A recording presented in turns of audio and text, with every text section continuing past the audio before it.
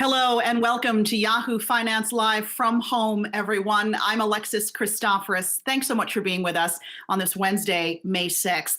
A very busy morning of news to get to. We want to start with news out of General Motors today. The automaker managed to eke out a profit of $294 million in the first quarter, despite the coronavirus pandemic. GM is saying it's seeing green shoots in China and hopes to open some North American plants by May 18th. We're going to have a lot more on GM for you a little later on in the show. Also, Disney out with earnings. But first, we want to get to fresh numbers on the labor market. We found out today that the latest private payrolls report from ADP showed private payrolls were slashed by 20.2 million in the month of April, as this pandemic forced companies of all sizes, big and small, to lay off workers. Private payrolls have now lost a decade's worth of jobs in just 1 month. And we know that this ADP report is seen as a key indicator for the non-farm payrolls report, which we'll get on Friday. Emily McCormick has been sifting through that report for us all morning with the very latest. Hi, Emily. Good morning, Alexis. And this was yet another set of data that shattered records when it comes to tracking the coronavirus's impact on the U.S. labor market. As you mentioned, U.S. private sector payrolls plunged by 20.236 million in April. That's according to the ADP's monthly report released this morning. And that was by far the worst 1 month decline that we saw on record. The result was just trivially better than the 20.6 million private job losses that had been expected for April, according to consensus economist expectations compiled by Bloomberg. Looking to the prior month, we had private payrolls sharply downwardly revised by 122,000 to now show a drop of 149,000 for March. Looking at private payroll losses by company size in April, as you said, we did see this occurring across all sizes, although large businesses did bear the brunt of these declines, with those companies shedding just under 9 million jobs in April. We saw small businesses, or those with between 1 and 49 employees, see payrolls shrink by 6 million, and medium-sized businesses shed 5.27 million payrolls. And then looking at sector, we had service-providing industries worse off than their goods-producing counterparts, although we did see millions of job losses in each of these. Leisure and hospitality was one of the largest decliners. That cut 8.6 million payrolls in April. So this was a report that isn't always a perfect indicator of what we'll see in the Bureau of Labor Statistics non-farm payrolls report coming out for this month, this coming Friday, but it does confirm just the stunning impact that we've seen from the pandemic on the U.S. labor market. Alexis? You know, Emily, I'm looking at futures right now. They're higher across the board. Dow futures up more than 100, S&P futures up 13, NASDAQ futures up 50. Looks like a lot of this bad number was already expected by investors. I want to switch gears and talk about Disney now. I've been watching that stock in the pre-market, oscillating between slight losses and gains here in the early going. The world's largest entertainment company saying that this pandemic took a $1.4 billion hit out of its earnings in this latest quarter. And they're also suspending their dividend, Emily, and it looks as though the top brass there is saying the worst may still be yet to come. What do you know? Well, looking at that $1.4 billion impact to profitability, much of that occurred in the park segment, which typically is the most profitable for Disney. Not so, of course, in this fiscal second quarter. We did see operating income in that unit fall 58% over last year. Not necessarily too surprising. We knew it was going to be tough in that business unit, especially as we had first the Shanghai and Hong Kong Disneyland resorts, followed by those in California, Paris, and throughout the world, really getting closed during this fiscal second quarter. We also saw studio entertainment results take a hit as we saw movie releases like Mulan get postponed and new production that's been halted during the course of the coronavirus outbreak. We did see some gains for the media network segment, although they highlighted some impacts within that, particularly on the ESPN side, as we saw new sports programming dry up again due to COVID-19. And finally, want to give an update on Disney Plus. The company said it's now amassed 54.5 million subscribers through May 4th. While that's still trailing Netflix, which has more than 180 million subscribers, Disney definitely is making headway on that front and benefiting as people stay in place and turn to streaming services for entertainment. All right, thanks a lot, Emily. Let's take a look now at what's moving European markets. Most of the stock markets there are lower. The DAX in Germany, the CAC in France. That's after PMI data this morning showed activity in the service sector sinking to record lows. Yahoo Finance's Tom Belger is in London with more on this. What else are you seeing in that data, Tom? Hi, Alexis. Analysts, certainly predicted a pretty drastic decline in these PMI figures. Consumers been staying indoors, cutting their spending, but I think really the sheer scale of the contraction is what's most astonishing looking at them. An ING analyst called the Spain PMI reading just 7.1 for services. Unbelievable. A lot of European countries now seeing not just activity plummet, but plummeting at its fastest rate on record. The survey's gone on for 2-3 decades. And to its lowest ever levels. So really staggering stuff. The Eurozone PMI overall, that was down to 13.6, by far its lowest on record. And the thing worth saying, interestingly, though, is that some firms, a small number, do remain optimistic that this at least is a trough, that it's not going to get any worse than this. So finding some small silver lining. And investors taking some hopes, too, from the fact that there's been an easing of lockdowns in certain European countries. And this week, Italy was the latest to say it's going to allow more travel and more factories to restart production. You know, Tom, I know a lot of European countries, as you were just saying, starting to ease those lockdowns, but Britain hasn't done so yet. I believe Prime Minister Boris Johnson is going to set out a detailed plan to do that on Sunday. What do you know about that? Yeah, it's probably no surprise that Britain's behind other European countries in setting out its plans to ease its lockdown. As of yesterday, Britain earned the unfortunate title of having the highest death toll in Europe, leapfrogging Italy. That's put serious pressure on the government, including Prime Minister Johnson, and some people even want an inquiry into how they've handled the crisis. But an exit strategy is expected on Sunday. Nothing confirmed, but the government said to be working up a 3-point plan, reopening small shops first, second, large shops and outdoor workplaces, more people going back to work, and lastly, Britain's pubs, restaurants, cafes, and gyms. Back to you. I know people are anxious to get back to it as we are here. Tom Belger in London, thank you. This COVID-19 pandemic has forced some major changes at the Supreme Court. This week, for the first time ever, the highest court in the land began hearing cases via teleconferencing, and the public is able to listen in. At the very same time, we've got Justice Ruth Bader Ginsburg admitted to the hospital yesterday for non-surgical treatment of a gallbladder condition. But the 87-year-old plans to participate in court proceedings from her hospital bed at Johns Hopkins in Baltimore. Joining us now for more is Rick Newman. Hey, Rick, good to see you and your bow tie.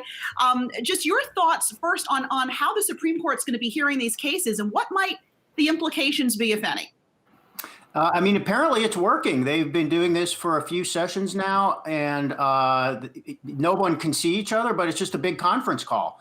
And they're actually able to record the video. So, normally there's no recorded video or audio when the Supreme Court is in session. So the reporters there, they have to tell you what the judges said or the justices said. But now we actually are hearing the audio recording, which is pretty cool. And conveniently, Ruth Bader Ginsburg is now in a hospital in Baltimore, Johns Hopkins Hospital, but it doesn't matter. She can participate.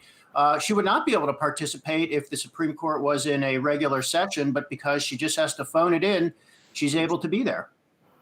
What do you think this means for the fact that we as the public can now listen in to what's happening in real time with the Supreme Court? Kind of cool. Yeah, the Supreme Court is one of the most tradition-bound institutions in the United States, and I guess there are, some good reasons for why they don't allow cameras or recorders in. They don't want anybody playing to the cameras, and they just want to protect the tradition of the court. But I mean, I think there's a good argument to make that there should be more visibility into what goes on at the Supreme Court. It's obviously very important. I don't know how many people are listening in, but I'll bet you there are some, SCOTUS geeks out there who find this is pretty interesting. Remember when C-SPAN started back in the 80s or 90s, whatever it was, a lot of people said, no one's ever going to watch all these boring hearings, but it turned out to be a big hit. So there probably are people who are really getting into this, especially with so many people stuck at home. Yeah, a little high court entertainment. All right, Rick, thanks a lot. I also want to let folks know that you and I did an Electionomics podcast yesterday. It is dropping today, so check it out at Apple Podcasts or wherever you get your podcasts. And Rick, you and I spoke with somebody at Beacon Political Advisors, Ben Colton, about how the administration has been responding to this pandemic and how it's reshaping the election, the presidential election in November. I thought it was a really insightful conversation. Yeah, also some great insights into what is coming in the phase 4 stimulus bill. You'll get some inside scoop there. All right, sounds good. Thanks a lot. Be sure to check out Electionomics, and we'll be back with much more. Busy day here, including the latest earnings report from GM. What are they saying about their future in this uncertain time? We'll be right back.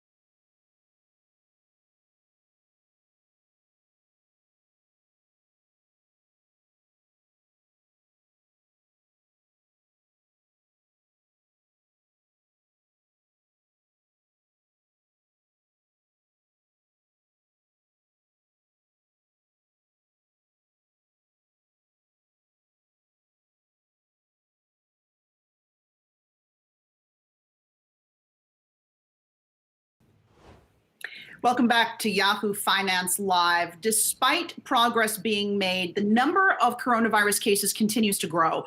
Globally, we now have 3.68 million confirmed cases of the virus, with total deaths now surpassing 250,000.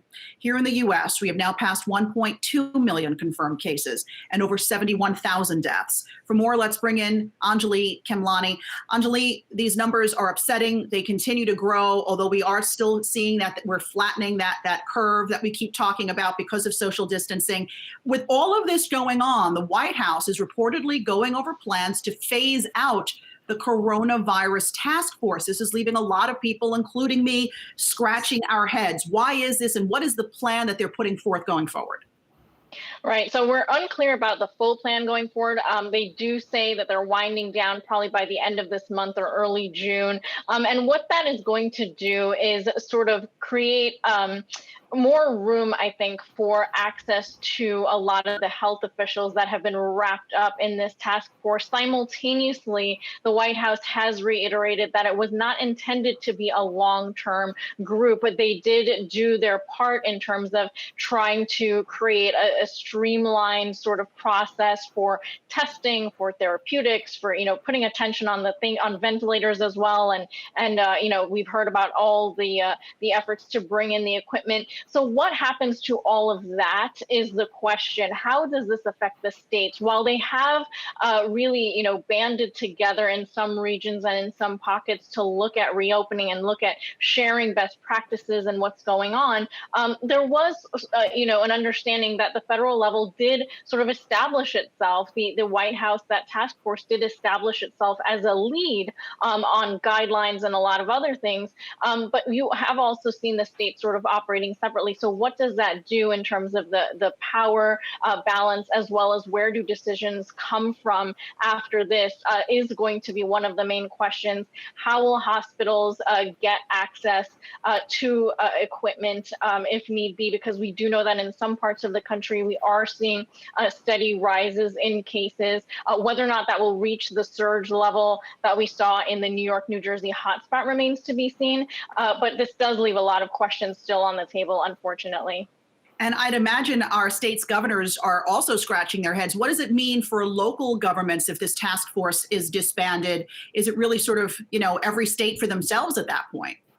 Well, they already have been operating that way and claiming to be operating that way. We saw the example of Governor Larry Hogan and having to get those tests from South Korea, those testing kits from South Korea. I've talked to a couple of county level executives who have said they've also started making calls internationally to try and secure supplies as they stand up testing sites and as they need more equipment for the local area. So it seems like that has already been happening because there was always sort of that tussle between the federal and local governments on who gets access to some of this stuff. So it may just be business as normal, or even empower more the states and the local governments.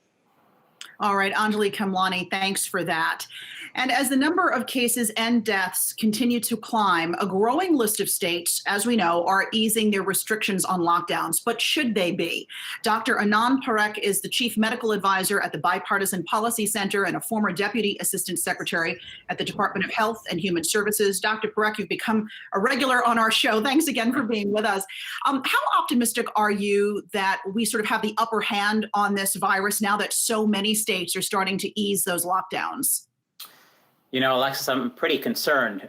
All through April, we were at a steady state, about 30,000 new confirmed cases daily, 2,000 deaths daily. We're a little bit lower the first couple of days of May, but we're still right in the midst of the first pandemic wave here in the United States. And if you look at the gating criteria that the White House themselves put out a couple of weeks ago, very few states actually meet those gating criteria. And I think many experts actually think those gating criteria are not specific enough. So, for example, I think before any state moves forward, first, they need to make sure they're testing enough. One metric for that is the percent of positive tests. If it's lower than 10%, means that you're probably testing enough. The second is then, are the number of confirmed cases going down, at least for a couple of weeks? And then third, is your healthcare system ready? Is your public health system ready? Is your healthcare system ready, under capacity, with the critical medical material and the personal protective equipment it needs? And is your public health system ready to do that expert detective work, that contact tracing? So when you identify and isolate a case, you can quickly do the contact tracing and quarantine contacts. So if you look at all those criteria, again, Alexis, very few states meet those criteria, and that's where the concern springs from. Doctor, my question is corporate America ready? I put a question to GM executives this morning on their social distancing. They're opening up their plants on May 18th again. Now they're going to have, I'm just reading off the email they sent to me, they're going to have employees wear face masks in the manufacturing plant. They're spacing out shift start times. But do you think corporate America is well prepared to bring workers back in a safe manner? Brian, there's so much that needs to be aligned here: hand hygiene, respiratory etiquette, social distancing, like you're mentioning, cloth-based face masks, staggered shifts. Essentially, the principle here is you want to reduce the contact rate as much as possible. I think many employers are thinking sort of a magic number, and it's not necessarily data-driven, but about 25%. You don't want to start with anything more than 25% in terms of capacity and people. But again, I think the principle is how do you reduce the contact rate? And that is the key to safely opening up. And that's why I think a lot of states are first looking at sectors where there's a low risk of transmission. So, outdoors, construction, pickup, and curbside. I think a lot of sectors are starting there before they proceed to sort of retail and manufacturing, again, where the capacity needs to start, at a pretty low level. And what about, Doctor, I've been reading about possible mutations of this virus now revealing itself. What does that mean for us? And also, what does it mean for the possibility of a vaccine? Does it make things harder? So viruses, we know that all viruses are going to mutate. So I think one of the key questions here are that what do these mutations actually do? What are the number of mutations? Where are these mutations taking place? How do they impact key factors like the transmissibility of the virus as well as the severity of the virus? So Alexis, I think this is an area of really focused inquiry right now. I think we're learning more and more each day.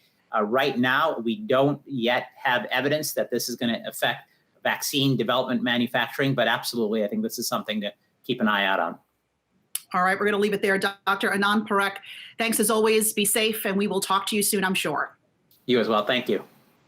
We've got some breaking news on Uber to bring you right now. Uber saying that it will cut about 3,700 full-time jobs. Also, CEO Dara Khoshahi will waive his base salary for the remainder of the year. So again, Uber becomes the latest in a string of companies announcing job cuts. Uber saying it's going to cut 3,700 full-time positions. Also this morning, we heard from the private payrolls company ADP that private payrolls slashed 20.2 million jobs in the month of April, basically wiping out a decade's worth of jobs in just 1 month. That report is usually seen as a key indicator of the government's monthly jobs report, which we will be getting on Friday. And we're going to be starting this show a half hour early to bring you that report live at 8:30 Eastern on Friday. All right, stay with us. The opening bell, just a few moments away. We're going to dissect it all for you right after this.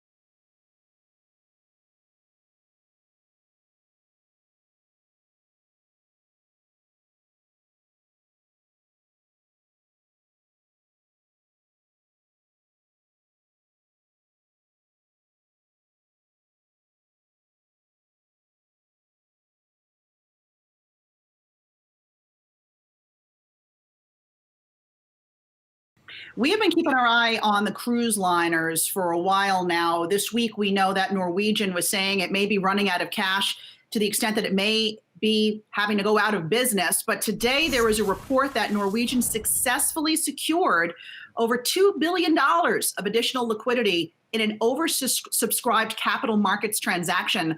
Brian Sazi is with us for this one. Brian, I guess, despite all of the uncertainty surrounding the cruise lines, investors see some opportunity here.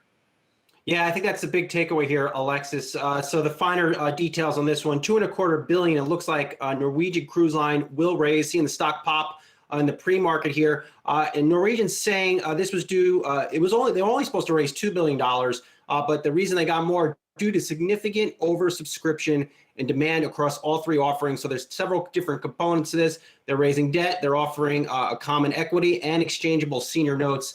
Overall, after this transaction goes through, they're expected to have $3.5 billion of total liquidity, which just reading the tea leaves in this release from Norwegian this morning will remove some form of bankruptcy off the table here. They will have enough liquidity to survive at current revenue run rates for the next 12 months. And I briefly exchanged an email with Frank Del Rio, the longtime CEO of Norwegian Cruise Line. Listen, I know I've known Frank for some time. I know he's working really hard to save this company. And I think this may have been the transaction that ultimately does that. All right, stunning turn of events there for Norwegian. Thanks for the update, Brian. Want to get an update now on stocks as we are about 5 minutes away from the opening bell. Jared Blickery has been working those charts all morning long. And Jared, I see the major indexes are higher, but oil sliding again, down about 5%. What's up? Yes, oil having a little bit of a rough go of it this morning. We're going to take a look at the world indices. First, on the Wi-Fi Interactive, we got the Dow up just marginally, about 0.2%, along with the S&P 500 and the NASDAQ, all right around the same, pointed to some minimal gains at the open. And in Europe, we had kind of a rough session, beginning with those PMIs that were described as shocking. Not surprising there. Got some bad economic data in the U.S. with regard to unemployment. But mostly expected, but just huge numbers. Here's the FTSE that's up about 0.7%. You mentioned crude oil, so let's take a look at that. We got the June contract down about 4%, but that's only about $1. And if we take a look at the chart here, you can see the overnight price action kind of whipsawed just a little bit. If we take a look over the last 5 days, though, we can see a nice rally underway, keeping a lot of those gains up 25%. We also have the December contract now solidly above 30. That's actually almost at 31 right now. And then taking a look at Brent for July delivery, we have that down about $2.50, but also above $30. Just taking a quick look at the USO ETF fund, because a lot of retail investors play this, not really tracking crude oil that well historically, but it is up 27% over the last 5 days. Want to see that in the green as well as crude oil prices go up. Let's take a look at the major indices as we're going in. I want to take a look at the S&P 500 here, because something interesting has happened recently over the last few days. It looks like we got the Dow Jones heat map here. Let me try and rekey that. So we got the S&P 500 up over the last few days. Here was yesterday's price action. We saw this at a critical level here. We saw this sell off from just short of 2,900. We do have a multi-day top there, and it's really critical for the bears to defend this level here. If we break above, probably heading back up to 3,000 in the S&P, Alexis. All right, Jared Blickery, thank you. And we'll be right back with the opening bell.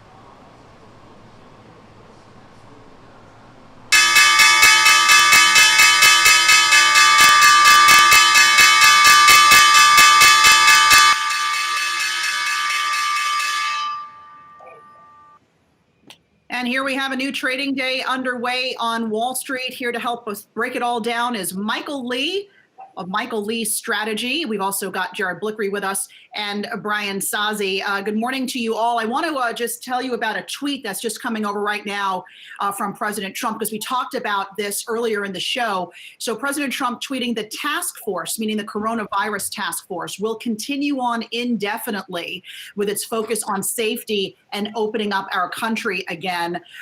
We know that earlier in the show, we were talking about the fact that his administration was discussing dismantling that task force, which left a lot of people confused. So President Trump saying this morning that task force will remain intact. All right, we have got a market higher here this morning, the Dow up about 150 points. Michael, we found out this morning that the economy shed 20.2 million private payroll jobs, yet the market is higher.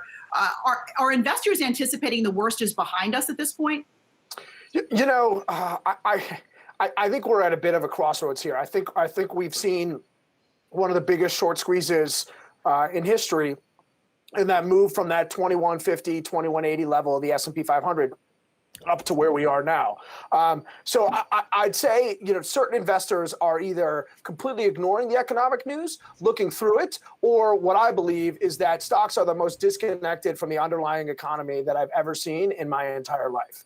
So I think we are due for a couple of sell-offs. At least one. I don't know if we get back down and test those lows. At this standpoint, I think the Fed, what has been called a Fed bazooka, is more like a Fed Moab, like a mother of all bombs, right? With what they've come in and done. Jerome Powell was asked, Steve Mnuchin was asked point blank, will the Fed buy stocks? And the interesting part about his answer is he said it's unlikely. He didn't say no. So I do think if we have a sell-off, you know, it's not very difficult for the Treasury to lay out a special purpose vehicle and start buying stocks. So this Fed put, I think, has a lot to do with the levels that we're seeing in stocks right now. However, I just don't think we're out of the woods, considering the leadership is concentrated to a very few names. Michael, I like that Moab. Never heard that one before. I kind of dig that. Where do you think the sell-off will start? We've seen the rally in big cap tech stocks. Earnings were good there, but do you fade that good news from big cap tech? You know, I don't know how. I'm just struggling to connect any sort of fundamental reality to the level in stock prices right now. And so, look, stocks, we've mentioned this time and time again. I think stocks are inherently irrational. We are always overbought or oversold. We are never perfectly valued. It's just how long can this continue? So last month, I think earnings estimates for the S&P 500 came down 12 or 13%, and the market was up 12 or 13%. So maybe the news isn't quite as bad as the Armageddon-like scenarios. But if we're losing more jobs in 1 month and 5 weeks than we lost in the entire financial crisis, I just don't see how you pick up the pieces quickly to where we're back to any sense of normalcy. And let's just say, for argument's sake, that this disease is not as bad as it's been made out to be. It's nowhere near as bad. How long before the public embraces that? And that's a big if it's not as bad, if the data shows that. So while this kind of overhang hangs out there, what is that going to do to a consumer-driven economy? So I think we are looking at slower growth until there's proven therapeutics and maybe a vaccine, but there's no vaccine for SARS. So look, I'm always bullish on America, but I am bearish on stocks at the moment. All right. So then, having said all that, what's your feeling on Disney, a very consumer-driven company, out today saying that this pandemic took a $1.4 billion bite out of earnings? When are these theme parks going to open again? Actually, the theme park in Singapore is going to reopen, reduced reopen though, but a reopening nonetheless. What's the long-term outlook as an investor for Disney in your mind? So look, I still think Disney has huge ESPN problems. I think as soon as these theme parks open, families with little children that have been cooped up inside, like say my own, will be dying to get there, right? So I think these theme parks will recover a lot quicker than people imagine. I think it'll be harder for the old folks that like to spend all year round down there, but I would expect a quick return to normalcy for those theme parks as soon as they open them up and they loosen the restrictions there. Okay, I think the ESPN problem is a big problem. It'll be interesting to see what happens later this year when sports come back, that could be a saving grace. But until Disney has a long-term solution for the bleeding subscriptions of ESPN, I am not bullish on that stock. That I think is a structural disadvantage for what has been their key earnings driver. All right, I want to get over to Jared now for news this morning on Uber. Jared, the ride-sharing company saying it's going to lay off 14% of its staff, for about 3,700 workers, as ridership declines due to COVID-19. CEO Dara Khosrowshahi also waiving his salary for the rest of the year. How's Uber looking right now? Let's take a look at this. We see early on here, it is down about 2.6%. And it looks like it wants to test this $25 price area. And you capsulated the news, or said it pretty well there. They're reducing their support and recruiting staff by about 3,700, or 14%. Also seeing about $20 million related to severance and other benefits. They're cutting those costs. And they're also evaluating ways to just try and clamp down and really get their costs under control, as are a lot of companies right now. Also taking a look at Lyft. You can see early on here that it is also down about 2%, and it also wants to test its $25 price level here. Michael, what are your thoughts on a company like Uber, Lyft, Via? I mean, the whole ride-sharing economy sort of gets blown up because of this pandemic. How do they move forward and stay viable? So look, the economy's got to open up, right? That's the only solution for these companies. I think this gig economy, which has been is something that's been really, really cool, really fun to experience from a consumer standpoint, really consumer beneficial. And for people looking for side works and side gigs, it's been really beneficial all around. I think the valuations of these companies have always kind of been too high, but that's what happens when you have these sort of unicorns. Unless the economy opens up quickly, some of these companies are going to have to reemerge from bankruptcy. And I'd say bankruptcy might not be a bad idea for some of these companies to kind of reorganize themselves in a much more profitable fashion. So I don't think the gig economy is going away. I just have no idea what it's going to look like on the other side. And I wouldn't be getting involved in any of these stocks right now. Michael, what's the one trade you're excited about making, or have already put on into the jobs report this week? Brian, that's a great question. Cash. Right? Like, we're going to have the worst jobs number we've ever had. Okay. And if you look today, we just had the worst ADP payroll number, and then the market's up. So we are in a difficult circumstance. This is one of the toughest markets I've ever seen to trade, because nothing makes sense. So how I'm positioned right now, I've got a little over half my portfolio split between cash and the long bonds, and the other half in with defensives and staples, utilities, and then I also own a little bit of healthcare and a little bit of tech. So when we get up days in the market, that long bond sometimes does well. But tech outperforms, healthcare outperforms, and then when we get the sell-offs, you've got the cash, the long bonds, and then the staples and the utilities. So I'm not completely out of the market, but I'd say I'd sit on my hands for this number. Well, just stay away from JCPenney, Michael. Just stay away from JCPenney. Yeah, that's one to stay away from. All right, cash is king for Michael Lee, folks. Michael Lee Strategy. Thanks as always. We'll talk to you soon. Thanks for having me, guys. All right, stay with us. We're going to deep dive into some big earnings today. GM and Disney coming up next.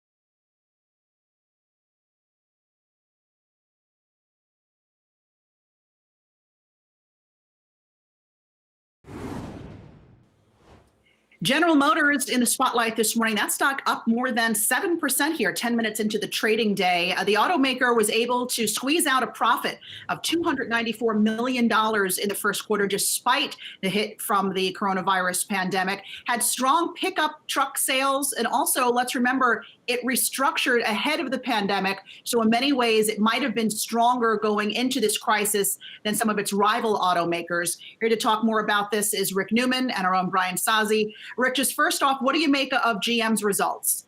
Well, they turned a profit. That's saying something, I guess. Ford and Chrysler have both reported losses for the first quarter. GM's situation, I mean, they are exposed to China, and they had to shut down some of their facilities in China earlier than they shut down some of the plants here in North America because, of course, the coronavirus hit China sooner. So they actually were reopening those China facilities by March, which is around the time they were closing facilities here. And GM is saying they're going to be able to take some lessons learned from how to reopen in China that they will be able to apply here. So relatively speaking, I guess GM is in good shape. Remember, this is only through the end of March. And what we do know is that car sales overall for the month of April fell off a cliff, down more than 50%. So the second quarter is going to be ugly too. And now we also know that GM said it hopes to open up some of those manufacturing plants in North America by May 18th.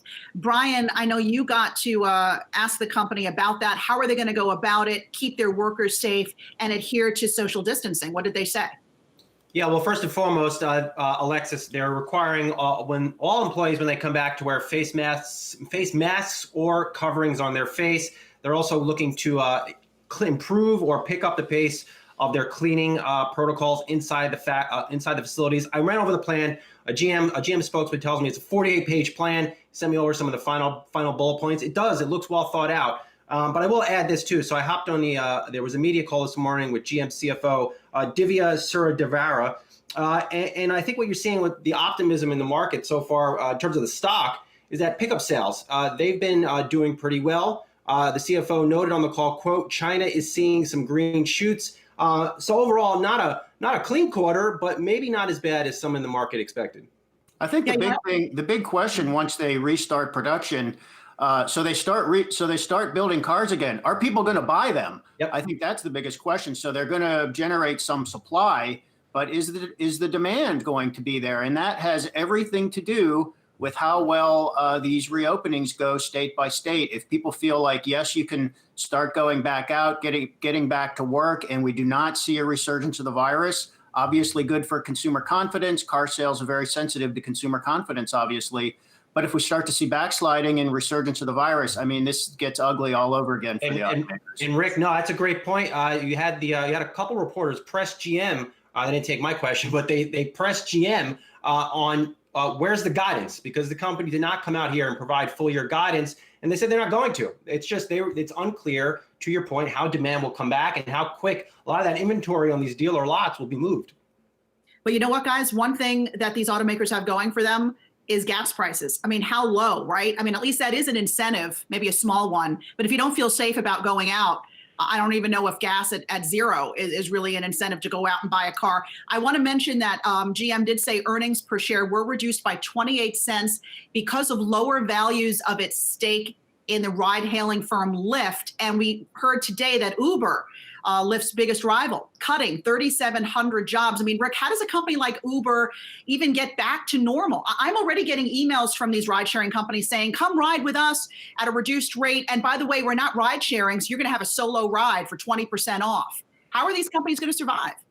They take a massive hit. I mean, they do everything that companies have had to do. Anytime something like this happens, go for whatever federal aid you can get. And I don't know if Uber and Lyft will qualify for that. But first, go to your bankers and your financiers and see what they can give you.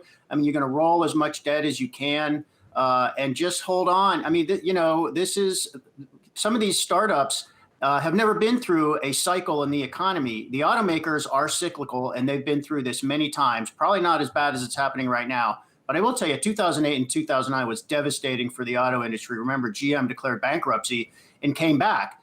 we're obviously going to see that again in some industries this time around. But if you are a cyclical company, which we're now learning, Uber and Lyft are cyclical, you have to be able to ride out the downtimes. And I'm sure if they survive, they will learn lessons that'll be really valuable for the next downturn, because there will be one. Rick, real quick, you brought up 08, 09. How is this different for the automakers versus then? Because if you take a look at the stock, GM stock is rallying today. Yeah, Ford and GM and Chrysler are in way better shape because of the fact that they declared bankruptcy in 2009 and were able to shed all the excess capacity and the other things that that led them into bankruptcy in the first place. The automakers have better contracts with the United Auto Workers now, gives them more flexibility. So all the automakers are in way better shape. They went into the 08-09 recession actually in terrible shape, and they're in better shape now. In fact, one of the reasons GM stock is up today, I think, is that they said they have enough cash on hand to get them through the fourth quarter. That's good news. So GM has some staying power, not looking like a basket case like it was in 2009. I like that. There are enough stocks looking like basket cases right now. All right. Thanks a lot, Rick. Thanks. So Beyond Meat in the spotlight today after the company posted a beat in its first quarter earnings report. Brian, you had a chance to speak with Beyond Meat CEO Ethan Brown. He's been on our show a bunch of times before. What did he have to say about these results? Yeah, hey, Alexis, it was another blow-away quarter for Beyond Meat. 3 cents earnings versus street expectations for a 7-cent loss. They beat on sales close to $100 million in terms of total sales. Versus expectations that were about 10 million lower. I talked to Ethan Brown last night, right after earnings. The key takeaway here, at least for me, telling me they're going to start getting more aggressive on discounting with their restaurant partners, but also they're going to start shipping these giant value packs to supermarkets. A lot of the product that they're no longer shipping to restaurants because they're closed, they're going to start packaging it up and putting it and bringing it to supermarkets and clubs like Costco. I think that's very important, and I know it's an important initiative for Ethan Brown to bring the price point of these products down. And as you and I have been talking the past few weeks, there's some serious supply shortages with traditional meat. So Beyond Meat and Ethan Brown see an opportunity there to get more plant-based food into the refrigerators of consumers. And to make that happen, they're going to start lowering prices.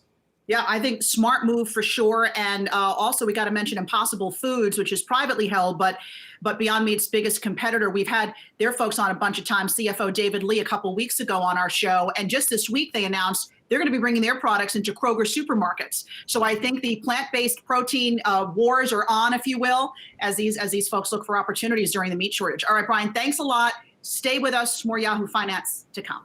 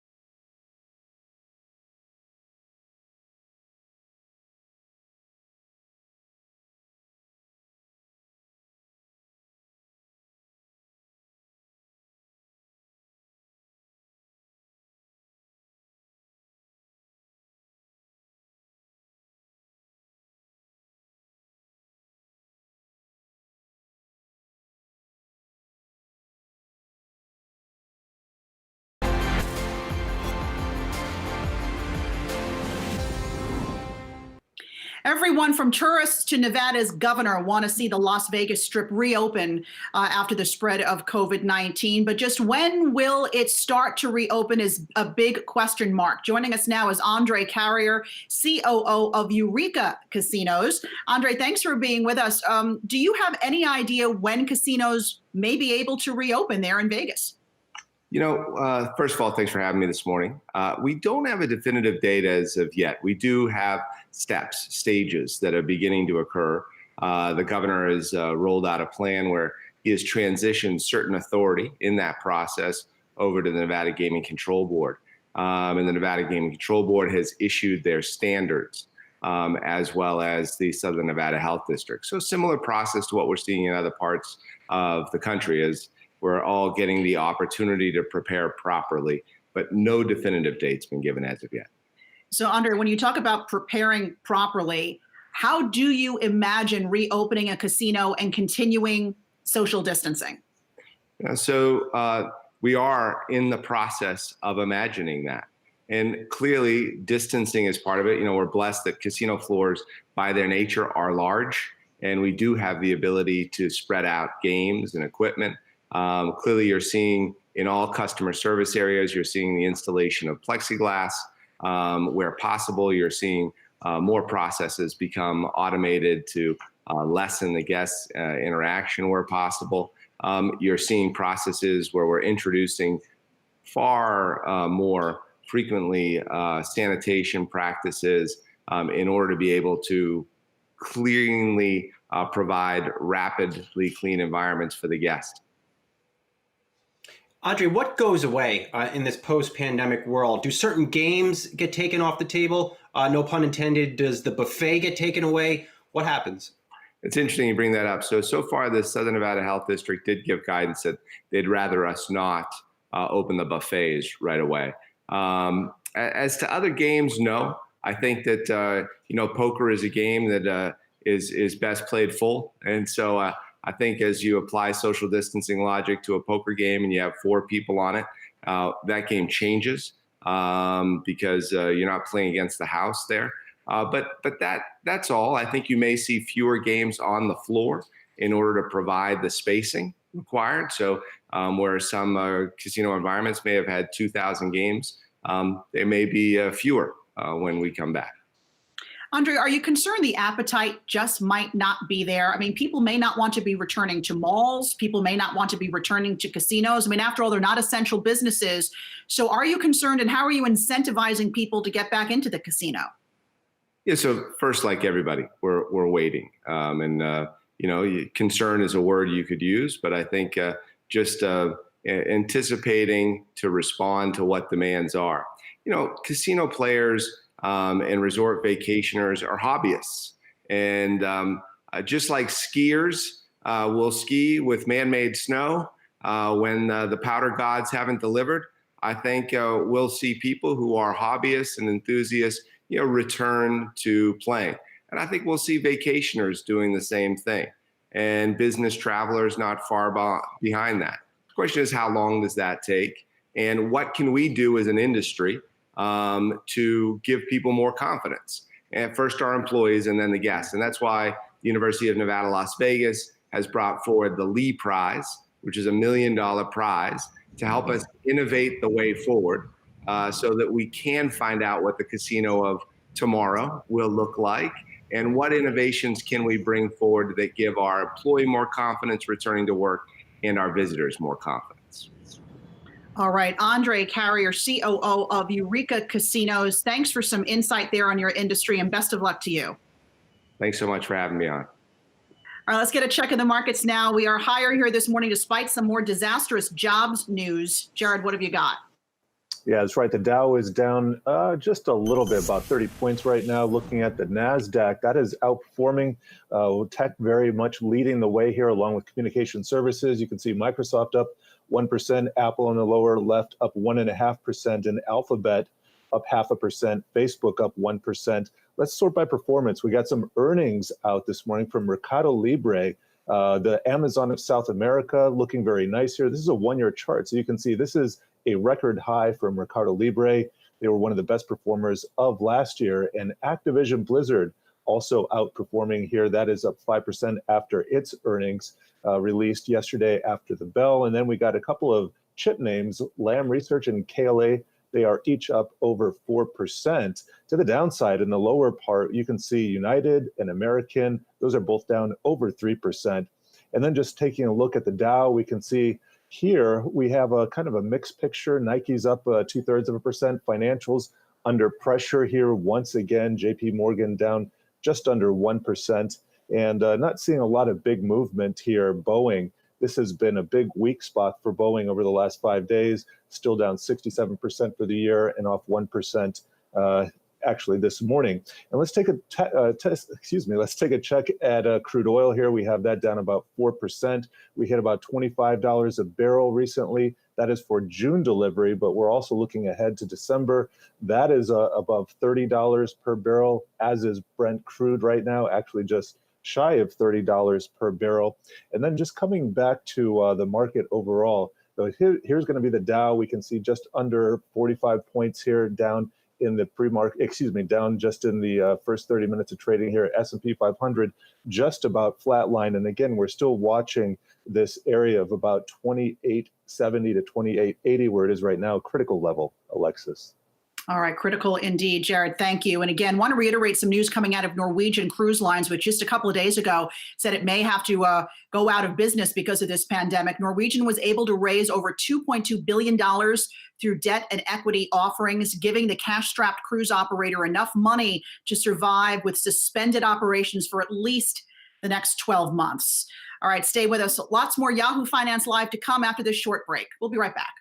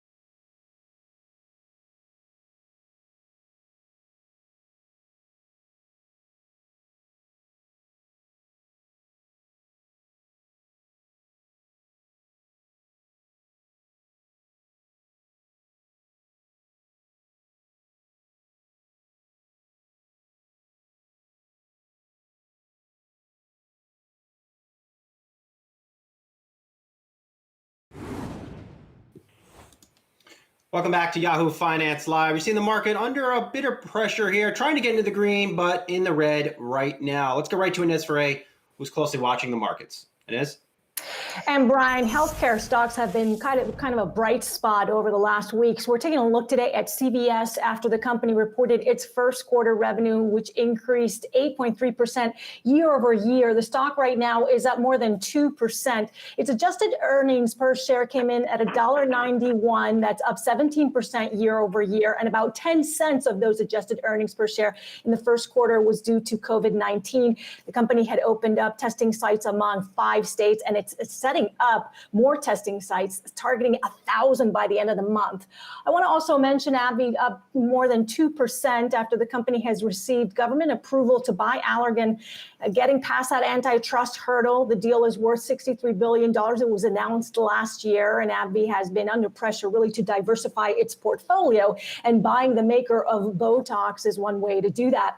And then taking a look at General Motors, GM, reporting its first quarter results. It was able to squeeze out a profit last quarter of $294 million despite COVID-19. Sales in the U.S. decreased 7% year over year because of the pandemic, but its truck sales, those came in strong. The pickup truck sales were up. Now, the company is exposed to China. It says it will be learning lessons from the closures in China as it reopens its factories in North America, planning to do that starting on May 18th, putting in place some social distancing measures. Brian, I know that you received some information about that, wearing face masks, altering perhaps some of the shifts as well. Have to do it, Inez. You just have to do it. Thanks so much. Thank you. Let's stay on the markets here and bring in James Grant from Grant's Interest Rate Observer.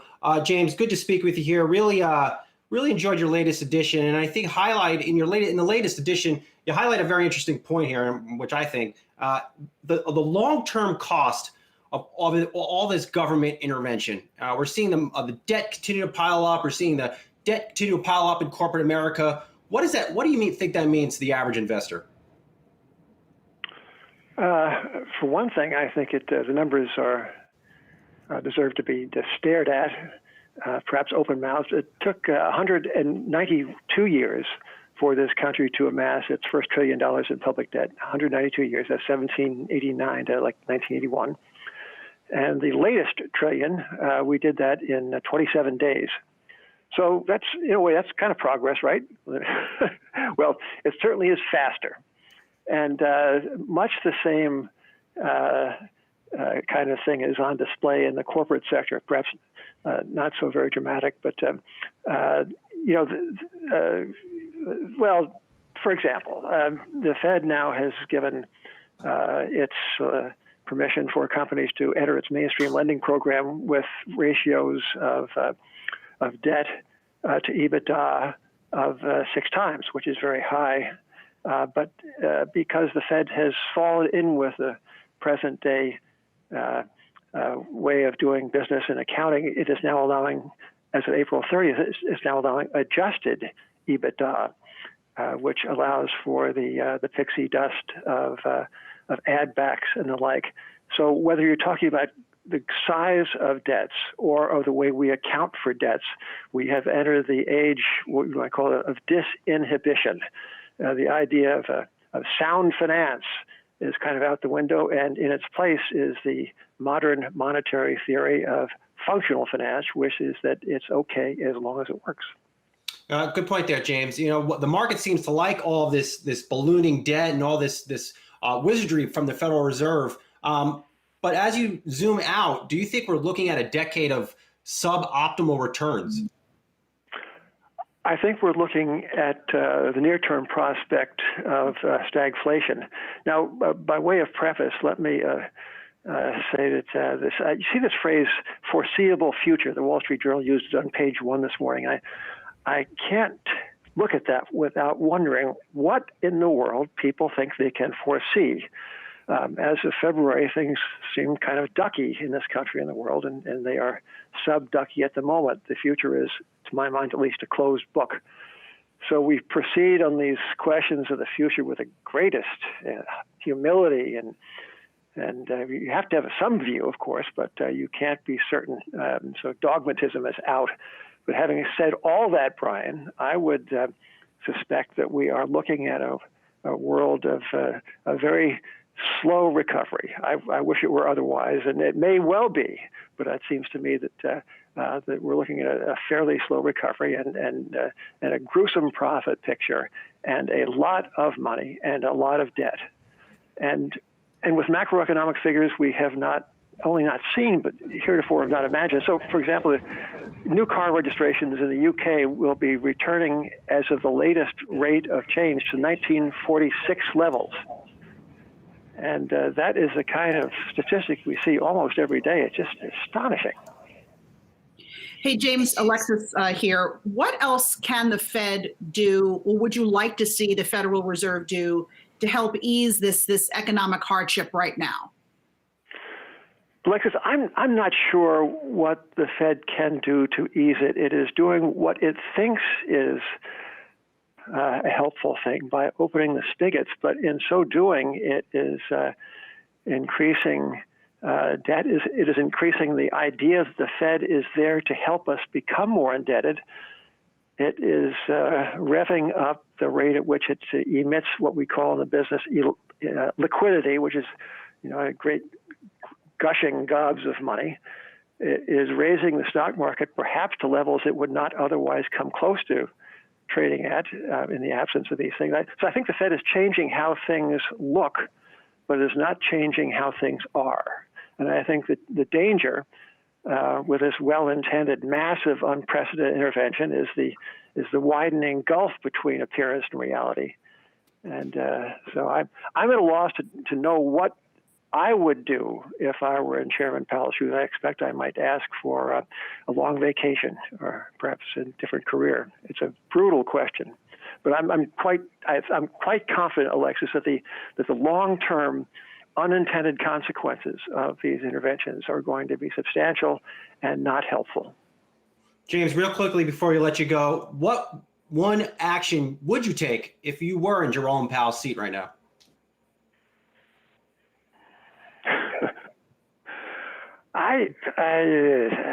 I would say, ladies and gentlemen, we are introducing a massive financial stimulus, but please know it is ultimately artificial, and that the way wealth is created is not through our printing press, but from the workaday labors of talented, dedicated people who get up in the morning and do their best. And perhaps the thing to do, world, now I'm Jay Powell, is let us get back to work. Let us get back to work. So you may count me in the anti-lockdown camp, and I think that no matter what the Fed does, it is not going to substitute for commerce. Commerce is a fairly fragile thing, especially, Alexis and Brian, when there's no revenue. Yep. All right, let's leave it there. James Grant of Grant's Interest Rate Observer. Good to speak with you, and stay safe. Thank you. And do stay tuned. We will speak to Sylvia Yeh, co-head of Municipal Fixed Income at Goldman Sachs Asset Management.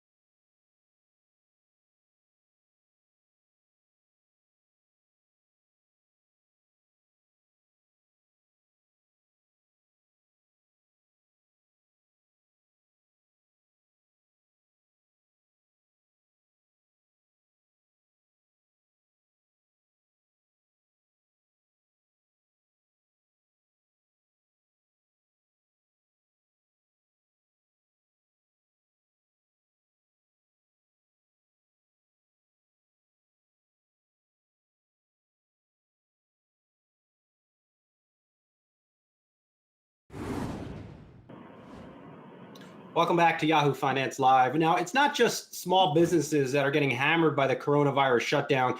Many state and local governments are seeing revenues also dry up, and that could have big implications for an area once considered a rock-solid investment, municipal bonds. Let's talk about it with Sylvia Yeh, the co-head of municipal fixed income at Goldman Sachs Asset Management. Sylvia, good to talk with you this morning. I thought this was a safe area of the market. Is it still safe? Good morning. Thanks for having me. Blanket question, I would say general answer is yes. I mean, if you look back historically, the municipal market has never been hit so hard or so quickly in so many different ways. We talk about the lost revenues. We talk about the increased expenses. We see a lot of nasty headlines that are not so helpful and not always very factual. But what we need to remember about this asset class is the essentiality of the asset class. The federal government has an obligation to maintain and provide services. So the bailout chatter is not about bailout. It's about fulfilling an obligation. Services need to happen. So if you look at the services that need to take place in the marketplace and you see all of the support that's being thrown at our market from the Fed or the federal government, that backstopping and that attention, that commitment shows me once we get through this, and we will, because we've seen things historically similar, yes, credit quality will remain strong in the long term. The fundamentals have not changed. But Sylvia, I'm going to play devil's advocate here. What if we start seeing a wave of state and local governments defaulting? Doesn't that make munis, which have always been this wonderful triple tax haven for folks, doesn't it make the muni market more dangerous? It could, but I think if you look at historical default rates, they were low. They were low coming out of the last Great Recession, right? And this is a grander crisis, wider crisis than that was, but I think we learned a lot from that. And what we learned were that these municipalities at the state and the local levels, to your point, have a diverse revenue base. They're not banking all of their revenue streams from one specific area. They have three specific pillars of strength, if we back up for 1 second. Diverse revenues, federal support, and budgetary discipline. Look at certain states and what they did to come out of the last recession, as an example, right? I'll give credit to David Alter, the head of our credit research team. Debt's not a dirty word. Right? They have ways, they have flexibility, they have ways to be resilient and come out of a crisis like this. Whether it's raising debt or cutting expenses, they actually have the power and the ability to make these changes at the state and or local levels, and going to default are just scary words and not necessarily a reality. And we're seeing things happen right now. These issuers have federal support, which we didn't have in the last Great Recession, and they also have market access. We saw that yesterday with the large deal that priced in the marketplace. So to say that it's scary and we could default, a lot of things could happen, but I don't think we've given full credit to what these entities have in their toolkit. Sylvia, part of that toolkit is the Federal Reserve backstopping these state and local governments. But is that the right thing to do, or doesn't that just run the risk of keeping bad credit afloat? Well, I'm not sure I think that they're bad credits, and I'm not sure that all of these municipalities are going to have to tap the MLF. It's great that the Fed is being flexible and has loosened some of the ability for different levels of entities to take advantage. I'm not sure who's going to use it. Right? There are issuers who are trying to and testing the market to see if they can get their debt raised and plug their budget holes without going to the Fed. They might not need to. We haven't seen anyone tap that yet. Sylvia, do you anticipate certain states having trouble raising debt via the muni market for critical infrastructure? Look, I'll point to New York, where we continue to be in pretty much a complete lockdown that's lost tax revenue. Are you seeing investors concerned about, let's say, giving New York money? Yep. I mean, I live in New York as well. New York is critical to the functioning, is very important to the functioning of the overall country. New York can come to market. Certain entities within the city of New York have come to market that have been in the headlines, have not received a ton of great press, and they were able to issue money. People lent them money. They were able to borrow. They were able to borrow a lot, and to our understanding, the subscription level and the desire was there. So can issuers come to market at really low rates and low credit spreads, which they've enjoyed for years? Probably not. We went from being a rate market pre-2007 to a credit market post the financial crisis, and then we had a period of being really spoiled. Perhaps our market's going to develop into a credit market again. These issuers will have access to the market. That's been proven already in just the preliminary stages of this virus. And they will have the flexibility to restructure that debt, just given the inherent calls in a lot of our bonds. All right, let's leave it there. Sylvia Yeh, co-head of Municipal Fixed Income at Goldman Sachs Asset Management. Real great insights. Appreciate you taking the time this morning. Thank you both very much. Have a good one. You too. Thank you. Now, big businesses are also feeling the impact of the pandemic shutdown, and those who don't have a strong foothold in online retail are not only hemorrhaging money, but are ready to close up shop for good. Our editor-in-chief, Andy Sower, sat down with North Island Chairman Glenn Hutchins to talk about the future of retail and what may come next. Another good example is retail. Internet, physical retail was in the last stages of its decline, and many of these retailers are going to be toppled over as a consequence of this crisis. And the kind of ways they provided their goods and the goods they provided are likely just to go away permanently. Right. And then there's a whole new exciting set of things, which are the new parts of the economy that we've learned that we're going to need. 2 months ago, almost nobody had ever heard of Zoom. Yeah. Now it's a brand name like Kleenex, and there are going to be pieces of that are net new innovation around the new ways which we work. I was just looking at a company the other day that makes a product that, as people walk into an office building, it takes their temperature from a distance, and based upon how identifying them, has enough information about them to understand whether or not there's some chance they have the flu, and then can be diverted as they walk into an office building into another queue in order to go through the health safety check. Net new piece of technology would not have thought we needed 6 months ago, might well be installed in every office building in the Super Bowl cities in the United States a year from now. Brand new kind of things like that we'll be consuming, that entrepreneurs will be coming up with. One retailer that is in a dire situation, that is JCPenney. Bankruptcy rumors continue to swirl, and my sources suggest a decision one way or another is coming very soon. Not so fun fact, JCPenney shares are down 82% so far this year, according to Yahoo Finance premium data. But do stick around while much more on the markets and a couple of Yahoo Finance trending tickers.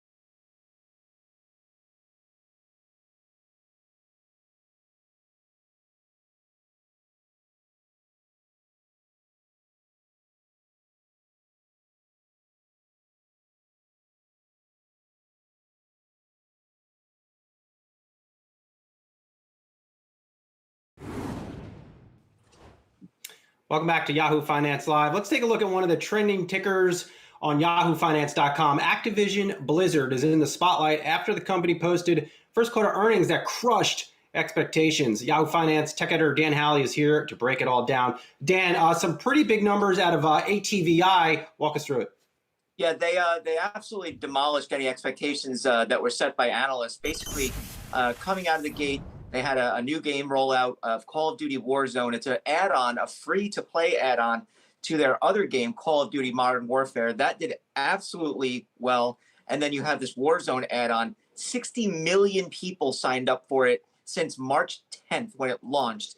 That's just going to continue to be a moneymaker for some time going forward. Think of it as on the level of a Fortnite style game.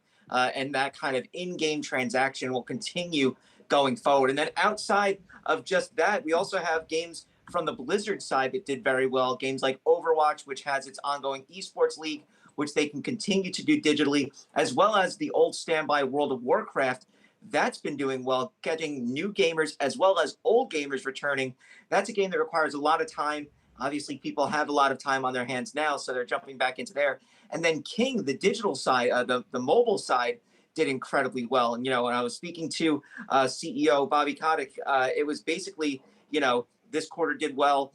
They do obviously care more about the safety of their workers. And they had mentioned that, because they have digital assets that they work on, they're able to keep up with the flow of the kind of schedule that they have laid out already. So they don't expect any delays according to this release, but they are obviously taking the health and safety of their employees very seriously as well.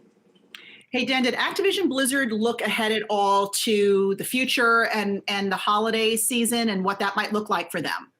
Yeah, they didn't really offer anything as far as that goes, but there's going to be 2 new consoles this holiday season. One from Sony, it's going to be the PlayStation 5. One from Microsoft, it's called the Xbox Series X. We don't know pricing for those yet, but it's looking like the PlayStation might be more expensive. But regardless, once you get new consoles out there, game sales soar, so you can expect a lot of publishers to be pushing their games, even older ones, to that console. And I imagine they're going to do that with those Call of Duty games. Hey, Dan, it's Heidi.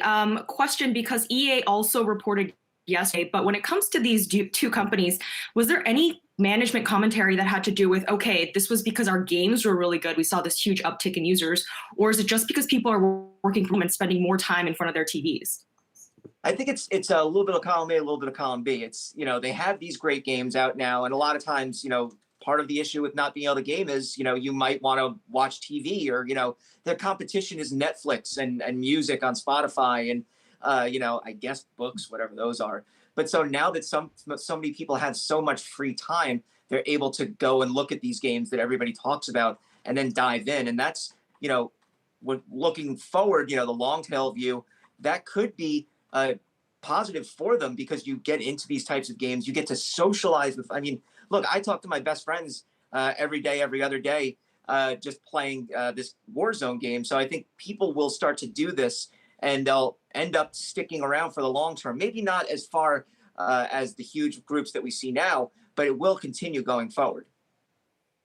Dan, I opened my inbox this morning and I see a new story from you on our site, looking at some new Microsoft Surface products. One thing that stood out to me, they're coming out with new headphones. Should AirPods be scared?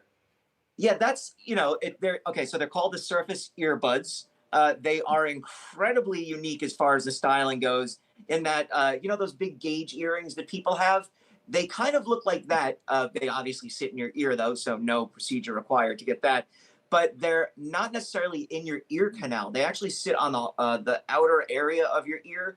They said they have 4 touch points, so it should be more comfortable for people that are sensitive with actual in-ear earbuds. But they're $199. They don't have noise canceling, so they're not going to go up against the AirPods Pro, but they will go up against the standard AirPods, as well as Google's new Pixel Buds and Amazon's own earbuds. And I think these are going to be impressive because of the battery life. Supposedly you get 8 hours out of a single charge, which is absolutely insane. The AirPods, for instance, get between 5 and 6 hours. And then on top of that, they have these touch controls built in on the outside. So that should be really interesting. And they have Office 365 integration. So I think people are going to look to that and say, wow, this is really a product that could be cool. And they might want to jump on it, especially from the business segment. And Dan, what about this new Surface Book 3? What's exciting about it that's going to want to make people go out there and buy this, or possibly upgrade? And I also know there's something for audiophiles out there as well. What is it? Yeah, there's the Surface Book 3. This is just an absolute beast of a machine. It's basically, think of the MacBook Pro but Microsoft built it. Microsoft Surface line, by the way, huge amount of platitudes could be heaped on it because they've done such a good job with the design of these products as well as the functionality of them. This is a product where you can pop off the screen, you press a button, and it detaches from the base. So it allows you to continue to use this high-powered laptop. Again, it's a MacBook Pro competitor, basically, and then just carry it around like a regular tablet as well. That is going to start at $15.99. So it's a high starting price, but this is something that's going to be going toward professionals and folks that are really in the market for something a little more high-powered. And then they also have these things called the Surface Headphones 2, noise-canceling headphones with a battery life of, no joke, 20 hours. Dan, hold on a second. On the headphones, the AirPod-like headphones for these Surfaces, you mentioned they have Office 365. So what is that? I put them on, I say, open spreadsheet, put in formula, and ship spreadsheet to Dan Howley? Yeah, so you'll be able to basically dictate things to Office 365 app. So Outlook, you'd be able to hear your email, delete email, dictate email.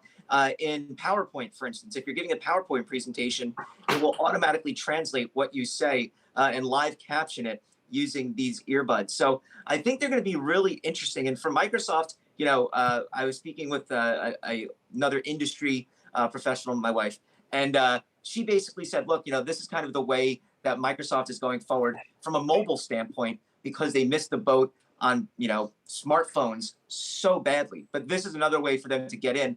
Obviously, from the way Apple has done it, from the way other companies are doing it, from this headphones and earpods perspective, they're doing incredibly well. You got to imagine Microsoft sees that and says, look, we can do that just as well. Dan, what do the kids say nowadays? Dope? Those headphones are dope. Dope. I'm sure our very own Heidi Chung is already getting ready to order a couple pairs of them.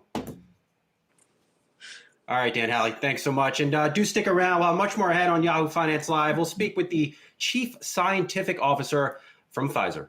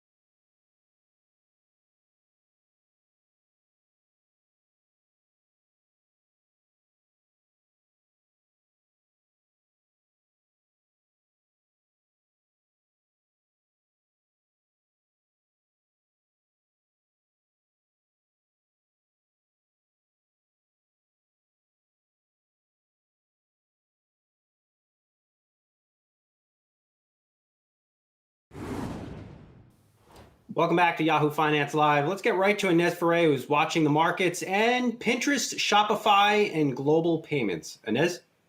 And Brian, starting out with Pinterest, under pressure this morning, down more than 11% after the company reported a loss of 10 cents a share for its latest quarter.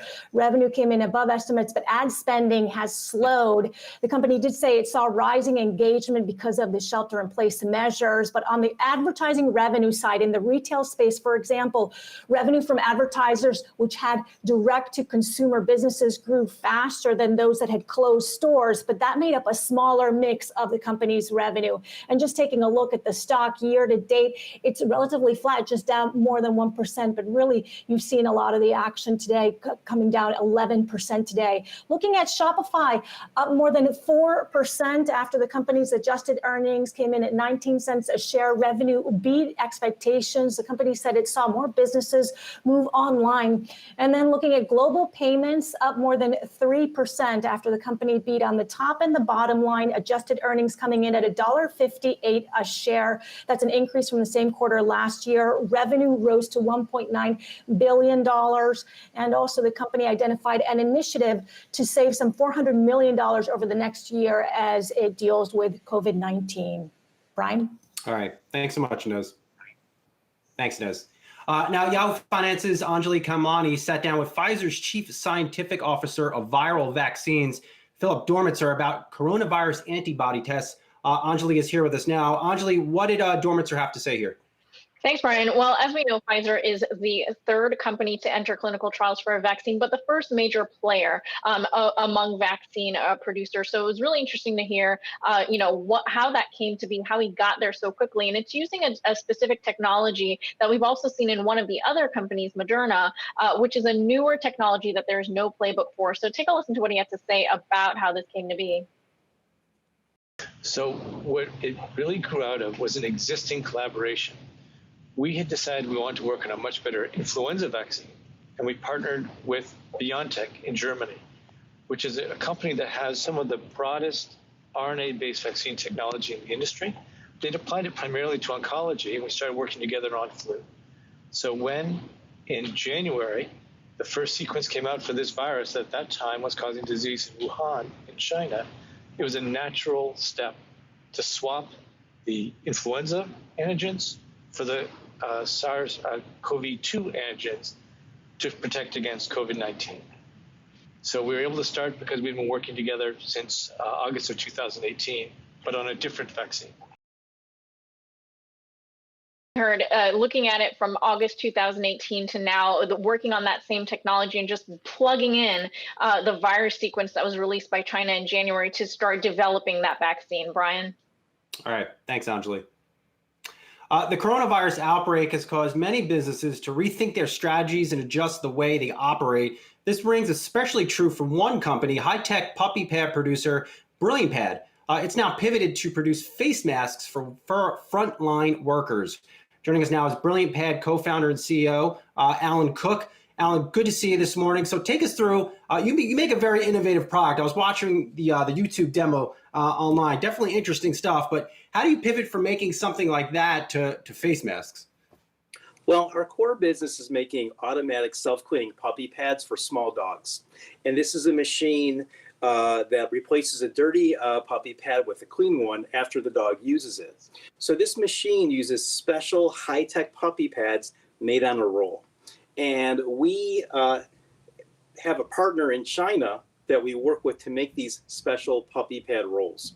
We built our own production equipment a couple of years ago and put it in the building of someone that makes diapers, feminine hygiene products, and other medical products because they have the expertise and relationships in the supply chain to get all the necessary raw materials. They know how to put them together, and they're able to make the products to our standard. So a month and a half ago, we got a random phone call from our factory partner telling us that they are now making or increased their production of medical masks and asked, do you need any?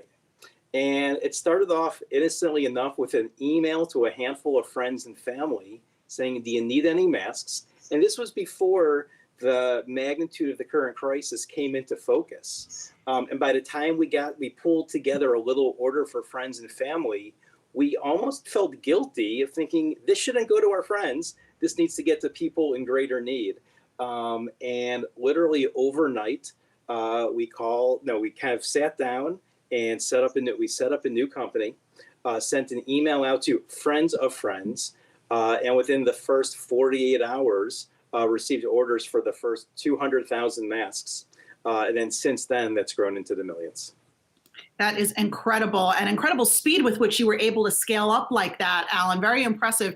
I'm wondering what that, if anything, has done for your puppy pad business. I mean, are you continuing to make those pads right now, and what's business like? So it's been a progression, as people kind of came to terms with this whole shelter in place, the effectiveness of our online advertising for Brilliant Pad machines was substantially depressed. People were focused on different set of issues. Since then, however, sales have rebounded, and April is actually the strongest sales month in the history of the company. So from a Brilliant Pad point of view, things are going very well. We've been able to maintain our flow of product. We have new items coming out later this spring and summer, and all those are shipping on time. The challenge that we have, however, is the same raw materials that are used in our puppy pad rolls are used in surgical masks. And there has been tremendous demand for these products, and our cost of raw materials has gone up substantially. So as we buy our next batch of inventory for the puppy pad machine, we're finding that the impact of the mask and the demand for PPE is going to increase our cost of goods for the puppy pad rolls. And what about just PPE in the Chicago area right now in terms of the hospitals? We know that hospitals across this land have had a really tough time being able to outfit workers on the front lines. Has that situation gotten better? It's gotten better, but it's been fascinating to see crisis from the inside. Because over the last month or two, anytime I would turn on the TV, I would see a mayor or a governor talk about their need for supplies, and they would flash a phone number or email address saying, if you can help, contact us here. So we did. But the challenge was, so did lots of other people, and they had to set up their own triage process for working through the process of people offering support and supplies. And we're a new company. We can explain how we went from puppy pads to medical masks because we have a common supplier. But at the same time, you can imagine if someone receives a phone call saying the puppy pad company wants to sell you medical supplies, there's a process to go through. And the biggest challenge we had early on was finding the decision makers who were overwhelmed parsing through all sorts of options. But we had other challenges too. Just in a short amount of time, the situation in China was pure chaos. It was like an all cash business. People were paying for masks in cash upfront at time of order, not time of pickup. So we had to work through working capital constraints. The Chinese government temporarily suspended exports of products to ensure suppliers making these masks had medical product licenses. There was huge backlogs with air freight and transport. And then there was various challenges once the product even landed in the United States. But we were able to draw on our experience of importing pet products for many years, and that was successfully brought product into Los Angeles, Chicago, and New York. And I think it's because we've had the experience with the pet products and our other companies that have enabled us to get this up and running so quickly. All right, let's leave it there. Alan Cook, Brilliant Pad co-founder and CEO. Good to talk with you, and good luck in the road ahead. Hey, thanks so much, guys. Appreciate it. And do stick around. We'll have much more on the markets, and we'll take a look at Wendy's, which reported earnings this morning before the market opened.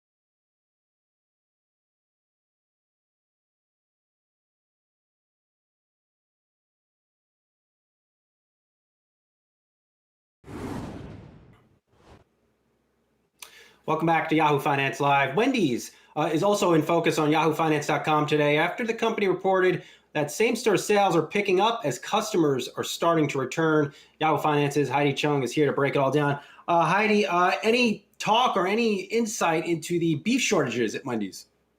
Hey, Brian. Yeah, actually, the CEO, Todd Penegor, actually mentioned some of that beef supply concerns in his prepared remarks. He said that beef suppliers are indeed facing production challenges, and some of Wendy's menu items might be in short supply from time to time at specific stores. He also did mention that Wendy's marketing has shifted to focus more on chicken to sort of alleviate that pressure on beef, but he doesn't necessarily see it being a long-term issue. Of course, a lot of analysts had some follow-up questions on that as well. But taking a look at the first quarter, much like the rest of the restaurant industry, Wendy's took a big hit because of that COVID-19 crisis that we are going through right now. Revenue during the first quarter declined 0.9% to $405 million. Adjusted earnings per share falling 36% year over year to 9 cents per share. Domestic same-store sales flat during the quarter, and global same-store sales were down 0.2%. So at the peak of the COVID-19 crisis, though, same-store sales in the U.S. plunged 25.8% in the week ending April 5th. Since then, though, much like the rest of these companies that we've heard from in the recent weeks, sales have started to steadily increase at Wendy's. And in the week ending May 3rd, same-store sales declined only 2.1%. So pretty good numbers on that front. Wendy's saying that it also saw strong growth in its U.S. digital business. It doubled and represented about 5.5% of total sales. That compares to 2.5% in 2019. The burger chain added 2 new delivery partners in Q1 to meet that increased demand in digital. Wendy's mobile app downloads and users were up 25% since the pandemic. And Wendy's launched its brand new breakfast item and menu during the beginning of March. So that was also a big topic on the conference call. The company's saying headed into the COVID-19 outbreak, sales in their breakfast items was extremely strong. And at the end of April, Wendy's breakfast sales accounted for 8% of total revenue. Management saying that breakfast has actually proven to be profitable for the company. So that was also some good news from management there. 25% of international Wendy's stores remain closed as of May 3rd, and 99% of the U.S. system is in operation right now. In an attempt to preserve cash, though, Wendy's did slash its dividend to 5 cents from 12 cents. And the company said it had about $365 million of cash on hand as of May 3rd. Hey, Heidi, I'm wondering what, if anything, Wendy's had to say about their franchisees, because this is a business that is very dependent on its franchises doing well. And a lot of them may be hurting right now. Are they able to assist them in any way, or what is the status of their franchisees? So in order to maintain obviously a good relationship with their franchisees, they are not collecting royalties at the moment. And they're also helping out with not asking them to market a lot of their breakfast items as well. So they're taking a lot of measures here to make sure that they're meeting them halfway, to make sure that they're not essentially squeezed at this very difficult time. But that being said, we have no idea how long this pandemic is going to go on. So Wendy's management definitely saying that they're taking things step by step here to make sure that everyone remains happy and healthy at this time. The management also said that they're not going to rush openings in those states that are looking to reopen those economies. They want to make sure that they have a system in place and everybody feels comfortable reopening those dining rooms across the U.S. So that was another big talking point on the conference call. Heidi, Papa John's out with earnings too this morning. Looked pretty good. Domino's reported a strong quarter. I think it's becoming clear that with everybody quarantined at home, there's a lot of pizza ordering going on because I assume it feeds a family pretty well. And it also, think about it, Brian, they already have their own delivery system in place. So companies that don't have to rely necessarily on the Grubhubs, on the DoorDashes, they're able to make sure that their profits aren't squeezed as much here. That being said, Papa John's and Domino's were one of the few companies that were hiring during this pandemic as well. Papa John's did see a surprise profit during the quarter, and sales did miss estimates, and the shares actually aren't up all too much today. But same-store sales are looking pretty good as of late, even though this company did also take a hit at the peak of the crisis here in the U.S. All right, Heidi Chung, real great analysis. We'll talk to you later. And do stay tuned. We'll take a look at the state of the movie industry straight ahead.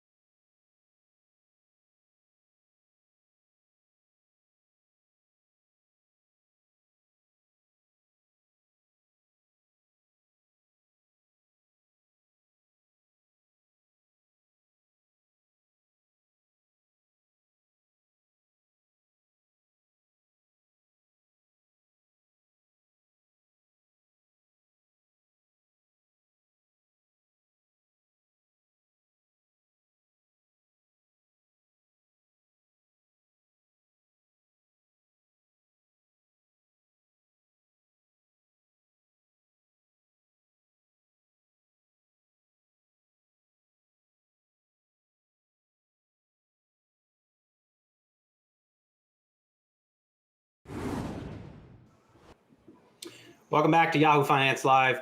Hollywood is certainly feeling the pinch from the effects of the coronavirus. Movies are delayed, productions are on halt, and when all comes back online, will people even go back to the movie theaters?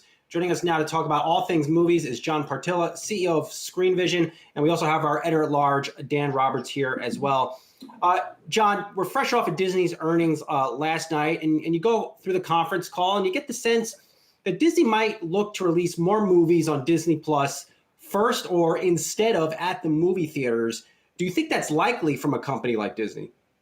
You know, I thought their earnings call was obviously a challenged one. And I think that what I took out of it was that as much as they are looking to use all their assets available in their arsenal, including streaming, they reaffirmed their commitment to the theatrical exhibition window, I thought, very strongly. So I think that they will continue to double down on big releases in the theater and in exhibition.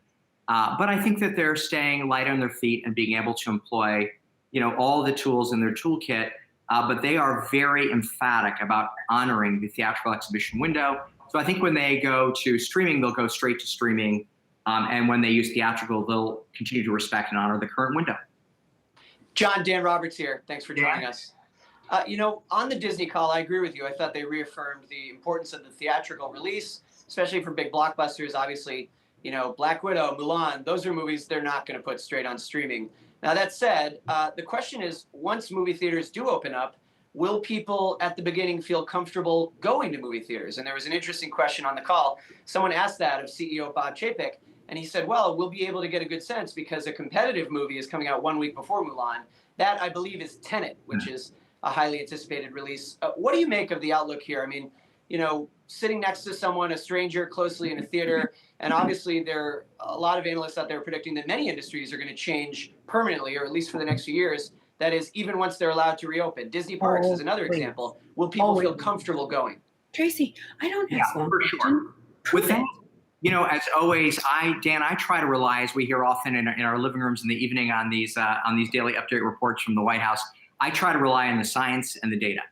And what we've seen, there was a study that came out just last week from the Hollywood Reporter, and they interviewed over 2,000 people in the U.S., and a little over 50%, 52% of consumers said they would in fact go see a movie within 30 days of their state or local cinema reopening, provided that the state was generally meeting the broad guidelines set out for reopening, and that there were visible sanitation and cleaning and separation standards post-COVID that I think we're all seeking. Hey, John, what does the pipeline look like for movies that are already in the can? It's already been shot, because we know that Hollywood cannot be taping anything right now. And a lot of TV shows may be delayed because of that in the fall season. What does the movie industry look like? I mean, are there some movies that are just shelved for the time being because crews and actors just cannot get to work? I think that's our silver lining in this COVID crisis, which is we have a lot of fresh content that is in the can and has been in the can. And as we're all sitting at home and I think going through the carousel of streaming and what is out there, I think we're starting to see diminishing supply of content, no surprise. And as people sort of enter this, reopening phase, Hollywood is in a very fortunate place in that there is a lot of terrific new content. And in fact, the Hollywood slate is denser and more robust now in the back half of 20 because so much has been pushed than there was at the start of the year. Now, some things have moved out to 2021, but a lot has moved to the back half of 20, creating a very robust slate. And I think just quickly to build on that from a business point of view, our business is placing ads on the platform. And what we think we have an opportunity to do is to sell ads into that fresh content to the degree that that content may not exist elsewhere on linear television or streaming, et cetera. So I think we have a unique opportunity with our slate. And John, we've been focusing with you so far on Disney, but let's get your take on the Universal dust up with theaters and what Universal did with Trolls World Tour.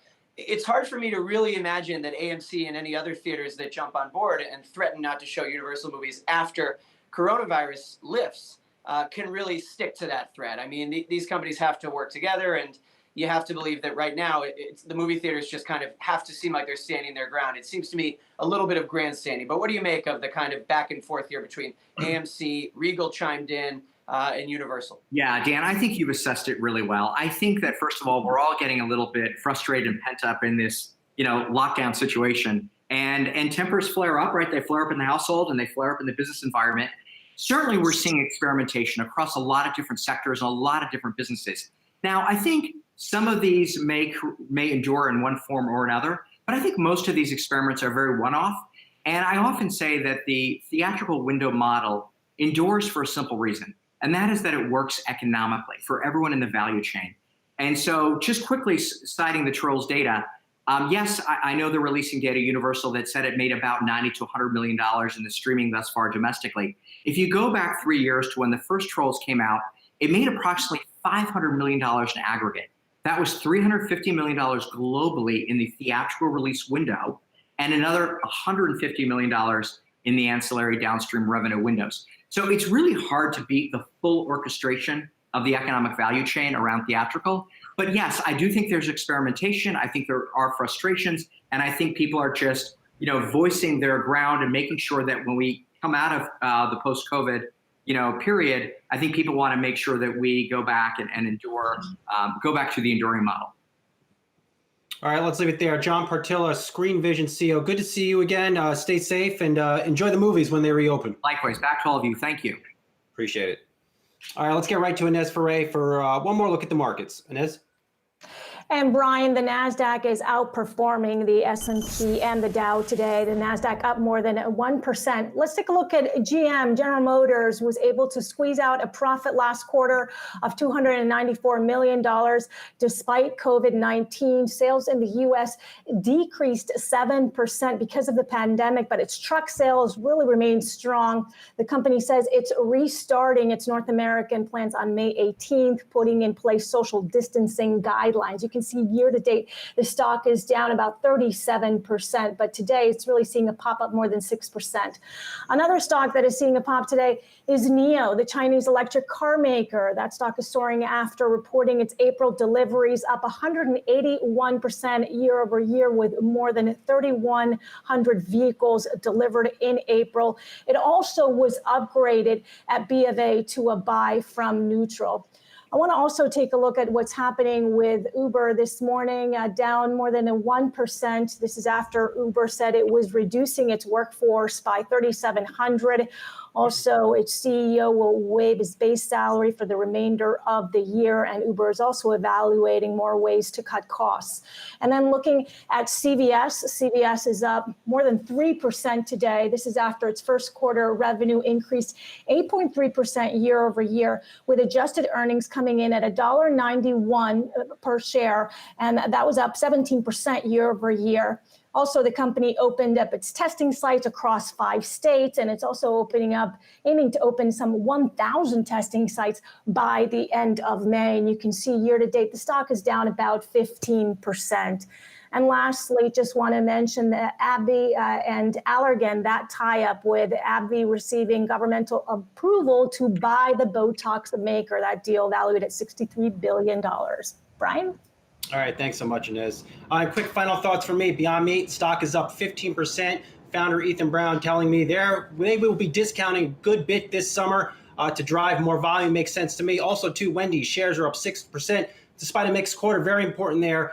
Breakfast sales are up for Wendy's, which is good. It's one of their biggest initiatives in many years. But do stick around. We have much more ahead on the markets and a bunch of stocks on Yahoo Finance Live.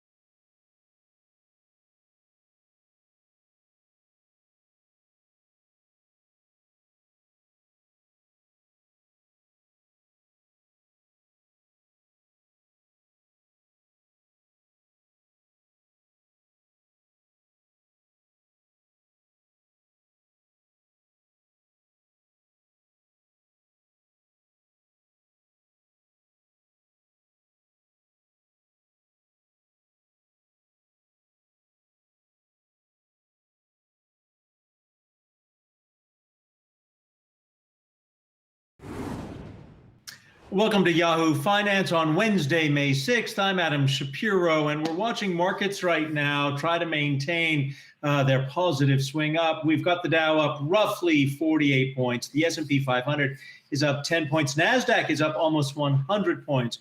Oil, WTI for June delivery is actually down almost 5%. Some of the headlines we're watching right now: ADP's private payroll numbers, they fell by more than 20 million in April. It's the worst drop in ADP survey's history. Although it's not as bad as what Wall Street was expecting, 22 million jobs lost. The previous record was around 834,000 in February of 2009. Uber is cutting 3,700 full-time jobs, and their CEO, Dara Khosrowshahi, is going to waive his base salary for the remainder of the year. U.S. Treasury Department has borrowed more than $1.4 trillion since the end of March. That borrowing binge will continue with a new $20 billion bond coming to market. Wendy's reported before the opening bell, they cut their dividend to 5 cents. Profit fell 50%, but they say that the same store sales picture, despite the problems with hamburger meat delivery, that's improving after they saw it plunge 24.9% in the week that ended April 12th. United Airlines coming to market, raising some money, roughly $2.25 billion, two series of notes due in 2023 and 2025. And then finally, President Trump has tweeted the coronavirus task force will not disband and, quote, will continue on indefinitely. As we read that tweet, cases worldwide of the coronavirus, 3.7 million, with the number of dead worldwide at 259,000 plus. In the United States, we have more than 1.2 million people testing positive for it. The number of dead is now around 72,000.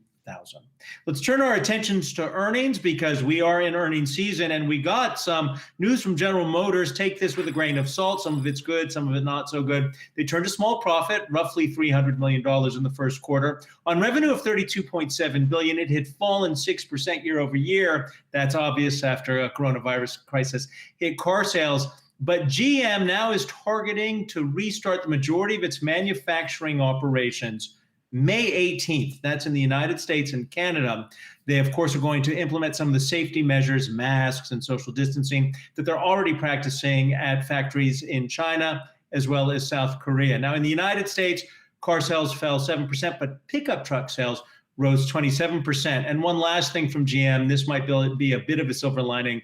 February was terrible for sales in China as they shut down, but they say the industry has started to pick up, at least in March, in China. Julie? Well, I'm watching CVS. Those shares, by the way, are up about 3% today. The pharmacy chain, and remember, they own the health insurer Aetna also, coming out with some pretty incredible numbers. Same-store sales up 9%, although the company is starting to see a decline in foot traffic, as you might expect. But listen to this. It has something called the Minute Clinic, which is its urgent care services site. Virtual visits to that up 600%. Home delivery of prescriptions up 1,000%. And the company said a lot of people were refilling prescriptions virtually, but also refilling them for longer. So getting a 90-day supply, for example. Also, the company didn't withdraw its guidance for cash flow or for earnings, unlike a lot of other companies we've heard from. Adam, this, by the way, after its earnings per share and revenue numbers did beat analyst estimates. And Julie, we're also watching Beyond Meat. The company reported net income of $1.8 million. That was compared to a net loss of $6.6 million, 95 cents per share, roughly a year ago. They warned about a drop in sales toward the end of March because restaurants are closed. And just to give you a sense of the picture here, revenue from restaurants was roughly 42% of their revenue. But in the previous quarter, it had actually been 59%. Revenue overall was up 141% year over year, 97.1 million. Adjusted EBITDA was 12.7 million last year. That was a loss of 2.1 million. They have $264 million in cash, and they've announced that they're going to send these value packs to some of their distributors to make up for the loss in revenue from restaurants, and also to grab market share as the meat supply dwindles in the United States because of the COVID-19 meat processing plant shutdowns. Julie? Finally, I want to get to Disney. Those shares are up about 2.4%. Important to note, the quarter was reporting its fiscal second quarter is February, March, April. So it does include April there, the company said it lost $1.4 billion in revenue related to coronavirus. $1 billion of that was just from the parks, which of course remain closed. Its Shanghai Disneyland park is scheduled to reopen on May 11th, although it will be a dramatically reduced capacity. Overall revenue of about $18 billion. That was ahead of what analysts had been anticipating. Earnings per share missing estimates. It came in at 60 cents. One other interesting note, Adam, ESPN viewership was actually up 11% in April. That was because of the NFL draft and also because of that Last Dance, the Last Dance documentary, of course, which is about Michael Jordan. So a lot of people desperate for any kind of sports content they can get right now. All right. Well, we want to keep talking about Disney earnings, and we're going to invite into the stream Marcus Hansen. He's senior research analyst at Vontable Quality Growth. We want to talk about Disney in the big picture. And what do you take from the fact that they're going to open Shanghai May 11th? How quickly can they not only open parks worldwide, but get the revenue from parks, which was, in one quarter, it was over $7 billion, get that revenue back to a healthy position? Adam, thank you for having me on today to talk about this. And yes, first and foremost, I think from this quarterly update, it was a very reassuring message coming across. Management, all the key managements were there, including Bob Iger, who, as you know, is looking to step down in 21. And they wanted to send a very reassuring signal that, first and foremost, they are prepared both in terms of the balance sheet, liquidity and funding to see through this crisis.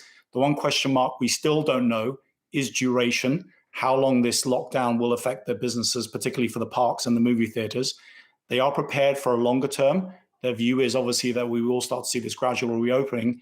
And as Julie mentioned, the Shanghai opening is going to be a key early indicator of this.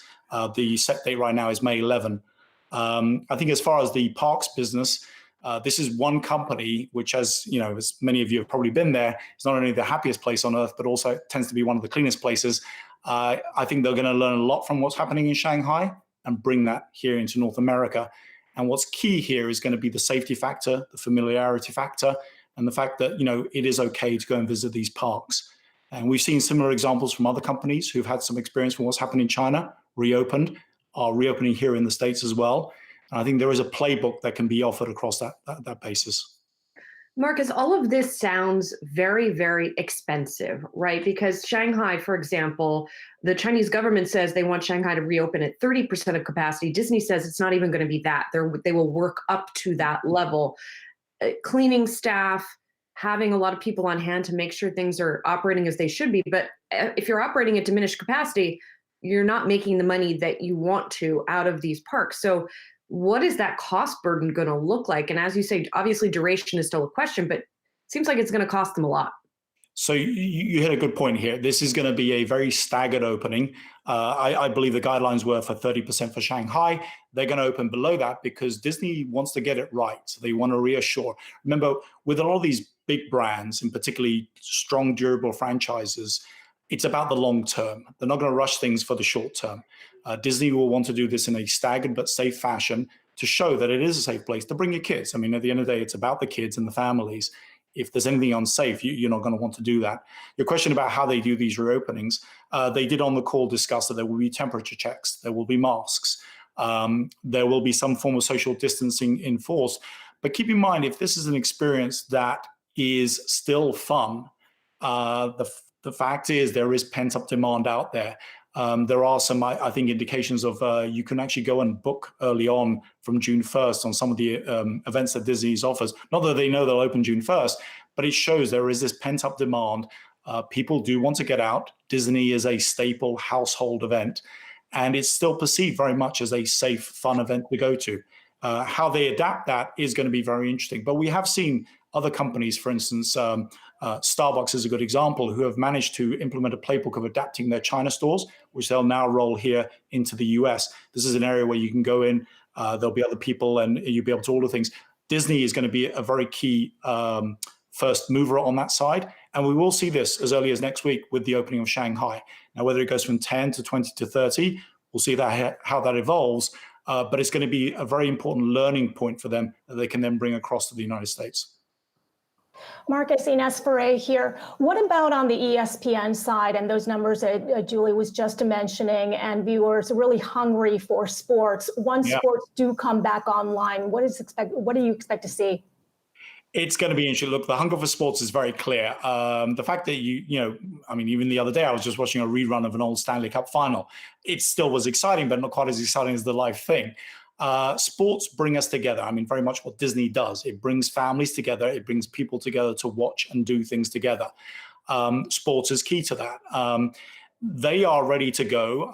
Again, everything with Disney is going to evolve around a safe environment, so that it's a staggered but safe opening positioning. ESPN has shown its ability to fill some of this void with some interesting documentaries and different shows.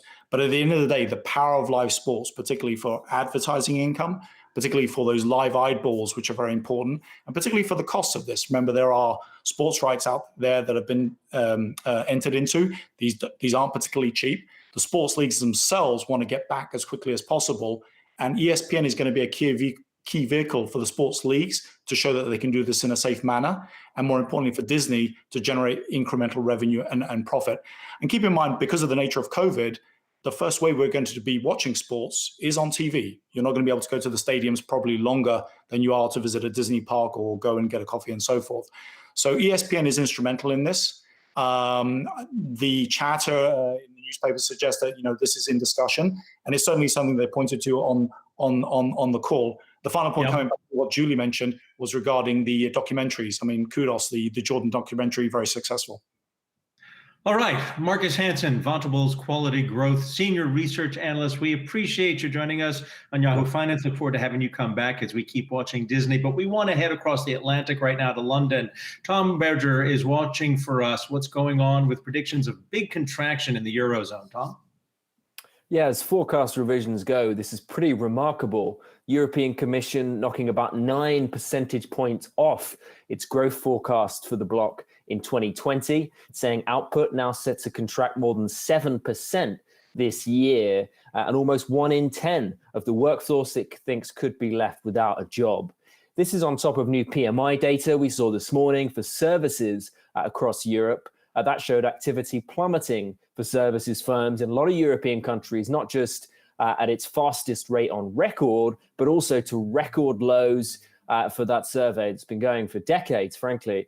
And the headline European PMI figure, 13.6, itself a record low, by far the worst it's had. Spain came in at 7.1 on a scale from 0 to 100. One analyst calling that unbelievable, with anything below 50 showing contraction.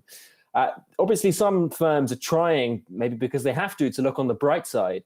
You're seeing a tiny uptick in optimism among firms, interestingly, as states start to ease lockdowns in some parts of Europe. And I think managers can't believe, perhaps, that things can get any worse. It's probably interesting, probably one of the most interesting things in this bit of analysis, that the EU is saying on recovery that the EU won't, as a bloc, have made up fully this year's losses, even by the end of 2021. And they're saying they think investment will remain subdued. They expect the labor market to still be yet to recover.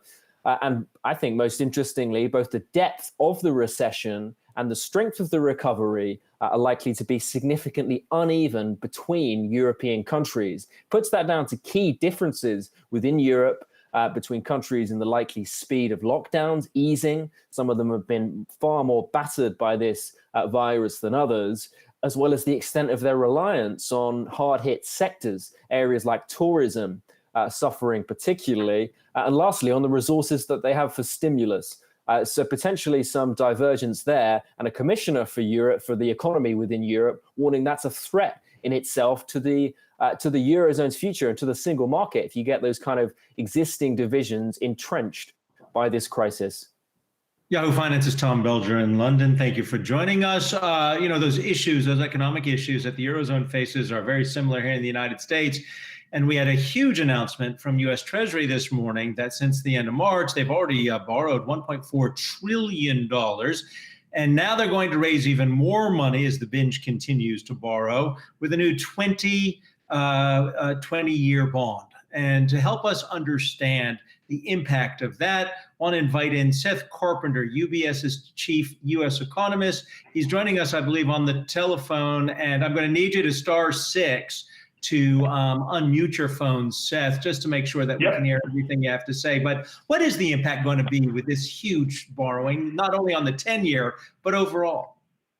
Yeah, so I think there are a couple of things to keep in mind. One, I think everybody in markets knew that borrowing was going to have to come up, so that the fact that they're borrowing so much in and of itself isn't a shock. I think one number that does stagger me every so often is that the Treasury has $1.1 trillion of cash right now just sitting, waiting to be deployed in their account at the Fed. So that reflects the debt they already issued last month.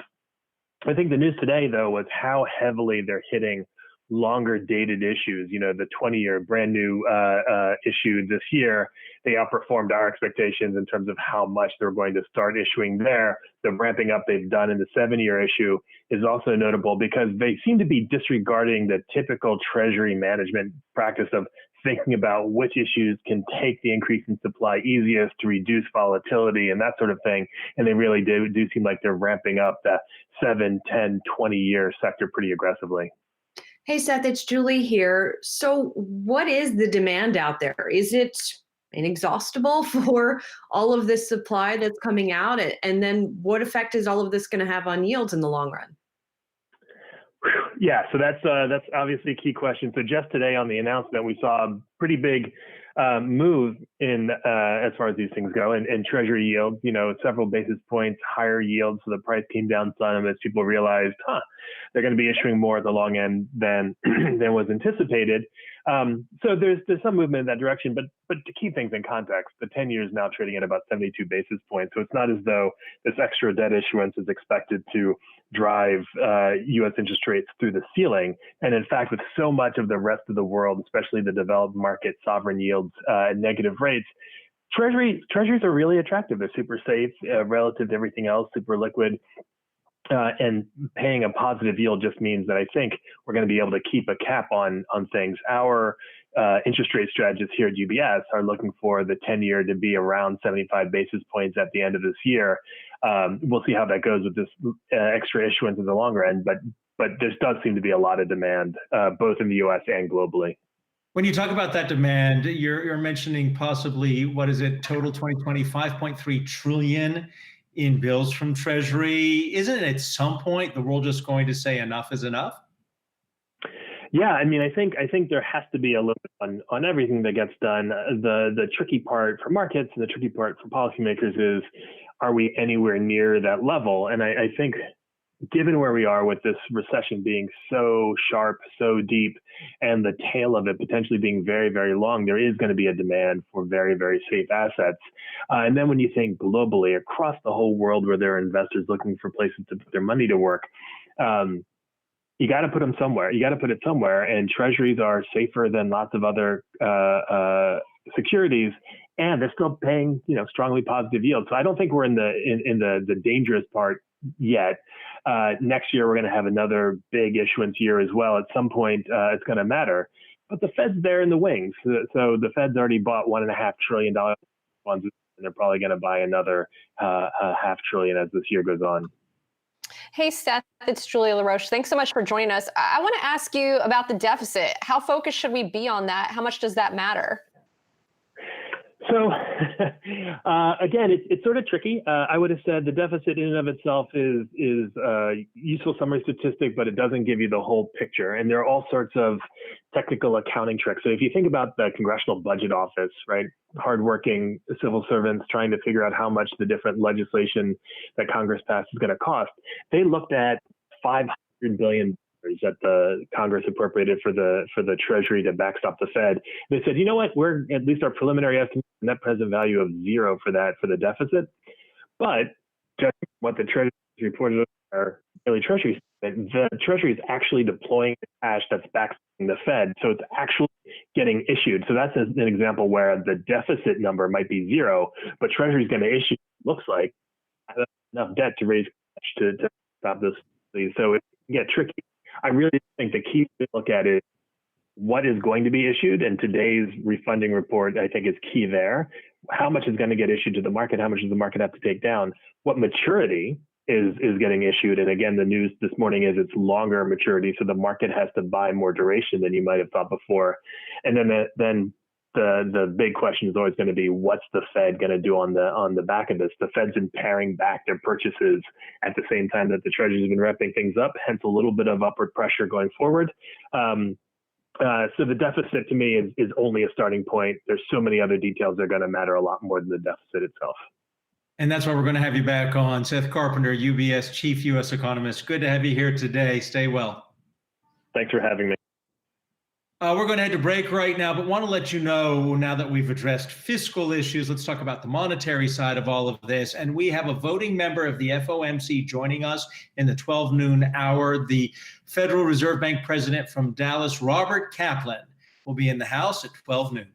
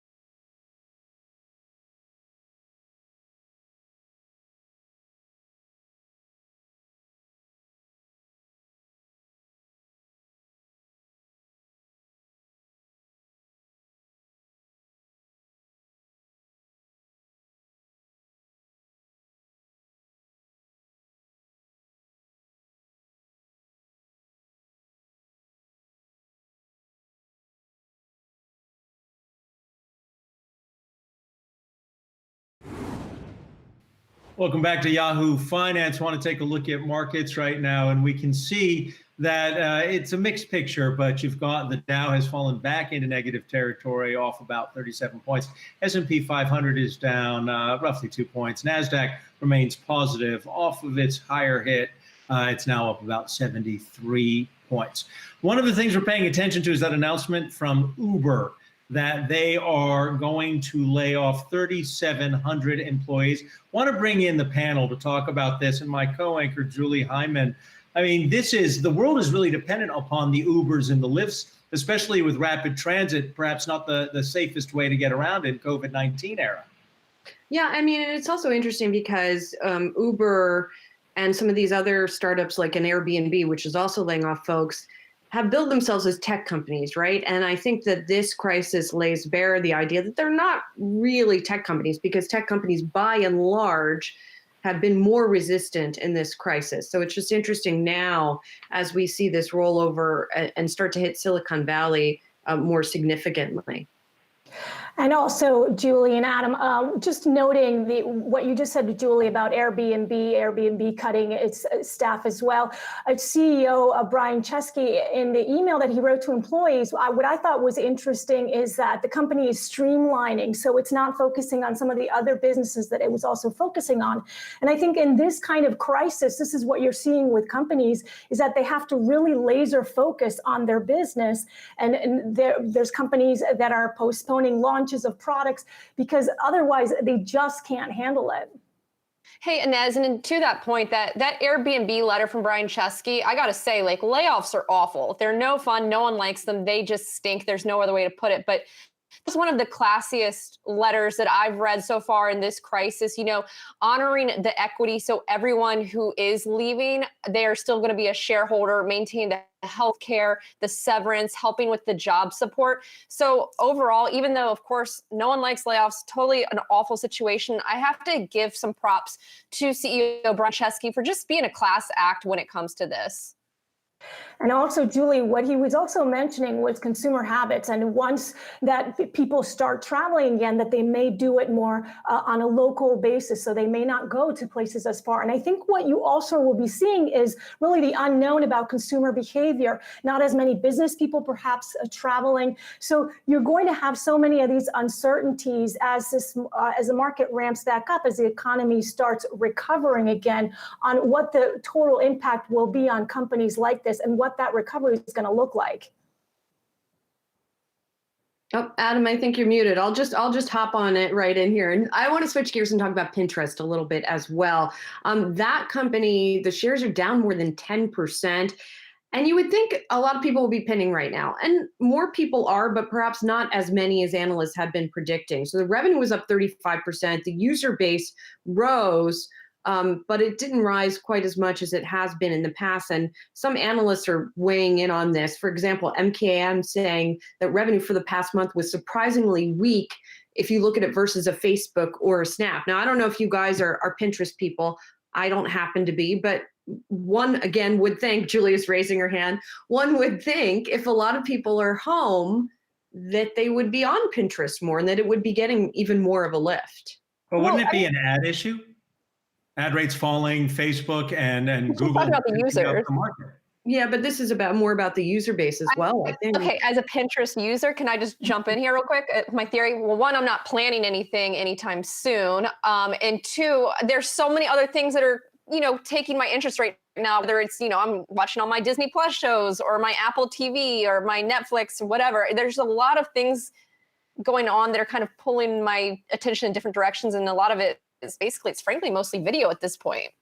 But Julie, during the conference call yesterday, management did note that rising engagement that they saw there, it will be a challenge really to sort of maintain that. They have yet to see whether they can maintain that engagement. All right, let's turn our attention as we head into break to in-home schooling. And we're not talking about K through 12, we're talking about university students. A lot of them are at home and finishing up their classes. We're going to speak with the CEO from Chegg to talk about their very strong earnings report right after this.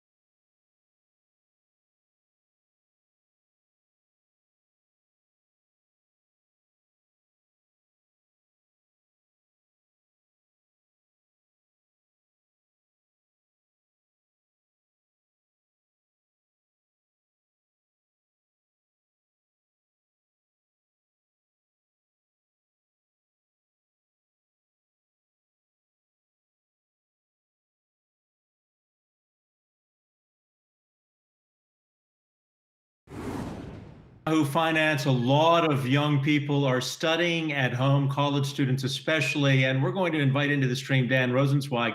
He's the CEO at Chegg. You just had your previous quarter earnings in which sales were up $131 million. I want to read a quote in which you had said, "In every industry, a crisis often accelerates the inevitable, and that is what we see happening in higher education." Can you maintain, do you think, going forward, once we conquer COVID-19 and social distancing, can you maintain this kind of sales growth? Well, we're going to find out together. I think the difference, though, I was listening to your show earlier about Pinterest or Netflix, is those are companies that are benefiting because people are at home and have nothing to do and have more time to entertain themselves. We are something that exists when people have something to do, which is they have to pass their class, they have to master the subject, they have to get better grades. And so we believe, independent of COVID, that our usage, our engagement will stay extraordinarily high. Our subscriber growth will likely continue to improve. I'm not sure it will continue to go at the same rate that it went, which was just astronomical. But we have one of those products that once you use, it's difficult to stop using it because it's really terrific. Hey, Dan, it's Julie here. Give us a little bit more background here, because I know you have expanded not just, you've expanded to high school students as well as university students, and you've also expanded more to services for those university students. What does the breakdown look like right now? And not just that, but what's the breakdown of digital versus physical textbooks as well in the business? Yeah, so we've expanded a lot over the last 10 years, and particularly since we've gone all digital about 4 years ago. And not only we've gone college and high school, but now we're going global. And one of the most interesting things that we discovered during the crisis starting in mid-March was just how big we could become globally, how quickly we could do it. So we offer homework help, we offer tutoring, we offer internships. So we have a site called internships.com. We acquired Thinkful, which allows people to get job skills, which they desperately need. And we've seen a surge in students looking to do that, so much so that we actually are lowering the prices and adding scholarships because we recognize how many people are unemployed. Or might be unemployed. So we're doing everything we can to support the student, and obviously they're rewarding us with that. Are those things you just described the other student services that you mentioned, and what percentage of the overall business do they truly represent? Well, it depends on usage. It's split quite nicely. For example, we have the largest writing product in the world called EasyBib. Over 30 million users use EasyBib. That's both college and high school. We probably have close to 70% reach into high school students just with that product alone. Our moneymaker is Chegg Study and Chegg Study Pack, which combines step-by-step solutions, expert Q&A, where we have over 40 million questions academically already in there. We can answer any new question, which we've seen a surge in because of different subjects and different countries. We'll probably answer close between 9 or 10 million new questions this year. So it really depends on usage versus revenue. The revenue is driven predominantly by Chegg Study and Chegg Study Pack. And you asked the question about the breakdown between physical textbooks and e-textbooks. It's still overwhelmingly print textbooks. E-textbooks are now about 13%. They were 8% 2 years ago, so it's growing. But honestly, it's hard to beat the price of a print textbook that doesn't run out of battery when we're renting it from anything from $10 to $30. So students are being very savvy and fiscally smart. Hey, Dan, it's Julia LaRoche. Thank you so much for joining us. You're welcome. It's just so interesting, the times that we're living in. It's really unprecedented, but you're also seeing some accelerations going on. And I can imagine you're probably seeing an acceleration within your own business. What do you think it looked like on the other side of this? And then to kind of add on to that, what is kind of the moonshot for you that you want to address, even getting to the other side? Yeah, the latter question is where I'm spending almost all of my time now, because we worked hard to build a platform that has the ability to scale. We expected to see this kind of growth, just not this quickly. So we have been saying for years on our quarterly earnings calls that we expect to be able to expand the number of subjects, expand the number of countries, expand the age groups. And what we saw was a sudden shift up. And thank goodness we had invested in our technology that allowed it to scale and meet the demand. I mean, we're literally answering twice as many new questions in a day as we did just a few months ago, and twice as many as we've ever done before. And our technology allows it to scale. And so that's been very good. The moonshot that you're talking about is we believe that 50% of the world's population is below the age of 30, and that more people are going to have to learn online more frequently, more subjects, more academic, and more skills-based. And we want to be that ubiquitous platform that supports your ability to understand, master, and learn, no matter what subject, how old, what language you speak. We still currently are only in English, and we're seeing a surge outside the United States of countries that don't speak a lot of English. So we have so much more work to do and so much more growth ahead of us, because we do believe that, imagine, schools are going to have less resources than they've ever had. You're hearing, New York City is going to lay off 250,000 teachers, which is ridiculous. We know colleges, administrations, their budgets, even the mighty Harvard and Stanford, who have $27 billion and $41 billion in endowments, are lowering their salaries to administration, which is also crazy with all that money. But what this means is schools are going to be able to offer less support. Students are going to be more on their own. They're older than people think. They're 25 years old. Predominantly, people learning online are women over 30 who have both jobs and both children. So we're betting on the inevitable. And so what comes out of this on the other side is more people learning more things online and needing more online support. And Dan, finally, it's Julie again. Just quickly, you did post a net loss last quarter, and I'm guessing, hearing you talk, that it's because you're investing in growth. But what does that profitability trajectory look like? Yeah, we actually, on an adjusted EBITDA basis, I think set a record for EBITDA. And I think in second quarter, we said we could earn as much as $50 million in EBITDA, and 50% of our EBITDA drops to free cash flow. So we are absolutely profitable, with the exception of stock-based comp and the fact that we raise debt. And so that's about a $70 million a year. So without that, we would be even positive on a GAAP basis. We're one of the few companies that has high growth, improving margins, a great ratio of EBITDA to free cash flow, and could be GAAP positive if we hadn't raised the money, because it's about a $70 million a year expense. So we also have $1 billion on our balance sheet. We're as strong as we've ever been. Our growth is as fast as it's been in years, on top of a much higher base. So we are well positioned in the education space. And I think investors finally understood after the call the other day just how big this could be, as more people need more help mastering the subjects at scale. And frankly, we're the only ones doing it. Okay, Dan Rosenzweig is not only the CEO of Chegg, but he is a big fan of Bruce Springsteen, as you can see. That I am. 80 shows. Thank you very much for being here. When we come back on Yahoo Finance, SpaceX is getting ready to make history, launching astronauts into space, the first private company to ever do that. We're going to talk about investing in space with people who know best how to do that when we come back later on.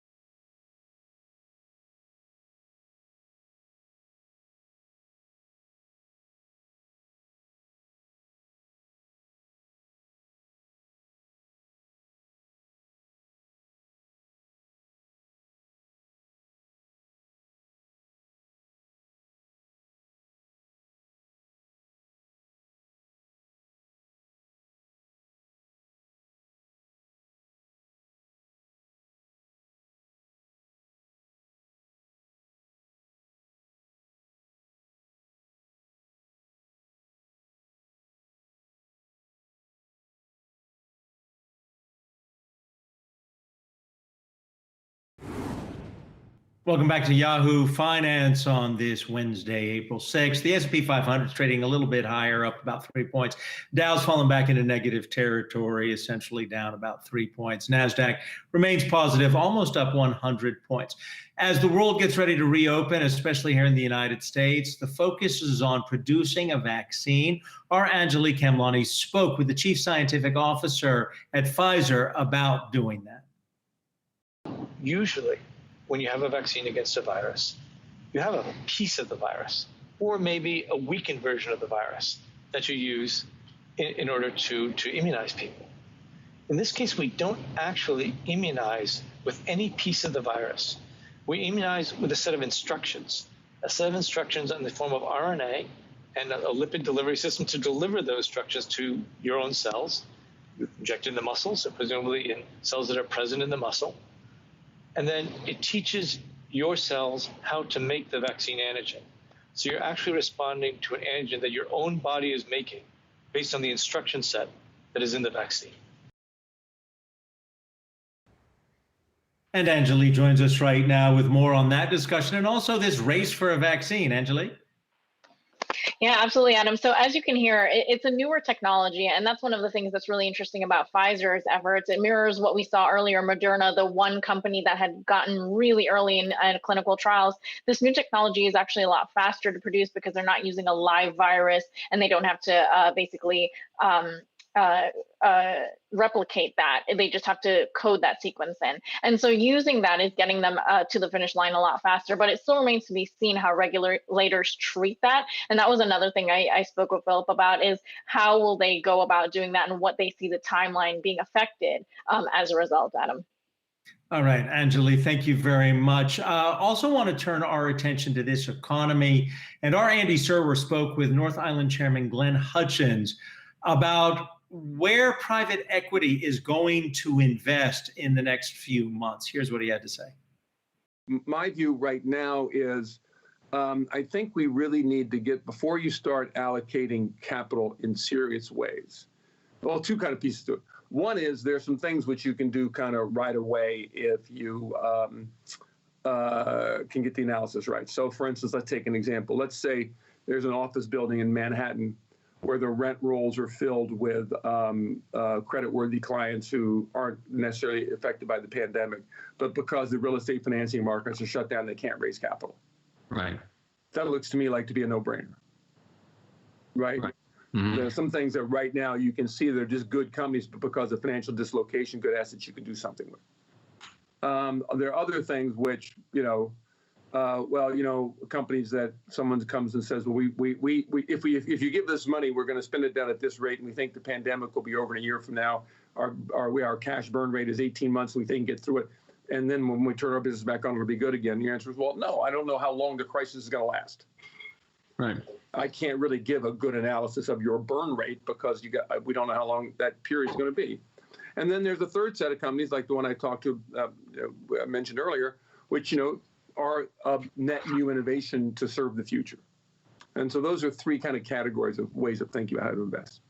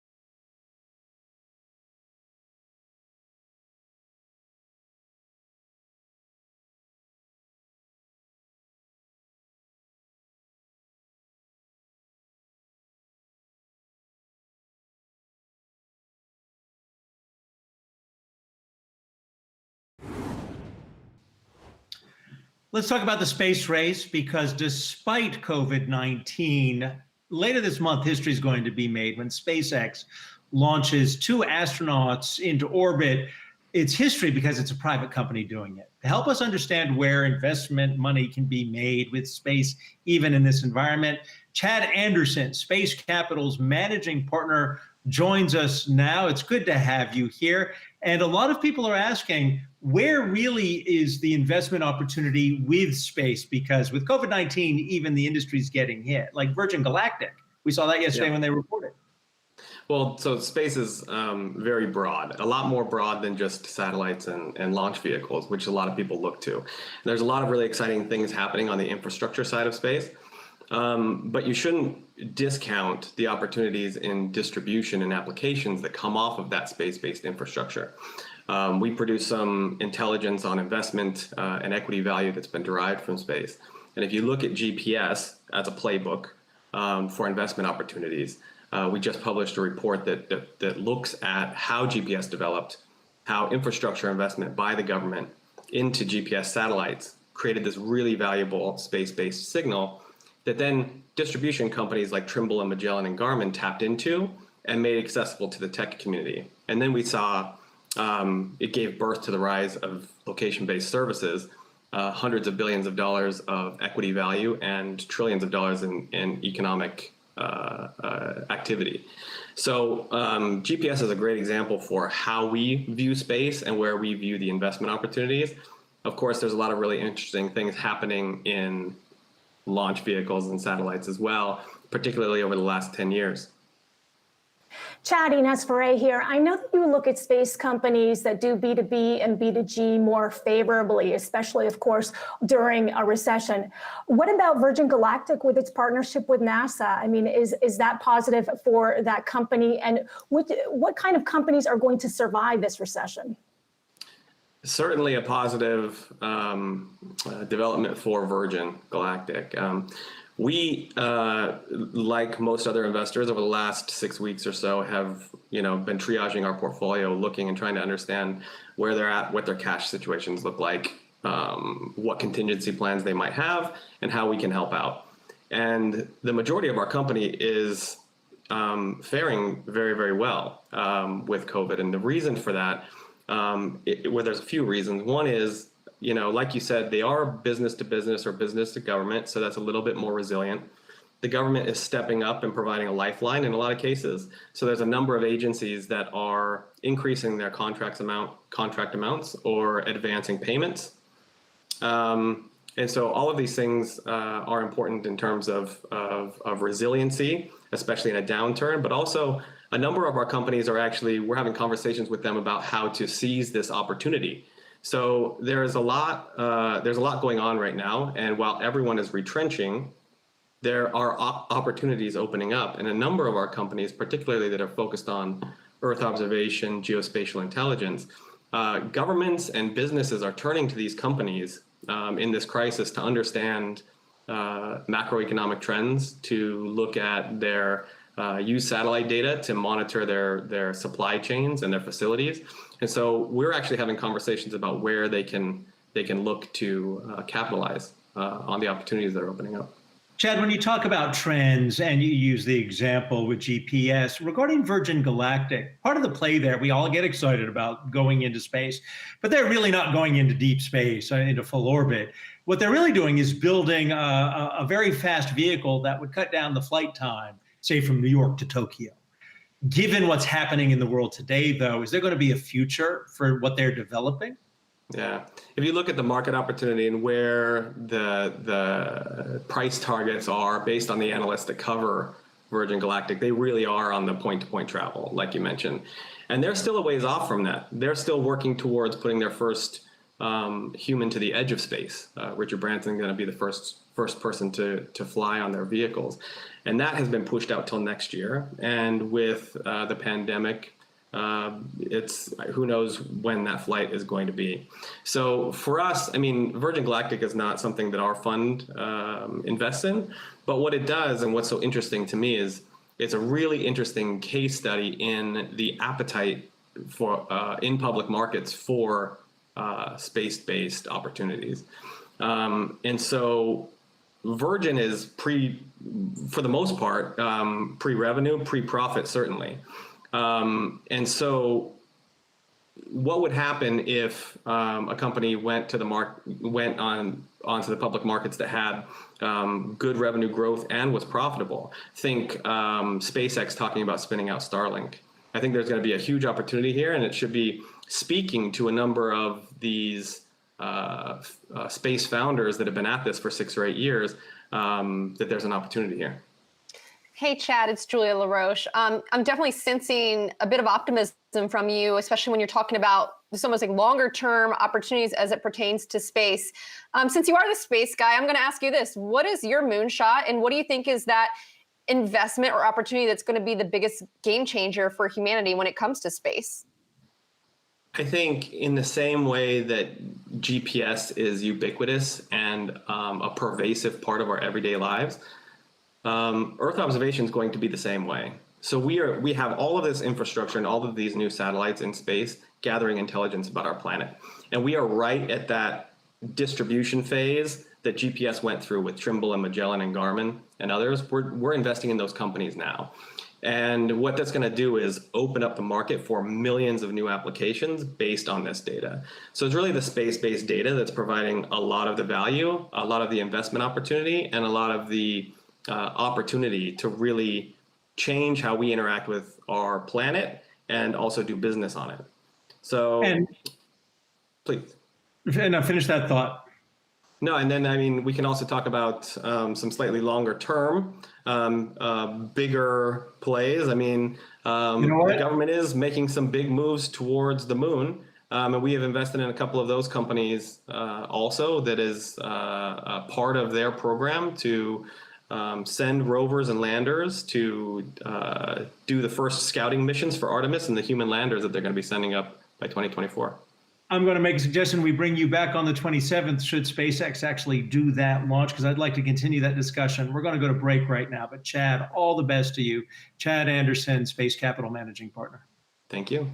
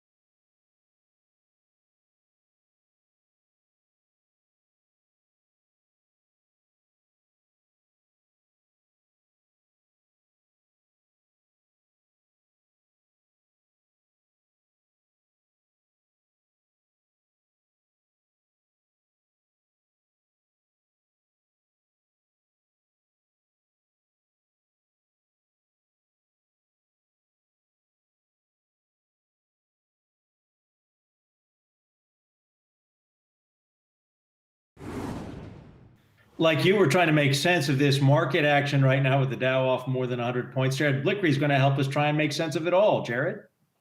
Yeah, kind of a mixed market here. We see the Dow off 85 points. The NASDAQ is up 0.8%. Tech doing very well today, as is communication services. That includes Facebook and Google.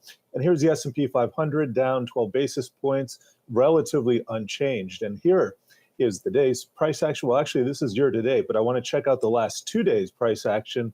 And this is what we're seeing in here today, and really kind of inside the range of the last 5 days. Now, we do have what some are considering a short here, but if shorts get chased out, probably going up to 3,000, which is somewhere up here. So we want to watch this level here just above 2890 in the S&P 500.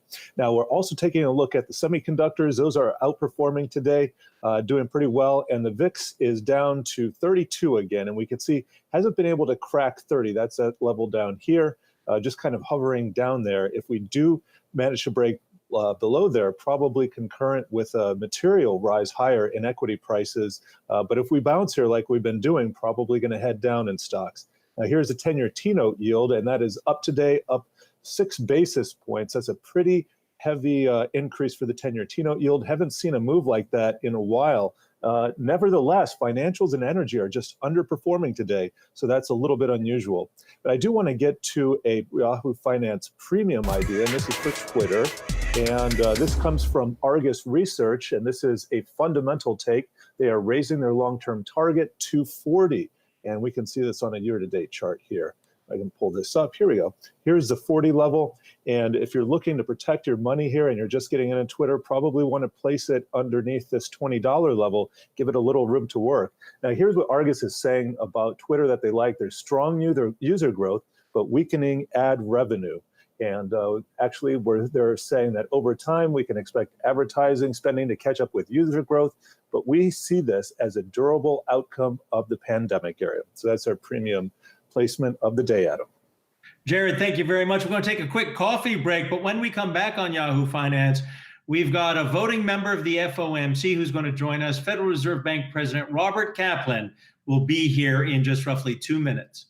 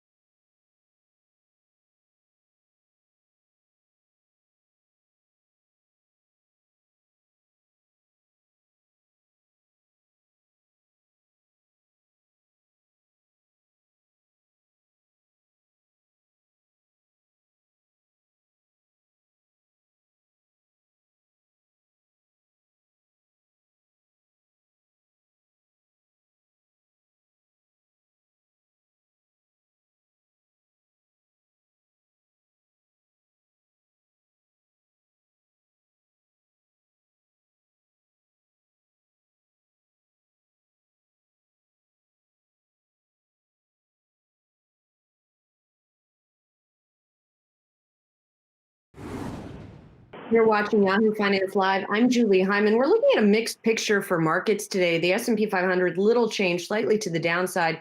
The Dow's off about 1/4%. The NASDAQ, however, is up by 0.9%. Some of the headlines that we're watching today, as I talk about markets, should talk about what's happening with the 10-year. We are seeing it move up in yield to about 0.2 0.72% today. That's as the U.S. Treasury announces its quarterly refunding, including the rebooting of the 20-year bond. It's going to be auctioned on May 20th, $20 billion worth at that date. But the overall refunding for the Treasury, $96 billion, as the Treasury tries to fund all of the stimulus that's going on. We got economic data from ADP, which perhaps predicts a little bit of what we could hear in Friday's jobs report. Private payrolls, according to ADP, falling by 20.2 million in April. A lot of the pain being felt in services, hospitality, transportation, as you might imagine. And speaking of some of those cuts, Airbnb saying it's going to lay off 1,900 people, about 25% of its workforce.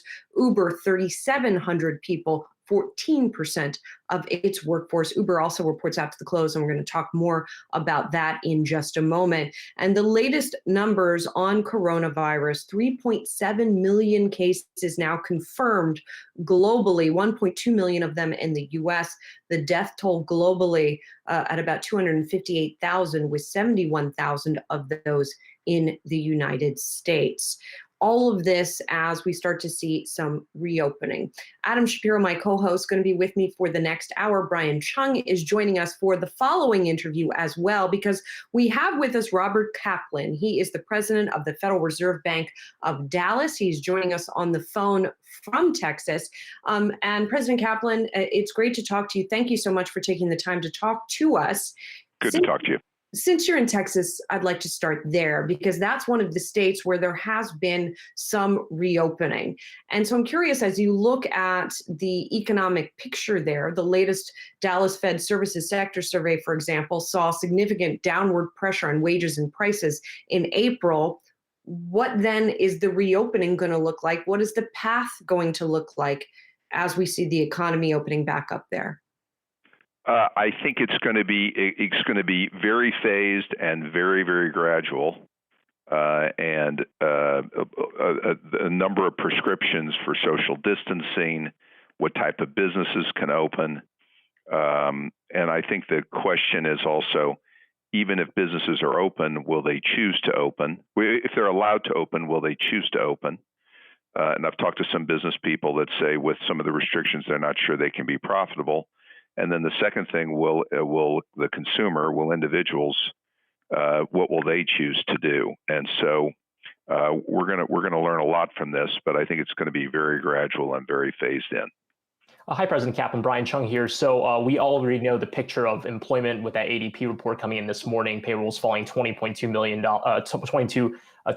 million people. I'm wondering, do you have projections for unemployment on Friday? And then what should we expect to see in Q2 and Q3 on GDP if we're already seeing some regions of the country opening up like those in your district?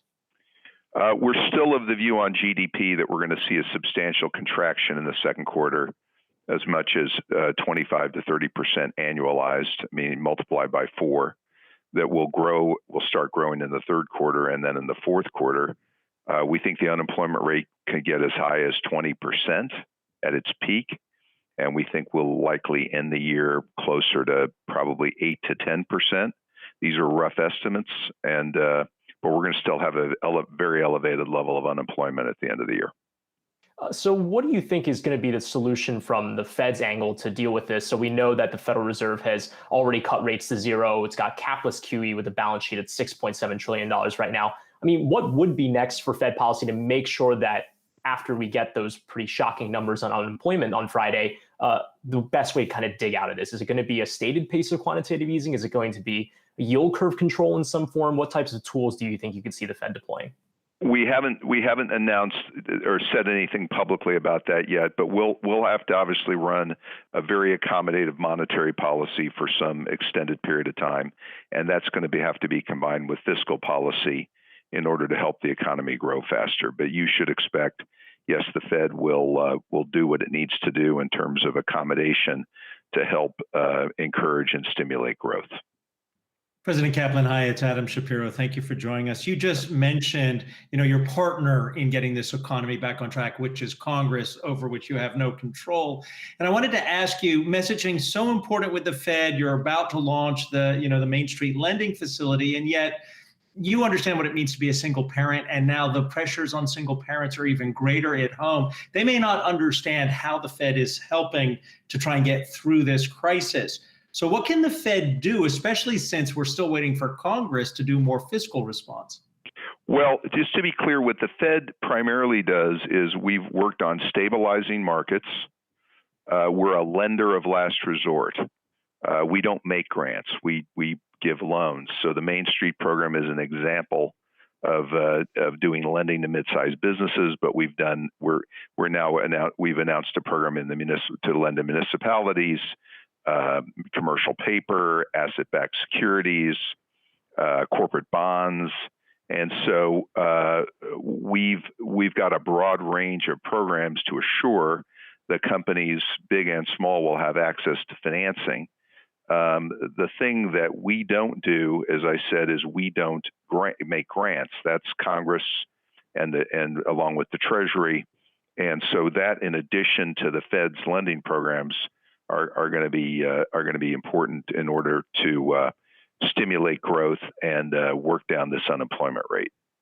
To expand on that point, there are a lot of energy companies in your district that have been stressed, especially with the WTI crude oil prices having gone negative 2 weeks ago. It seemed like there was some interest among energy companies to maybe tap into the Main Street lending facility to pay down their debts. I mean, the changes that were announced last week in expanding the scope of that Main Street lending facility, do you expect that to have a positive impact on those companies that are in your district really feeling the oil supply and demand shock? And based on your conversations in the district, what do you think the Fed might need to do further if necessary in the future? So the Fed's lending programs are to creditworthy companies. There's an EBITDA test, cash flow coverage test. It has to be a loan that would pass already the bank's lending standards. And so it'll be that program will be designed for companies that would be already creditworthy. If you're a company, on the other hand, that is more highly leveraged than that, concerned about insolvency and other credit issues, it's probably not going to be able to access. It's not going to be able to access those programs, and there will be a substantial number of, I think, bankruptcies, restructurings that are going to happen because so much of production is being shut in. And there are a number of companies in this industry, either drillers or service providers, that went into this highly leveraged, and I think they're going to have to pursue other actions in order to restructure their debt. President Kaplan, Julie again. I want to expand beyond energy for just a moment. When you talk about debt loads that not only corporations are taking on right now, but individual Americans or business owners, for example, as they borrow to ride out this crisis. I guess my question is, what does that capacity look like? Not the capacity to lend, which right now is being shown to be substantial, but the capacity to borrow and then pay back on the part of many of these entities and individuals once we come out of this and people are either not making as much as they were before, or they need to sort of make up that lost revenue and then some, right? So yeah. I guess I'm just wondering, are we going to see so many people? That's a big concern, and that corporate America went into this situation already with a historically high level of debt. The household balance sheets were in much better shape, relatively speaking, than they were 10, 12 years ago. But as we're coming out of this, you're right, to the extent companies are may come out of this more highly leveraged and are going to need to probably at the appropriate time raise substantial amounts of equity, I would guess. And the consumer who went into this in very good shape is going to come out of this likely with more debt and we're going to have to see what the consumer willingness is to spend. And obviously job insecurity with the high level of unemployment is going to limit the ability and desire of consumers to spend. I mean, that's actually a great point about kind of how the household balance sheet factors into this as well. It seems like Chairman Powell in the press conference last week said that Congress should use its great fiscal power, I think is the terminology that he used, to try to make sure that they can make households whole. So if we shift from the companies to those people that are still waiting on their stimulus checks or maybe getting in line for UI, as we are expecting to see those numbers tomorrow morning. What do you think the fiscal policy should, what do you gauge that it's good enough right now? Do you think that fiscal policymakers should be doing more to shore up those households for the time being?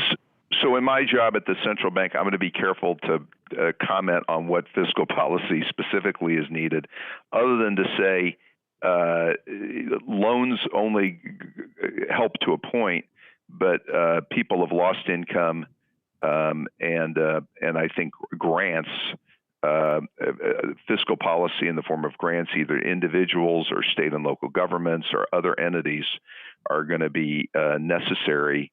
And I'll defer to the fiscal policymakers, but that's got to be part of this.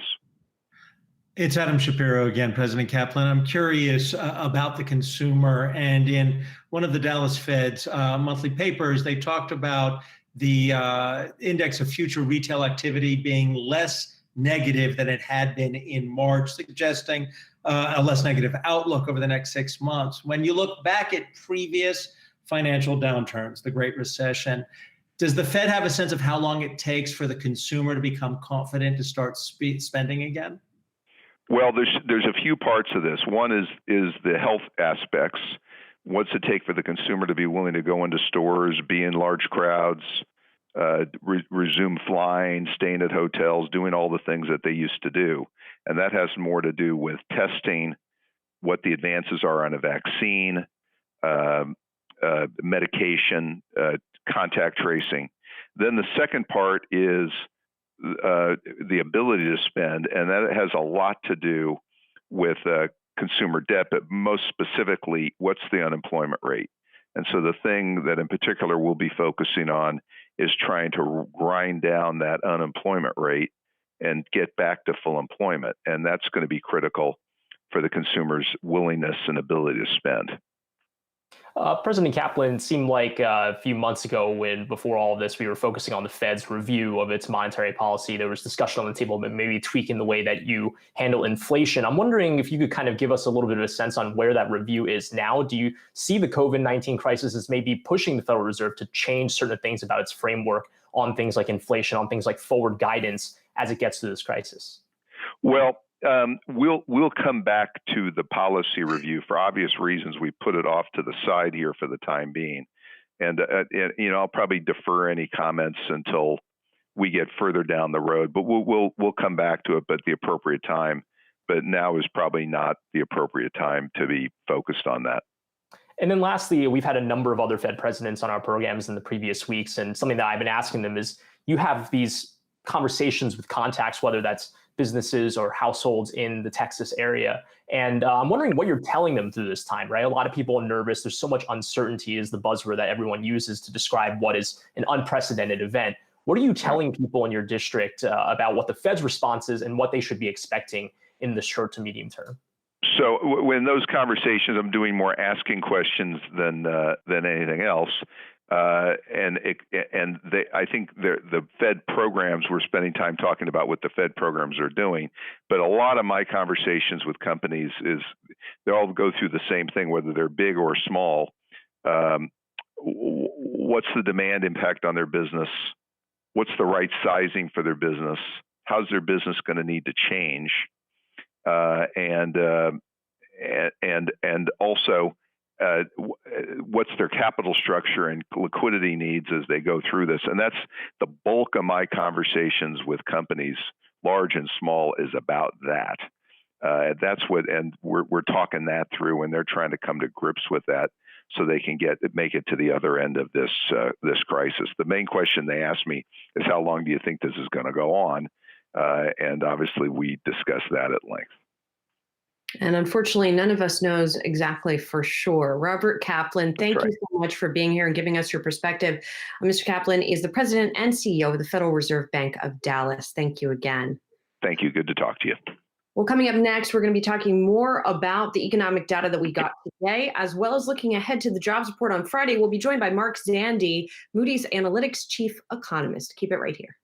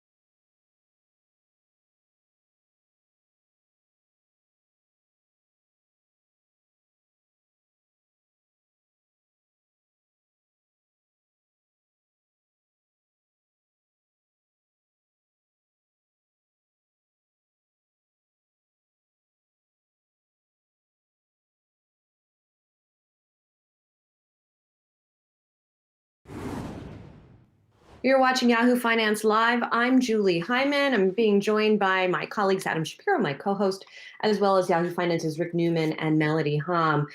We got some economic data this morning from ADP, which said that private payrolls fell by 20.2 million in April. That's actually a bit better than the 22 million that economists were predicting. A lot of damage in services, hospitality, transportation, utilities, and construction. That's where many of those job losses were concentrated. Let's get some more perspective on this. Mark Zandi is joining us via the phone now. He is Moody's Analytics chief economist. He's joining us from Westchester, Pennsylvania. Mark, first of all, what do you think these numbers tell us, if anything, about what we're going to hear on Friday from the official government tally in terms of jobs lost?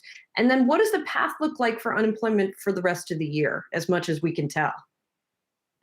Well, the BLS on Friday will show a job loss of 20 to 25 million. The ADP is for private sector payrolls. The BLS number will be for private sector plus government, and we'll see some job loss at state and local government. So, and obviously in this kind of very frenzied time, there's a lot of measurement issues. So I'd say anywhere between 20 and 25 million.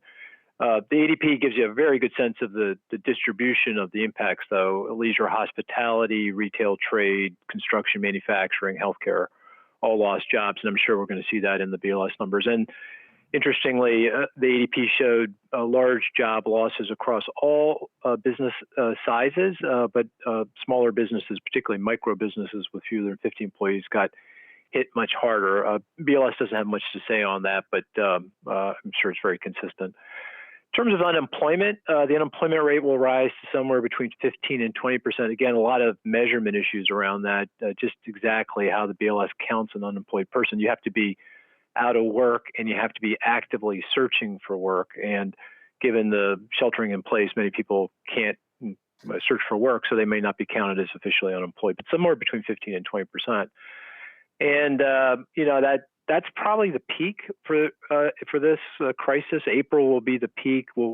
It might see May could also, depending on timing, we could also see another rise. But we're pretty close to the peak right now. And then by Memorial Day, given the reopenings, we'll start to see some job growth. June will show job growth. July, August, September, unemployment will come in. But even then, we're only going to get about half the jobs back that we lost in March and April and early May. And unemployment will only come back into the high single digits. So if you told me the unemployment rate on election day was 8, 9, 10%, that sounds about right to me. Hey, it's Adam, Mark. Good to have you here. So if I'm just the average person on the street, and I keep hearing about the job cuts and layoffs that are going on right now, and that how we're going to have 10% unemployment by the end of the year, how do we get back to full employment? We were there before COVID-19, essentially. And are we really possibly ever going to get back to that? Because I think some people are doubting if these jobs will come back. No, we'll get it back. It'll take a while. I mean, obviously, the first necessary condition for any full recovery is a solution to the virus. So we need a vaccine, a therapy, something to make people feel comfortable about getting back to normal. I don't think that's really going to happen until we've got a medical solution. So travel will be impaired, trade, businesses will remain cautious. We just won't really kick fully into gear until we have that solution. But let's just, for sake of argument, say mid-2021, we get something. That seems to be what the healthcare professionals feel is reasonable and prudent to expect. Then we will see much stronger growth as we move into 2022, 2023. And, with a little bit of luck and some really good policy making, we'll need the Fed to remain aggressive, and we'll need some more help from lawmakers. We'll have to go from fiscal rescue packages to some fiscal stimulus. I think we can get back to full employment by mid-decade, 2024, 2025, something like that. I mean, it's a long road. I mean, but we'll get there.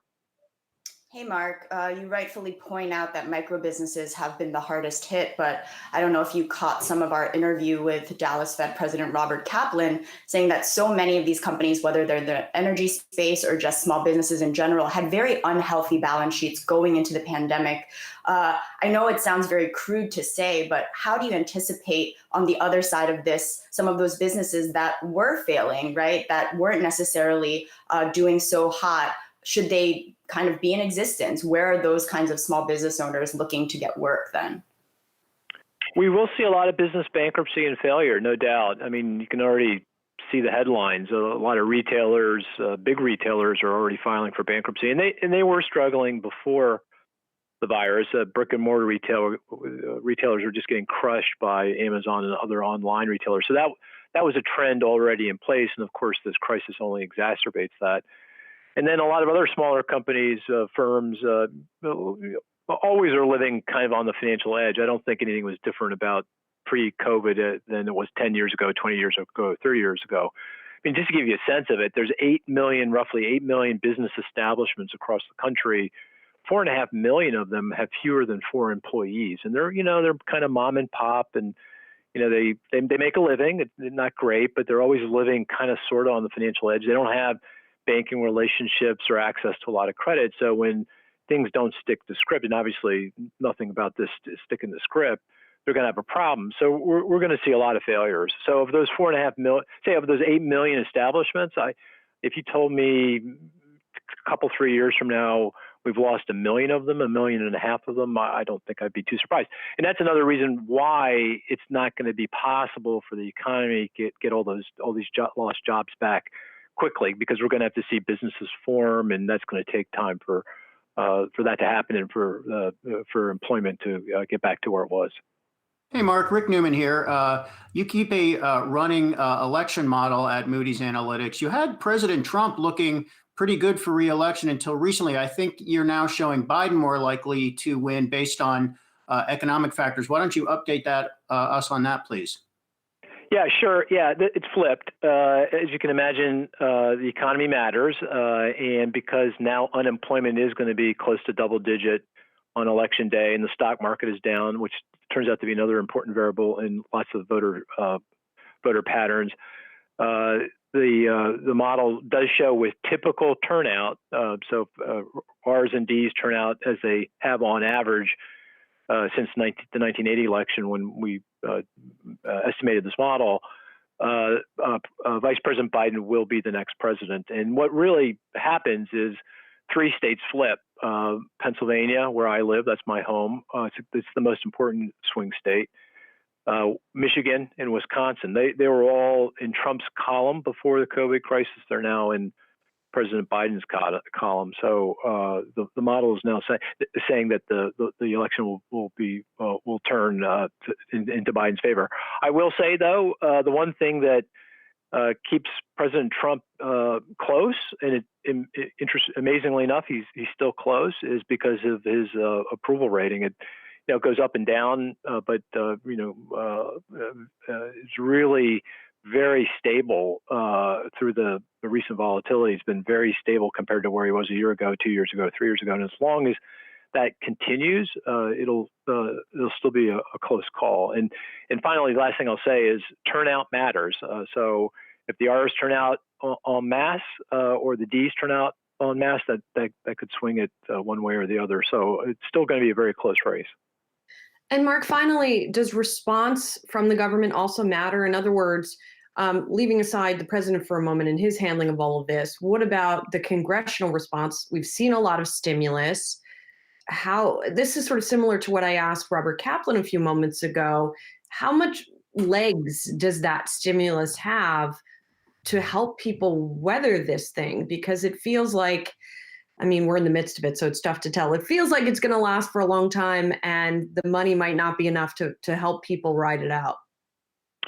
Well, they're going to do more. Lawmakers, Congress, the administration, they've done a lot. They've been very aggressive. $3 trillion in fiscal rescue so far. That's 15% of GDP. For context, you go back into the financial crisis and the years after, the total amount of fiscal support was only 10% of GDP. So the response so far has been good, very strong.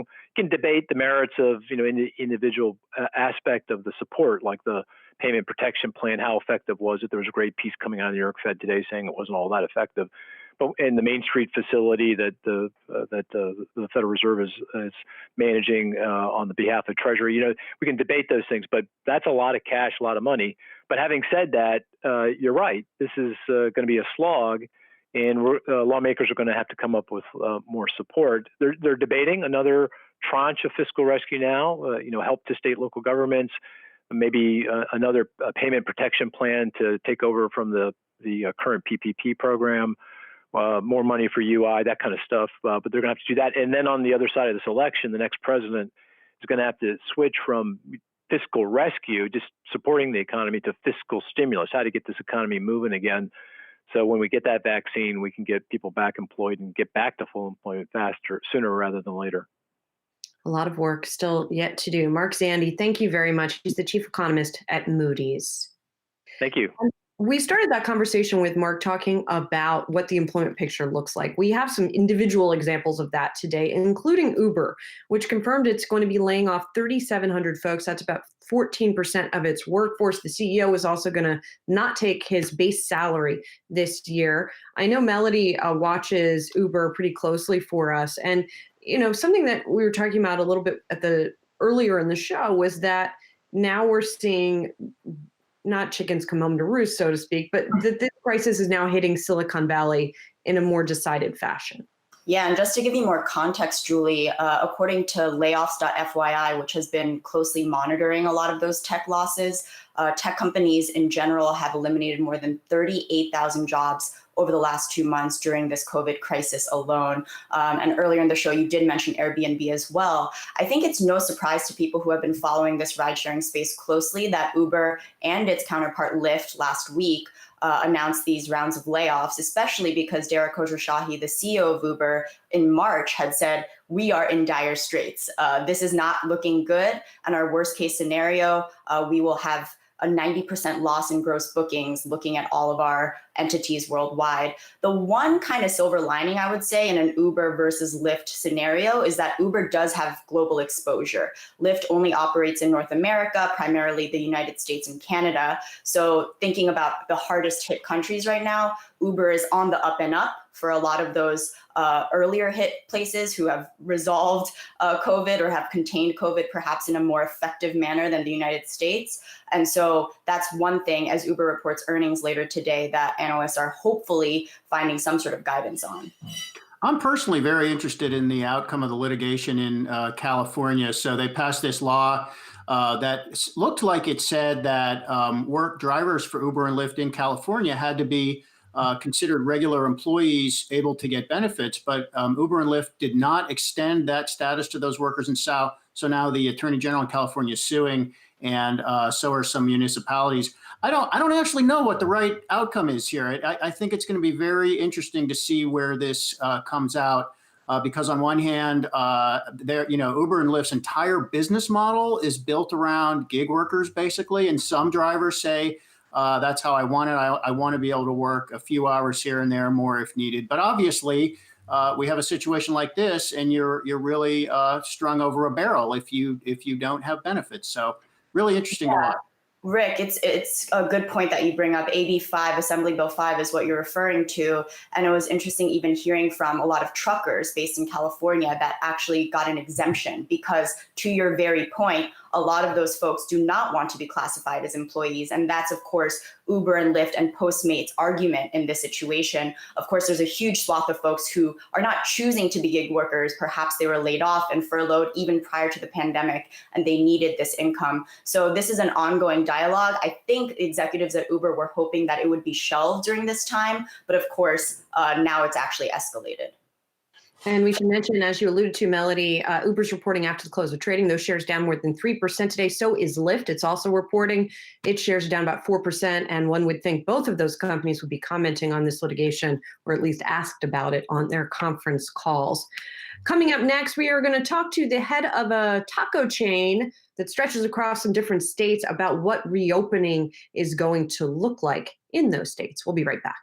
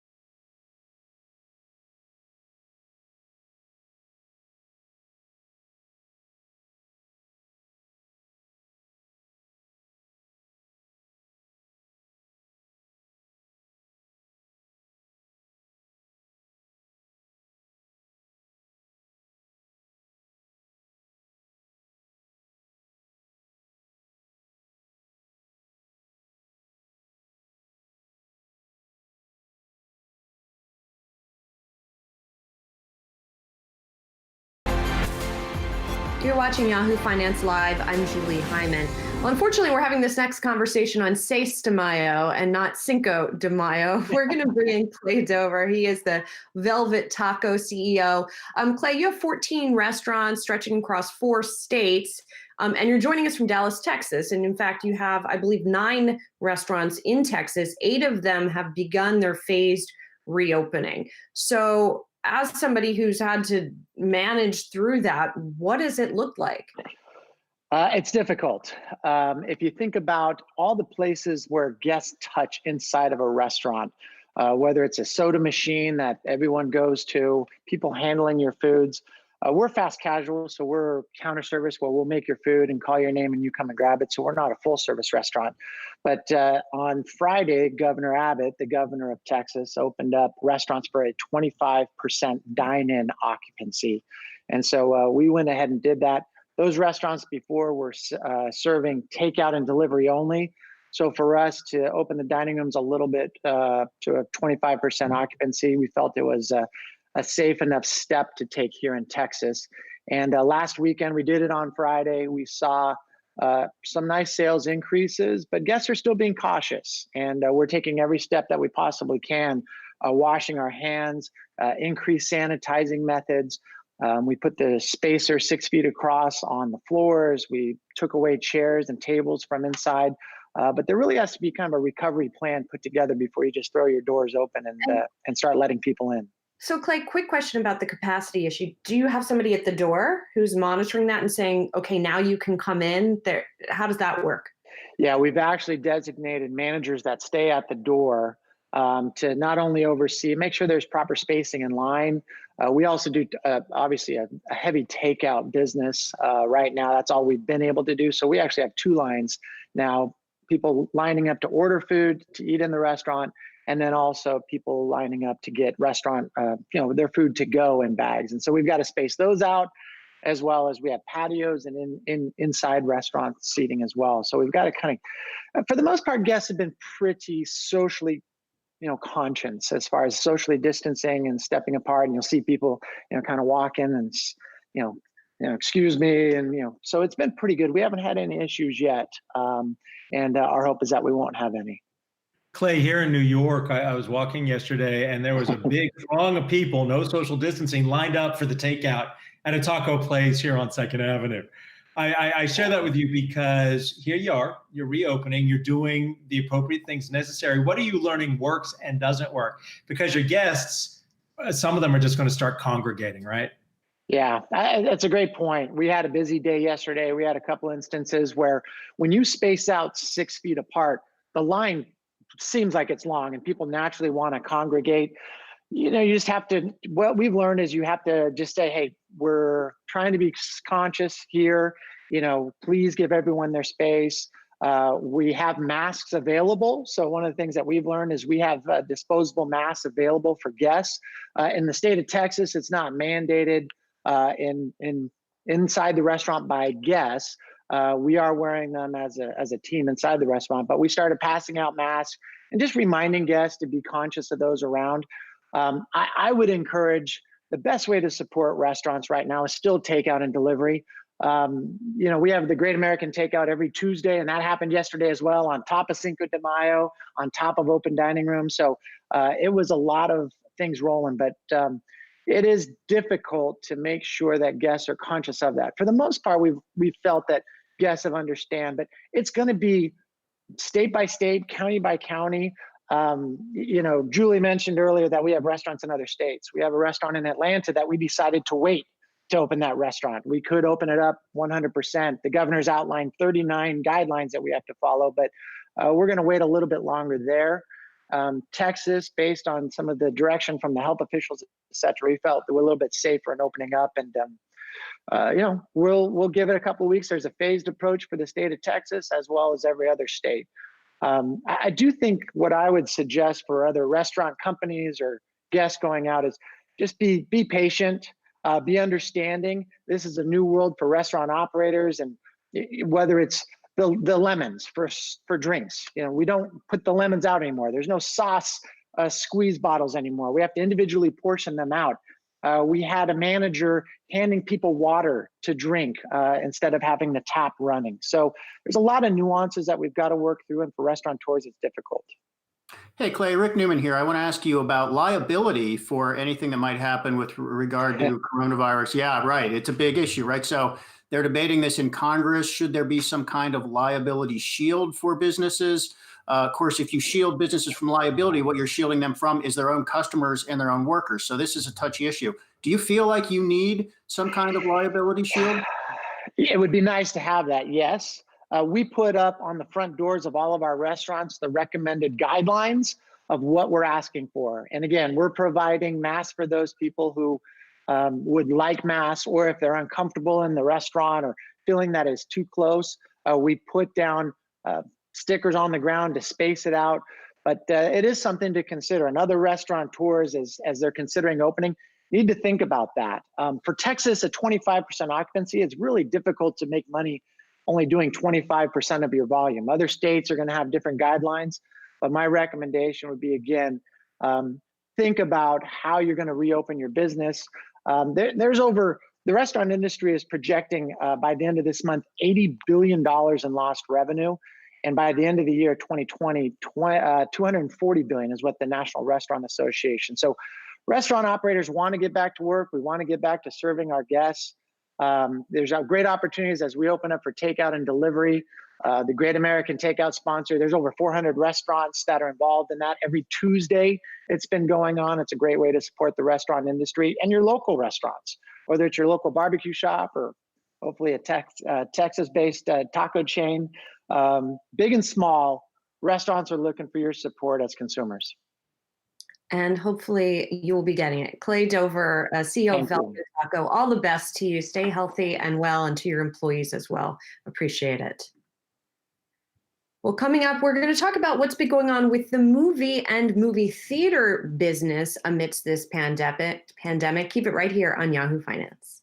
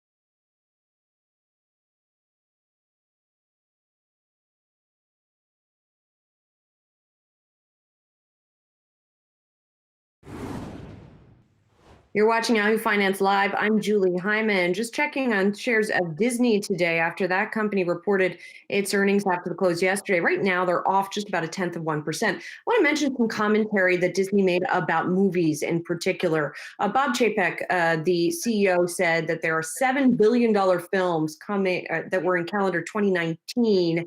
And that they've had to make some changes to how they're going to be releasing movies this year. They've talked about, he said, making it on a case by case basis. What does that look like?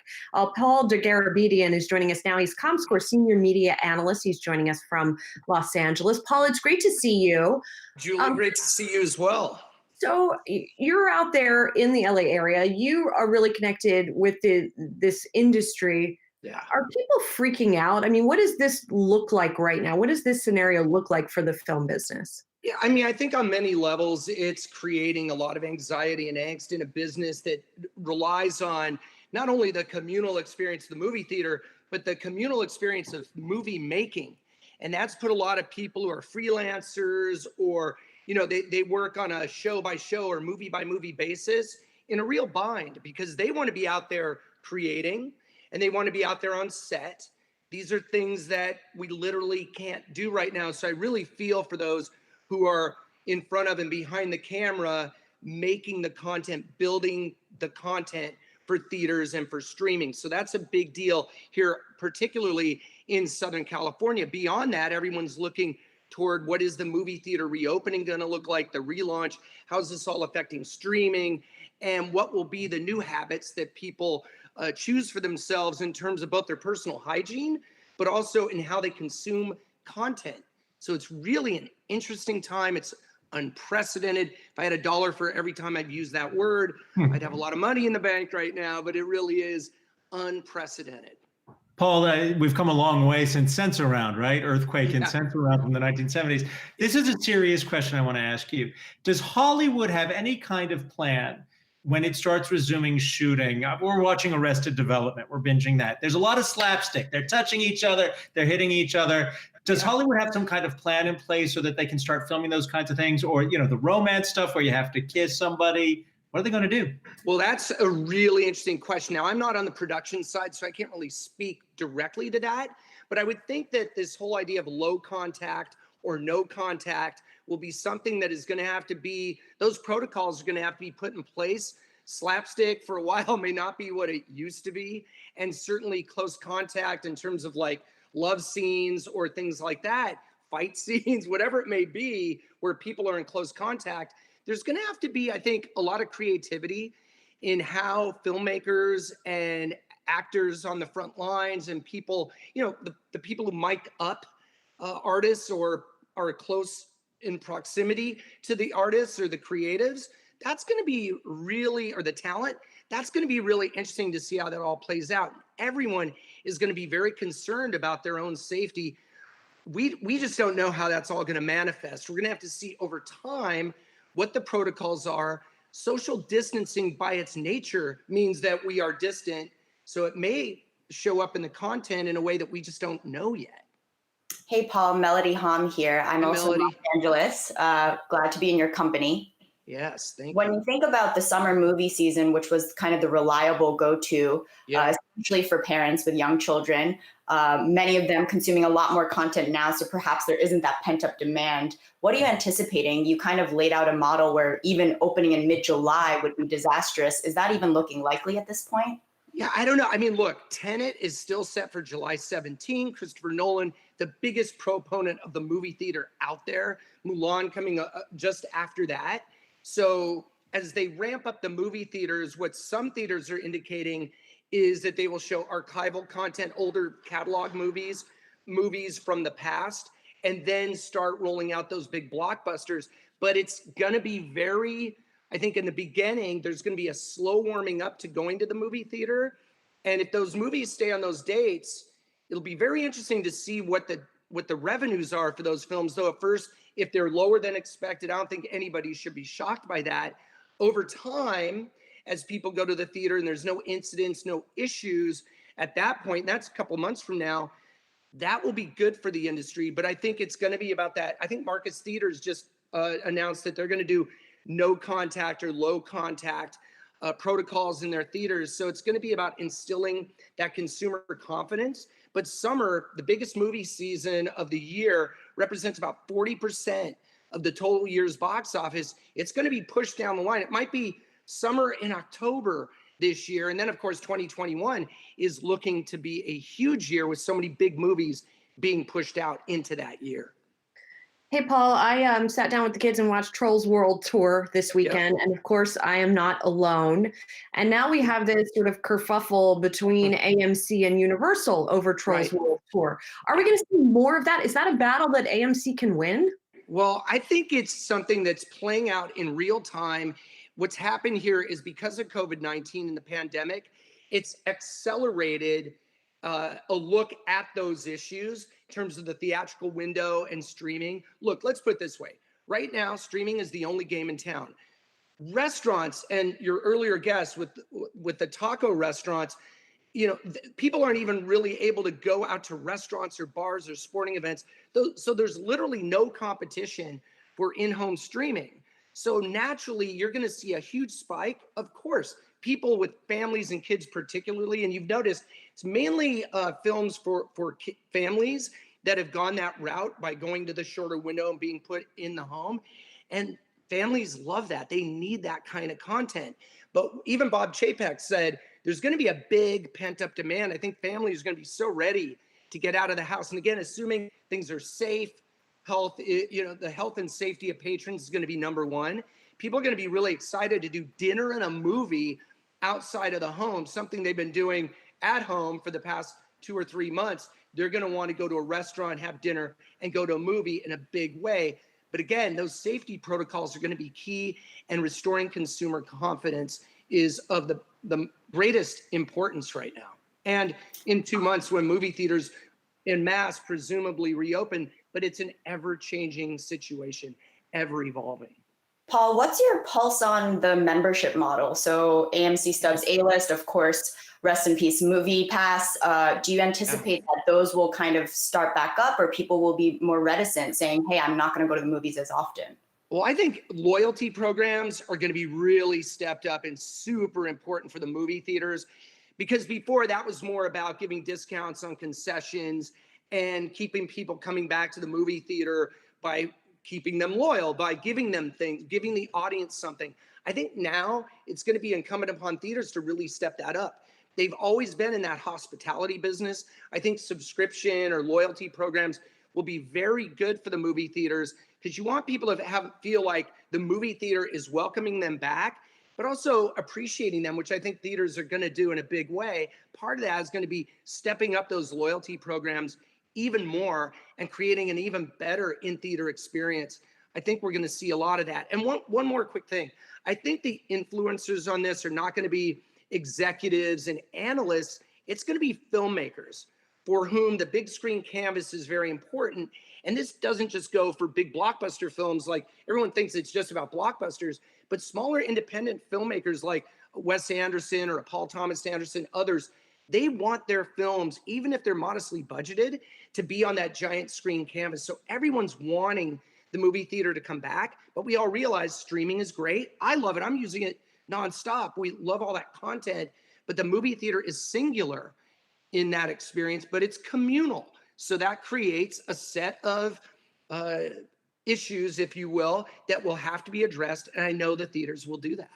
Right. Well, we'll all be watching the process, and we'll check back in with you, Paul Dergarabedian, joining us from Comscore. He's the senior media analyst there. Good to see you, Paul. Stay well. All right. We'll be right back.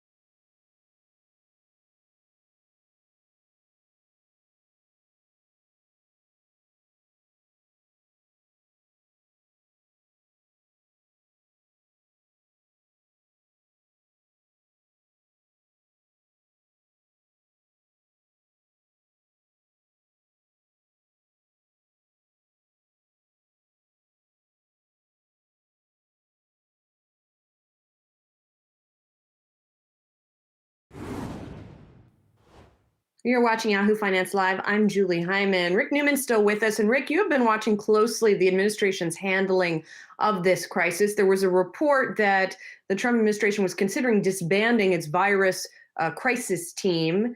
But then the president said, no, that's not the case. What's your take on the latest? Right. This is the White House Coronavirus Task Force, the group led by Vice President Mike Pence. Apparently, it's going to morph into something else. We don't know quite exactly what that's going to be or who the new members of this task force are going to be. I don't think anybody's going to miss the old task force because it's not clear how much it actually did. But I think the takeaway here is that the Trump administration is basically shifting away from a containment strategy for the virus. They are now going to shift toward how do we reopen the economy? What can we do to incentivize governors? And, ride herd on industry to get them to open their factories and things like this.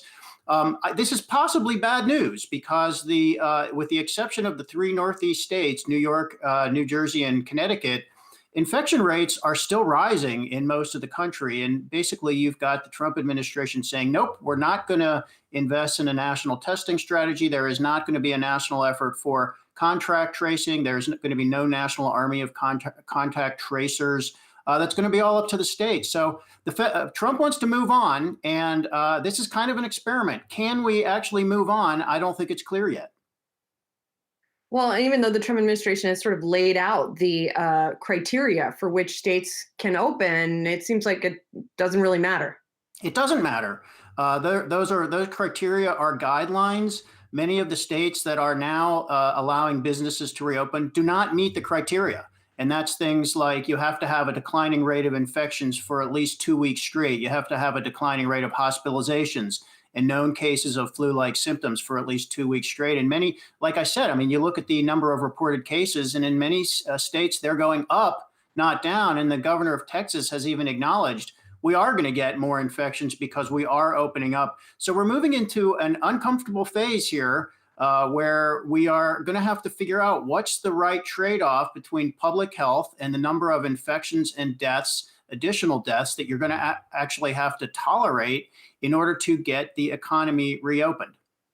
It was quite interesting earlier to hear Clay Dover of Velvet Taco say that they felt comfortable enough with Texas's reopening plan to reopen the restaurants, but not with the plan in Georgia as set out by the local government there. Rick Newman, thank you very much. Yeah. And as we leave, you just wanted to let you know what stocks are doing. Big dichotomy today between the S&P 500, which is just up 0.25%, the Dow, which is just up 0.1%, and the NASDAQ, which is up 1.25%. So the big outperformer there, the NASDAQ. Crude oil prices, meantime, are down by more than 5%. Keep it right here on Yahoo Finance.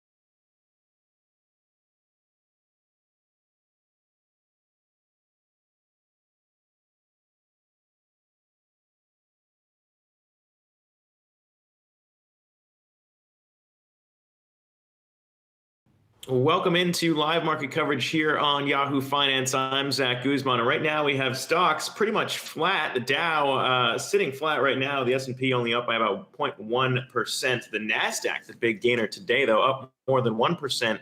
As technology is by far the standout strongest sector performing today, up nearly 1.5% when you look at the S&P 500. On the flip side, we are seeing weakness in utilities, off nearly 2%.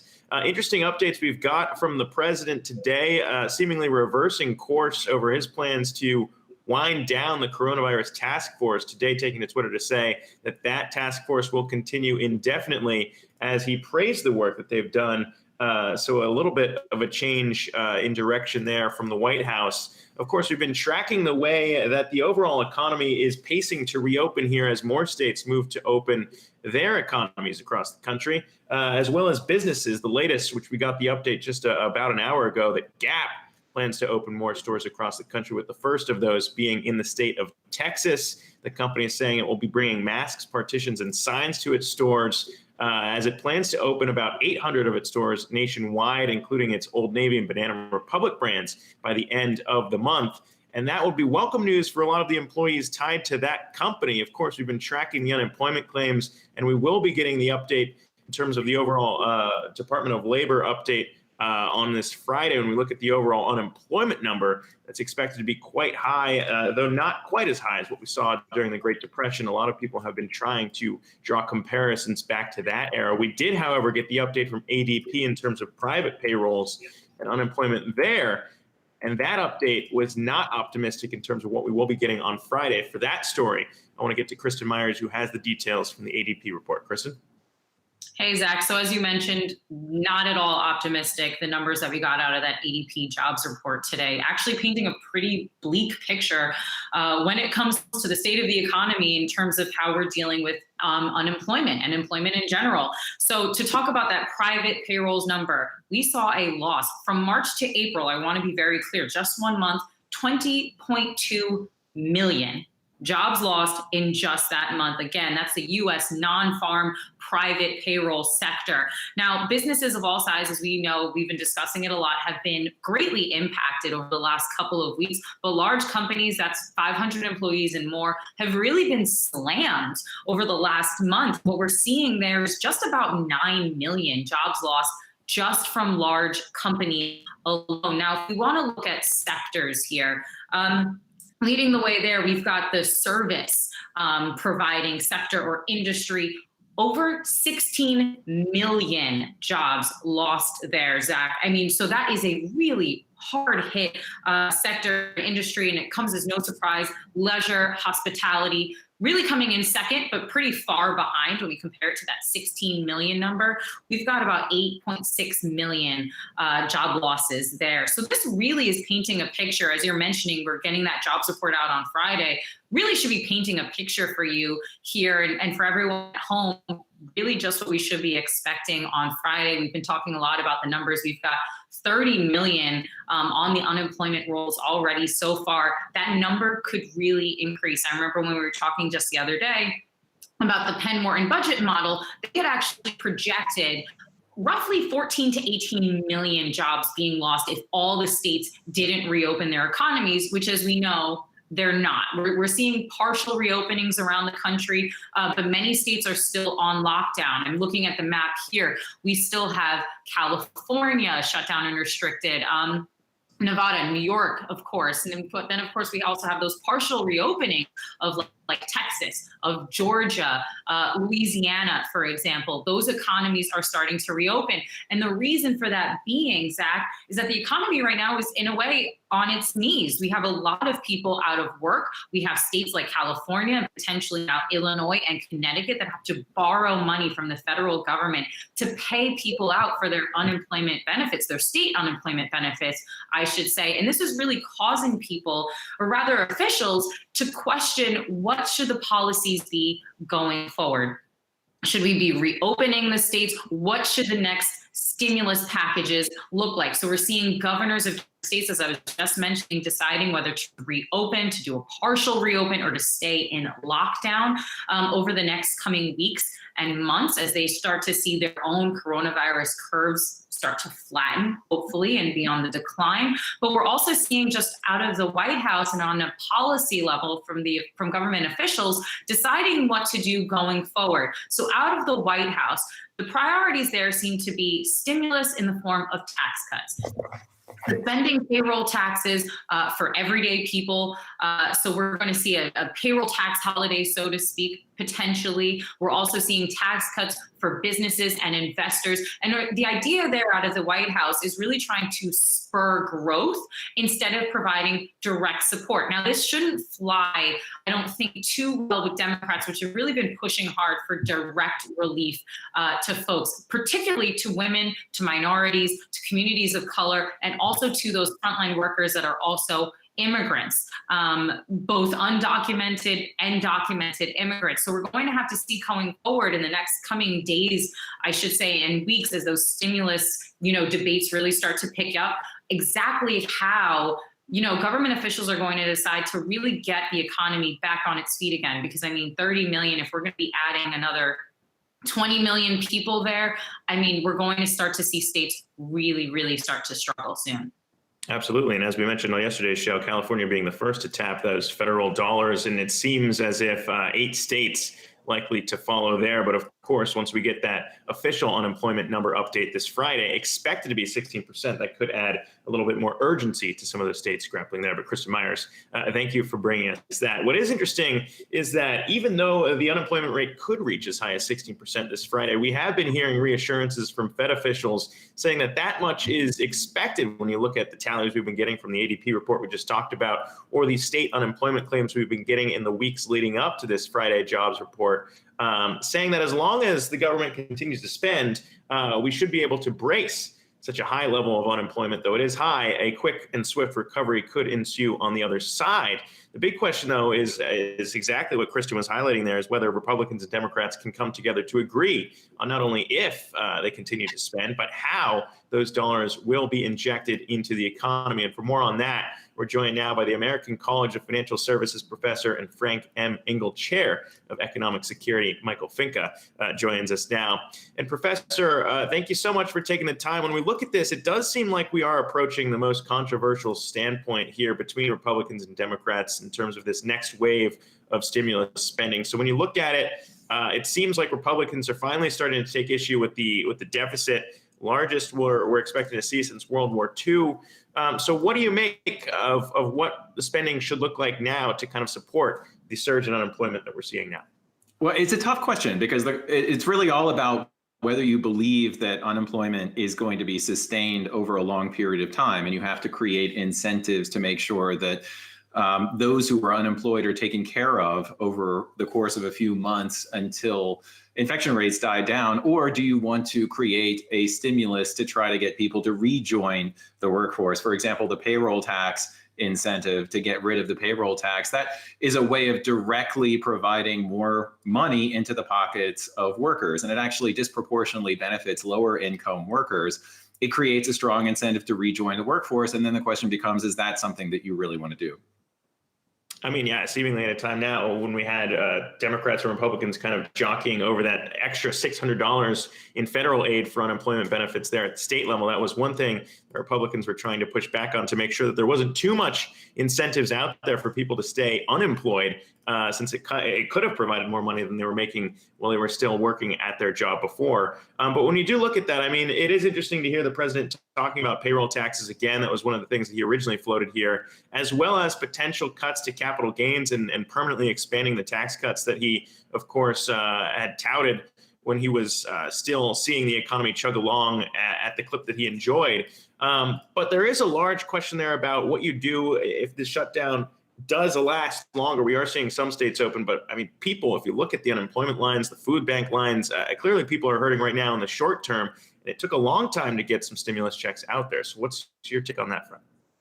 Yeah, I think that the question is how quickly can you get money in the hands of those who need the money the most? I mean, you have to restart the economy at some point. There's always a danger of inflation if you create too many incentives for those who have the greatest amount of wealth and spending power to spend more money when the pandemic ends.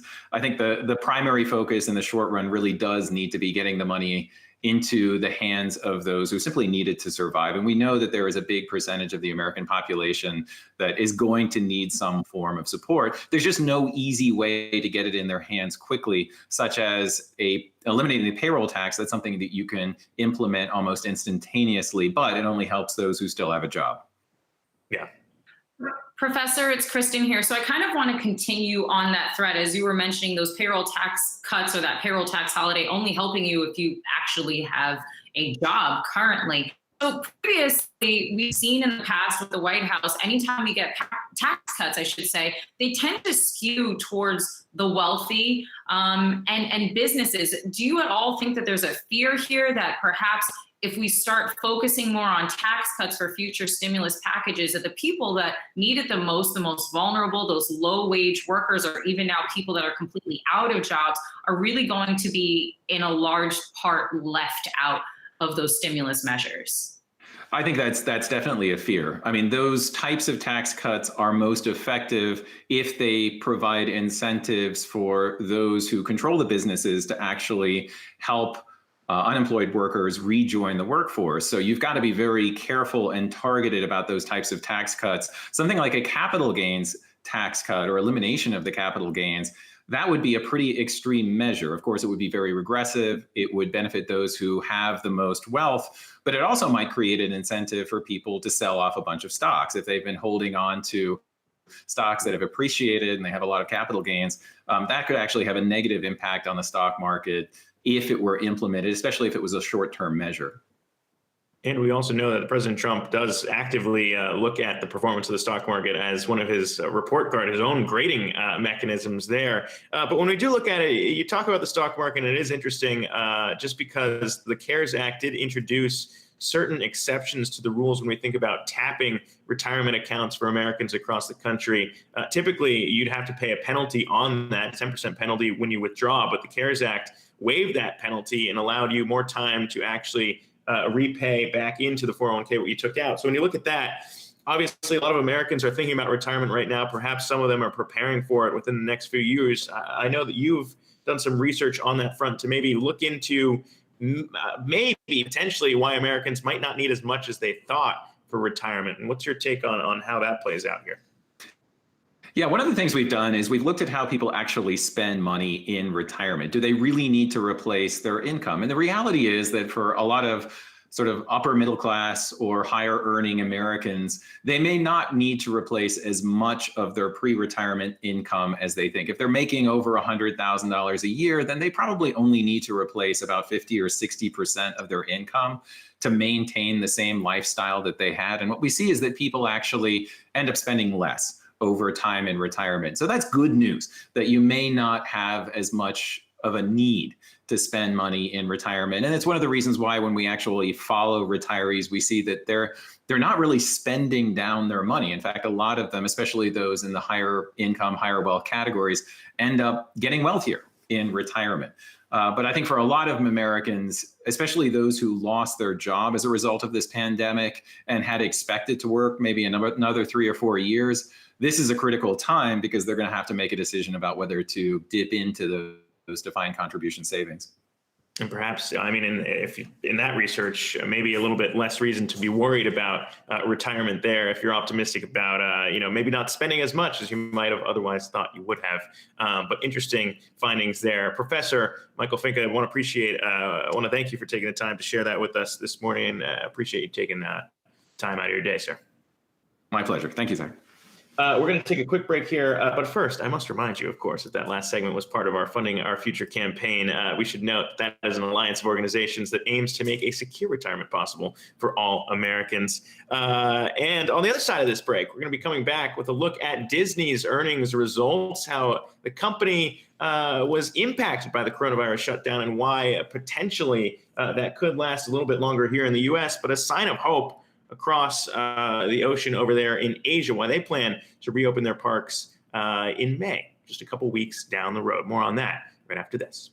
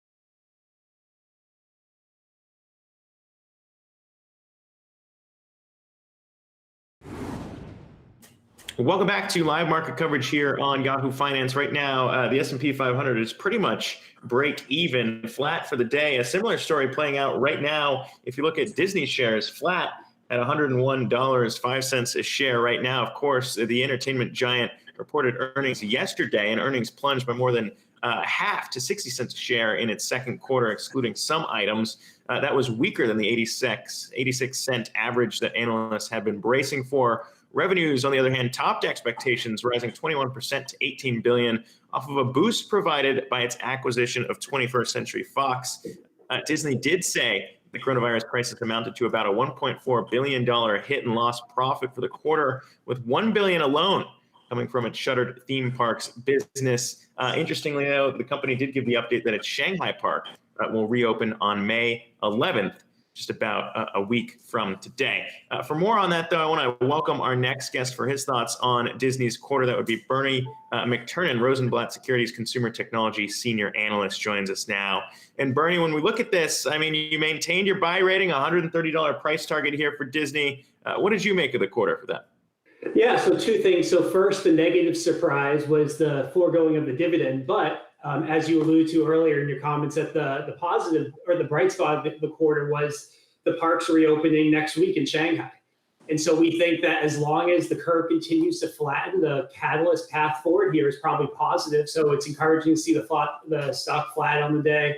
But we maintain our buy rating, and really the reason to own shares here is that Disney Plus, and they announced 54.5 million subscribers this quarter. We think at the end of September, you're going to be looking at 65 million subscribers, and they're going to hit profitability with Disney Plus in 2023, which is a year earlier than they previously guided. Yeah, it is interesting that you kind of raise the Disney Plus versus the park segment, because when Bob Iger passed the reins off to now CEO Bob Chapek, it was interesting because everyone was confused by the move, saying, if Disney Plus is the future for this company, why are you bringing in the guy who's a former chair of parks, experiences, and products at Disney to run the company? But I guess, if you listen to the earnings call, Bob Iger opened it, now executive chairman, and passed it off to Bob Chapek there. So when you look at that, is it almost kind of a perfect scenario that the guy who's running parks comes in here at a tumultuous time when you look at the parks being the biggest way or the biggest negative impact for Disney now in the coronavirus crisis? I mean, seemingly he would know how to handle it. Yeah, I think that certainly played a role in it. It's important to remember too that Bob Chapek has held many other roles within the company. He's worked at the film studios before, so with a pandemic, there'd be a lot to catch up on for Kevin Mayer, who is the other major option who's running direct to consumer right now. So Bob Chapek, I think, became an easier decision to become CEO, and I think they're thrilled with the decision. We met with both of them, and Bob Chapek is certainly impressive as well. So, Bob Chapek still reports to Bob Iger, but Bob Chapek and Christine McCarthy, the CFO of Disney, handled all the Q&A on the conference call. Hey, Bernie, it's Heidi Chung here. So a lot of other analysts saying that the risk reward does not really look all that attractive for Disney right now, just given all of the uncertainties surrounding the theme parks. We know that the theme parks are one of the main drivers of that free cash flow. So in your opinion, then, because you have a buy rating, what's a realistic timeline for the financials to normalize here? Yeah, great question. So we assume the parks reopen back in this upcoming September, and then you could be looking at normalized revenue and operating income about 2 or 3 years from now. And frankly, the opportunity for Disney here is that it's a messy story. You take Disney on one hand and maybe Netflix on the other hand. Netflix, we have a neutral rating on shares, and the environment couldn't have been better for Netflix, and the stock peaked heading into earnings, has traded off and faded since then. Disney is the opposite. There's the opportunity now, if the curve continues to flatten, that the stock can work and the catalyst path can be positive from here, we think. Yeah, I mean, we've heard that from the co-founder of Netflix. We've had him on the show a number of times saying, touting the fact that it is a pure play here, which of course, I mean, the longer that this shutdown lasts, it would make more sense to be more optimistic on that front. But as you noted, approaching 55 million subscribers on the Disney Plus front, I mean, that's optimistic. It seems like it's ahead of, their own expectations. They've been growing much quicker than I think they had told investors it would be growing at. So, I mean, when you look at that down the road, maybe 2-3 years down the road, and you're projecting profitability on that front, I mean, what really are the catalysts to be watching for to make sure they're on that track? Is it just the pure subscriber growth numbers, or is it something else you're looking into at maybe ESPN Plus or Hulu as well? Yeah, it's certainly Disney Plus subscribers is the major driver here, but also Hulu is a very interesting asset and frankly doesn't get enough attention in the streaming wars. And Hulu is a premium, one of the few premium advertising options. So as advertising takes a hit here from the coronavirus, we expect digital to outperform on the way up, and Hulu is Disney's way to benefit from that. And as you note, I mean, we are still seeing shares pretty much flat here. And all things considered, when we think about how many companies have been hit by this crisis and the fact that they did decide to forego that July dividend payment you were just talking about there, perhaps, weathering it all quite well, if you consider staying flat. Yeah, and that's a big point here. And we estimate they cut about $4.5 billion of costs for fiscal 20 to deal with the coronavirus. So really showing that as they're dealing with this uncertainty, they're able to have some variability and flexibility in their cost structure. Yeah, and not a lot of companies can say that they can do that. But Bernie McTernan, thank you so much for joining us. Appreciate you taking the time. Thanks for having me. All right, coming up after this, we are watching the moves in oil as it trades off by about 5%. We got the update from EIA, what you need to know about the oil market there, and why one of President Trump's supporters is calling for him to change his mind on steel tariffs. We'll discuss that right after this.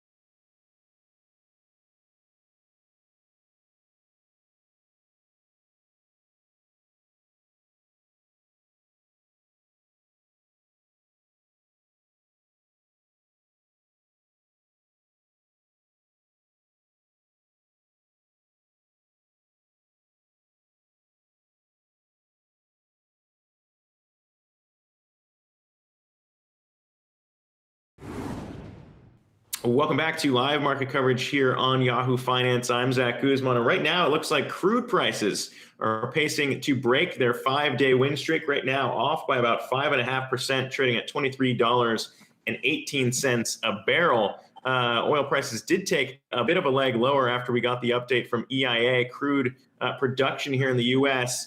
Up 4.5 billion barrels. When we look at that number, an estimated 8.8 billion was the number there. Importantly, stocks at the National Storage Hub at Cushing, Oklahoma rose by 2 million barrels, the smallest increase in 6 weeks. So that is important to watch. When we look at these numbers, of course, oil price has been bouncing around. We had the negative move last month. We're waiting to see what happens with this month's contract. So for joining us now for more on all of that, because there are so many questions to dig into here, is the head of one of the nation's largest independent oilfield services companies and author of the book, The Switch, America's Global Energy Renaissance, CEO of Canary LLC, Dan Eberhardt, joins us once again. And Dan, obviously we've been talking about the supply, but not just here in the U.S., but across the globe. What's your take on what we've been seeing as all of this supply and demand continues to churn? What's your take? Well, so I think that we're looking at April being the low for demand, and we're going to see demand continue to rise. The number I would watch in the short term is the storage number, but in the medium term, I would watch the demand number. Yeah, I mean, the demand number is important as we continue to see states reopening here, and we'll get the updates, in real time as that happens. But on the supply side, I mean, you were just talking to me about North Dakota and production there. I mean, these numbers seemingly showed that the suppliers here are realizing how big this problem is. The shut-ins quickly taking effect. What's your take on the shut-ins? They're pretty massive. I feel like this is a once-in-a-career situation where we're seeing numbers like this. In North Dakota, the monthly production has been around 1.2, 1.3 million barrels. In the last 40 days, 450,000 barrels a day of production have been taken offline. So that's just, an awful lot of production taken offline in a very short amount of time. And I think that we're these are the seeds of a mini boom or a boom in oil in Q3, Q4, or Q1 of 2021, in my opinion. Is it wholly dependent, though? I mean, if that's what we're seeing play out on the supply front there, we've got Russian output down 16% in the first 5 days of May as well. So globally, look at what's going on there. Seemingly supply coming down as well. You got states opening up. Is that really the key here when you look at states opening up, what demand will be, not just here in the U.S., but also in China, around the globe, when we think about the glut everywhere? Yeah, I think we're looking. We really need to focus on in the short. If you're a short-term trader, I would focus on the oil storage number the next few weeks into or through June. But if you're a medium or long-term investor, I'd really look at demand. I think the demand is going to come back in the 60 to 80% range, and then we're going to have a longer, slower slope upwards as we try to get back. It's also worth noting to me that the Saudis have really taken market share in China, India, and the rest of Asia from everyone else while this crisis and while this pandemic has been going on. So they've really been trying to grab market share at the expense of U.S. exporters and at the expense of other OPEC countries while this pandemic has been raging. Yeah, last question on the oil front before we shift to the other commodities that I know you've been watching is just the way that last time you were on a couple weeks ago, you talked about ConocoPhillips and maybe potential here for investors maybe looking at a longer term investment horizon to maybe dig in on some of the energy companies that might be more well capitalized. You mentioned ConocoPhillips. Stocks up about 20% since you mentioned that. Goldman Sachs also came out also pretty optimistic about the stock. Is that still holding here as we see crude prices rebound and Conoco jump maybe 20%, or is it? Yeah, I think if you're a long-term investor, you're going to see the strong get stronger here. So I would stay in the integrated names with the fortress balance sheets, to paraphrase Jamie Dimon. That's a place I'd like to be right now. Place that I would avoid unless you're really looking to take a high amount of risk is the service sector. I think a lot of the service sector companies in the oilfield service sector are over leveraged, and they're really going to have shaky balance sheets that might be problematic for them as Q2, Q3 rolls on. And then I think in the real sweet spot, I think to get some good returns, if you're willing to absorb the risk, is going to be the medium-sized independents. Companies like EOG and stuff like this are going to be have an awful lot of upside if you really think that oil demand is going to come back. Well, shifting away from oil to some other commodities, chat steel tariffs. Since I know you wrote a letter recently to President Trump about that, of course, you're highlighting the way that the steel tariffs are weighing on companies like yours. Why are you so interested right now in having the president reassess his stance on steel tariffs in this environment? So I think Trump is in general right that China cheats on trade, and I think it was good for him to stand up to him. But I think the landscape, and this is what I talk about in my letter, the landscape has shifted dramatically or even seismically. And right now, what we need to do is we need to stave off the depression. And one of the things that's hurting companies like ours is these tariffs. We're paying something in the neighborhood of $80,000 a month on tariffs on stuff that we import from China. Some stuff we manufacture domestically, some we import from China, but it really is just with the fact that it's already raining in our industry, raining in the macro economy, it's really not helpful to continue to play tariffs. I think that Trump should end this trade war immediately to help medium-sized industrial businesses in oil and gas, but also in other industries, lower their costs a little bit so they can be more competitive and try to dig out of this economic hole that we're in, trying to stave off this pandemic. And to me, it just makes good economic sense. And it's, let's save the trade war for a different day or different term or something like that. Yeah, and it's a very, I guess, calculated move here as we see President Trump's reelection chances, according to some polls, dropping, and maybe the shift and why he wants to maybe shift the focus back over to China and talking about all of the ramifications of the way that they handled this pandemic. But interesting to hear thoughts there from a supporter on the way he's handling the situations. Dan Eberhard, always appreciate you having you on the show. Thanks again for taking the time. Thanks, Zach. Appreciate it. All right, we're going to take a quick break here. On the other side, the latest impact to U.S. meat supplies and producers grappling with the coronavirus crisis on their own lines, and the way that could be a big boost for Beyond Meat, what they reported in their latest quarter as revenues surge more than 140%. More on that right after this.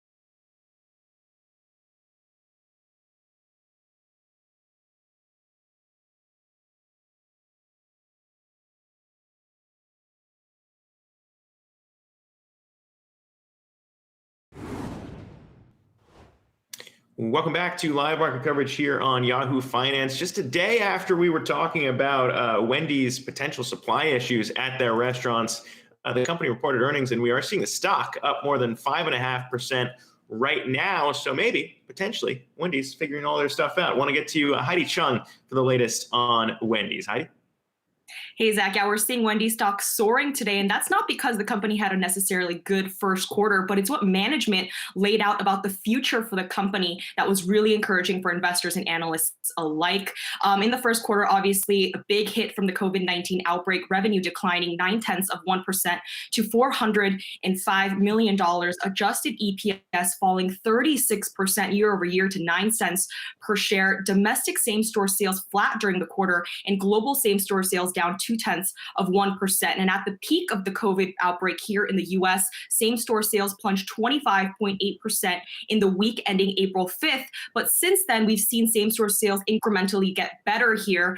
In the week ending May 3rd, same-store sales declined only 2.1%. So it is improving. In addition to the sales improving, though, digital and breakfast were bright spots during the quarter. Wendy's saying that it saw strong growth in the US digital business, doubling and representing about 5.5% of total sales, and that compares to 2.5% of sales in 2019. The burger chain added 2 new delivery partners in the first quarter to meet that surging demand through digital. Wendy's mobile app downloads and users were up 25% since the pandemic as well.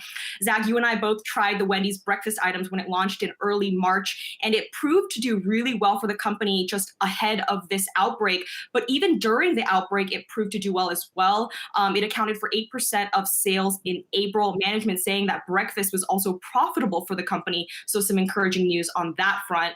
As of May 3rd, 25% of international Macy's stores remained closed, but 99% of the system here in the US is operational.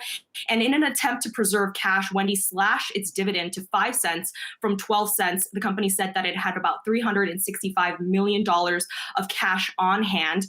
But of course, a lot of questions on the call regarding the meat supply, the beef supply issues that have been reported over the past couple of weeks. CEO Todd Pettigore addressing that on the conference call, saying that it's true that beef suppliers are facing a lot of production challenges at this moment, and some of their menu items might be missing and in short supply from time to time at specific stores, but he doesn't necessarily see it as a long-term issue. Wendy's, though, shifted its marketing focus to just focus on chicken for the time being to sort of alleviate that pressure on its beef supply.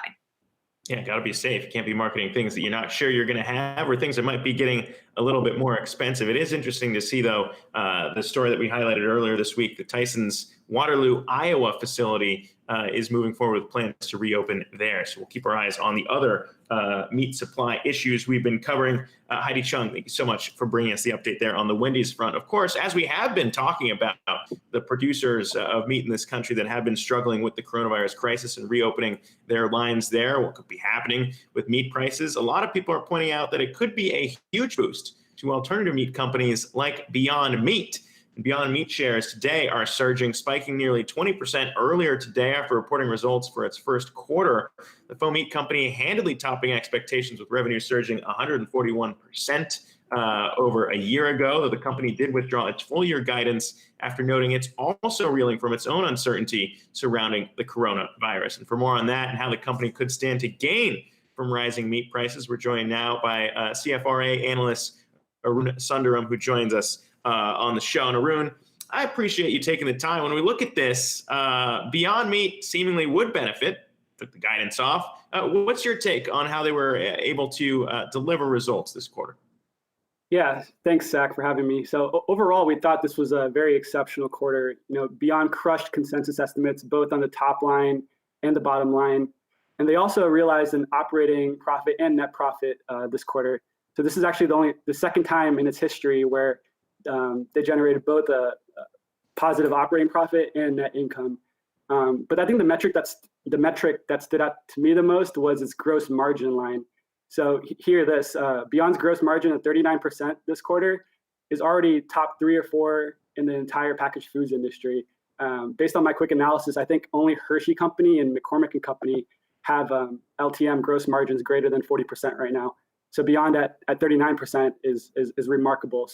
But despite these positives, I think it's important to stay grounded on the fact that COVID-19 only had a modest impact this quarter. It really only impacted the last 2 weeks of their quarter. So Q2 will likely see the biggest hit from this impact.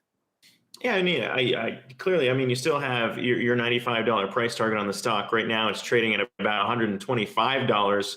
when you look at it. But you raise a good point. I mean, when you look further down the line, it's not expected that the meat supply issues would last for quite that long. But the question does become their price point, right? That's always been the question of if they can get their faux meat down to the same price as real meat and what it would do to maybe steal some share from, carnivores who actually do eat meat since that's their core demo. What's your take on that and how pricing pressures could actually maybe not materialize the way that they are hoping for? So again, this comes back to my point of the fact that their gross margins this past quarter were 39%, despite some modest disruption from COVID-19. That means that next quarter and future quarters they have some wiggle room there to increase promotional activity or take down prices and still realize relatively healthy margins and get closer to the price parity of traditional animal meat. And that's Beyond Meat's eventual goal. I think they said that by 2024, they would like to at least have one of their products at price parity with animal meat. And if that happens, this industry could soar and grow even faster than we initially anticipated. Hey, Arun, it's Heidi Chung. It's great to see you again. So it's hard to deny that there's a lot to love here about Beyond Meat. They certainly have a lot of tailwinds going for them right now. That being said, it seems like everyone forgot about the competitive landscape. Did everyone forget about Impossible Foods? It just announced a new expansion of its partnership with retailers. So what do you think about the competitive landscape going forward? What does that mean for Beyond Meat and its share price?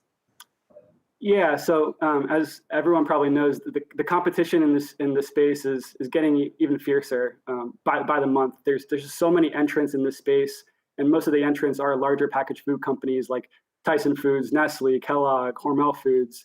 And then as more of these larger packaged food companies enter this space, there's the risk of commoditization, right? And then that will eventually hurt their pricing power if that happens.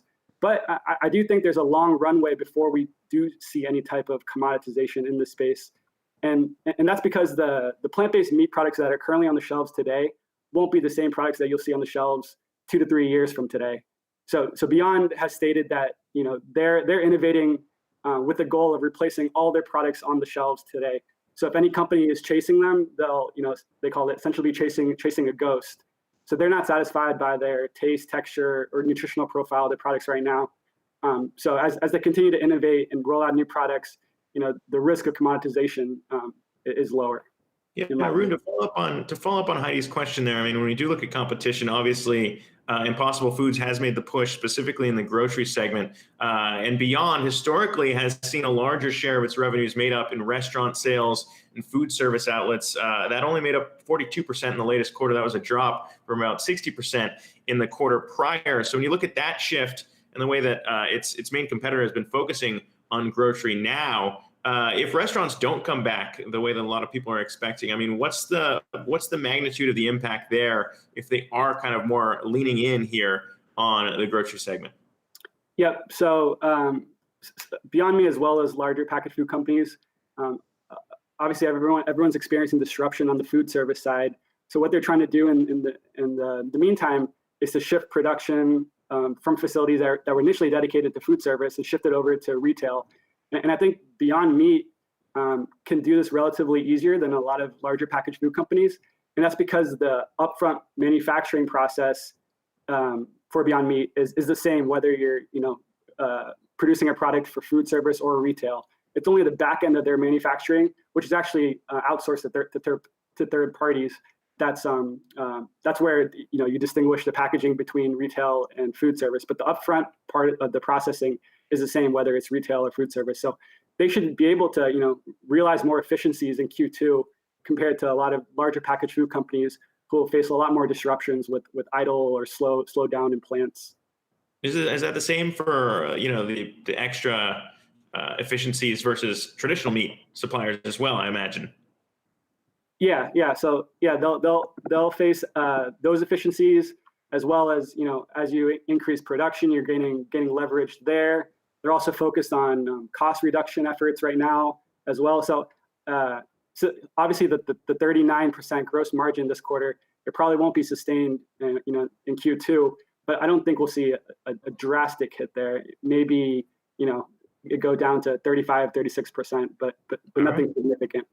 Yeah, and probably why we're seeing shares continue to rise now, up by about 23%. But Arun Sundaram, thank you so much for taking the time from CFRA. I appreciate it, sir.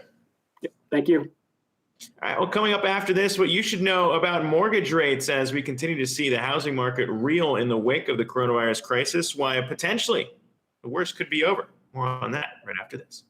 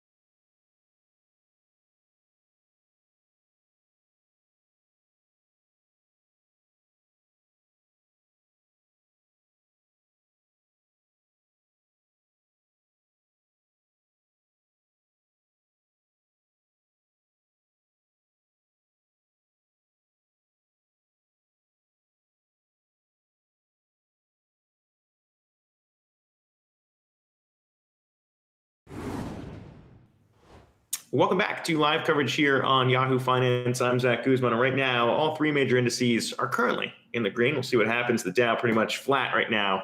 We'll see what happens later on in the show. As we highlighted last week, we got the update from the Mortgage Bankers Association saying that the average 30-year fixed rate on mortgages fell to a record low 3.4%, which is interesting when you think about the impacts of the coronavirus crisis on the housing market, as well as the broader impacts as we see more and more Americans applying for unemployment insurance. What we all need to know about personal finance at the current moment in unprecedented times. For more on that, we're joined by Rachel Cruz, personal finance expert, Ramsey personality, and author on the show right now. Rachel, it's good to see you. First off, just want to get your thoughts on what Americans should be thinking about housing right now, if potentially they have a little money to put to work, maybe might have been thinking about buying a house. What's your take on mortgage rates being so low right now, and how should we all be thinking about it?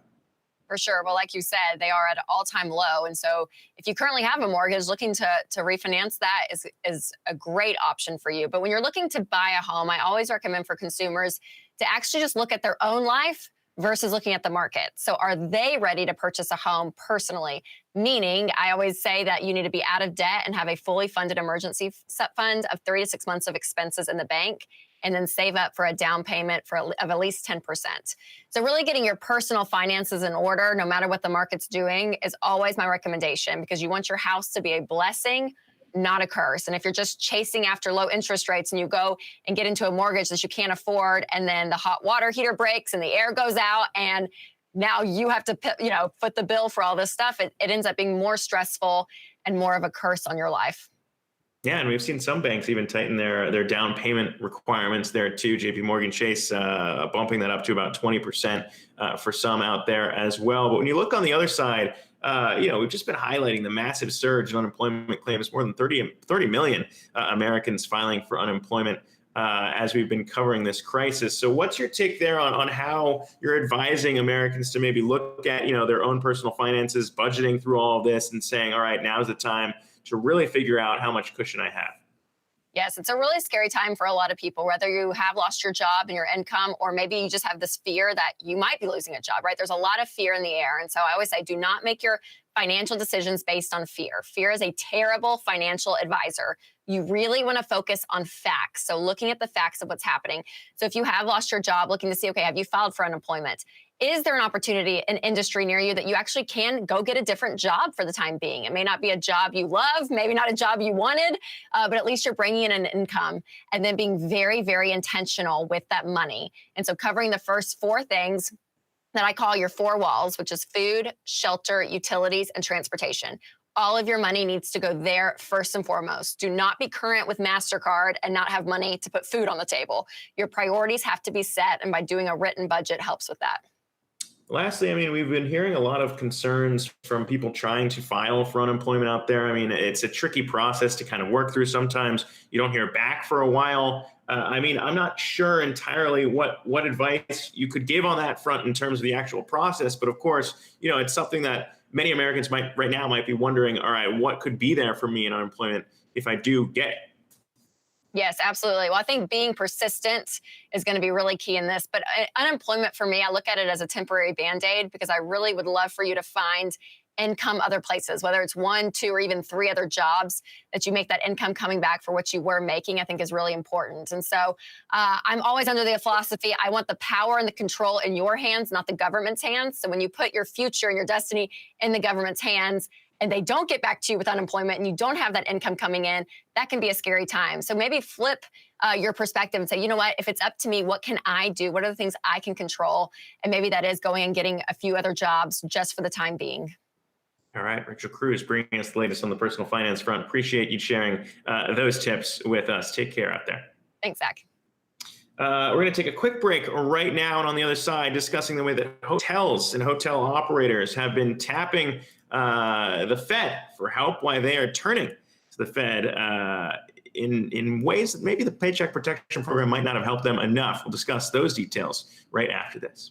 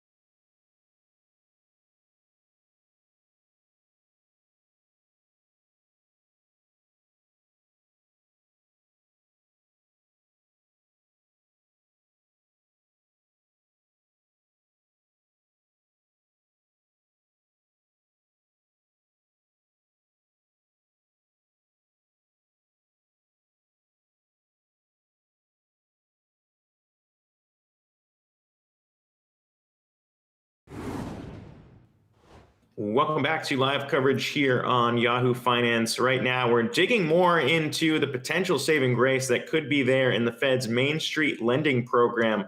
A lot of sectors lining up now to see what they can do with that money. Of course, the Paycheck Protection Program helped out a lot of companies in the hotel space, but now they're thinking about what else in terms of relief could be out there, and now they're turning to the Fed. For more on that, I want to get the update from Brian Chung, who has the latest. Brian?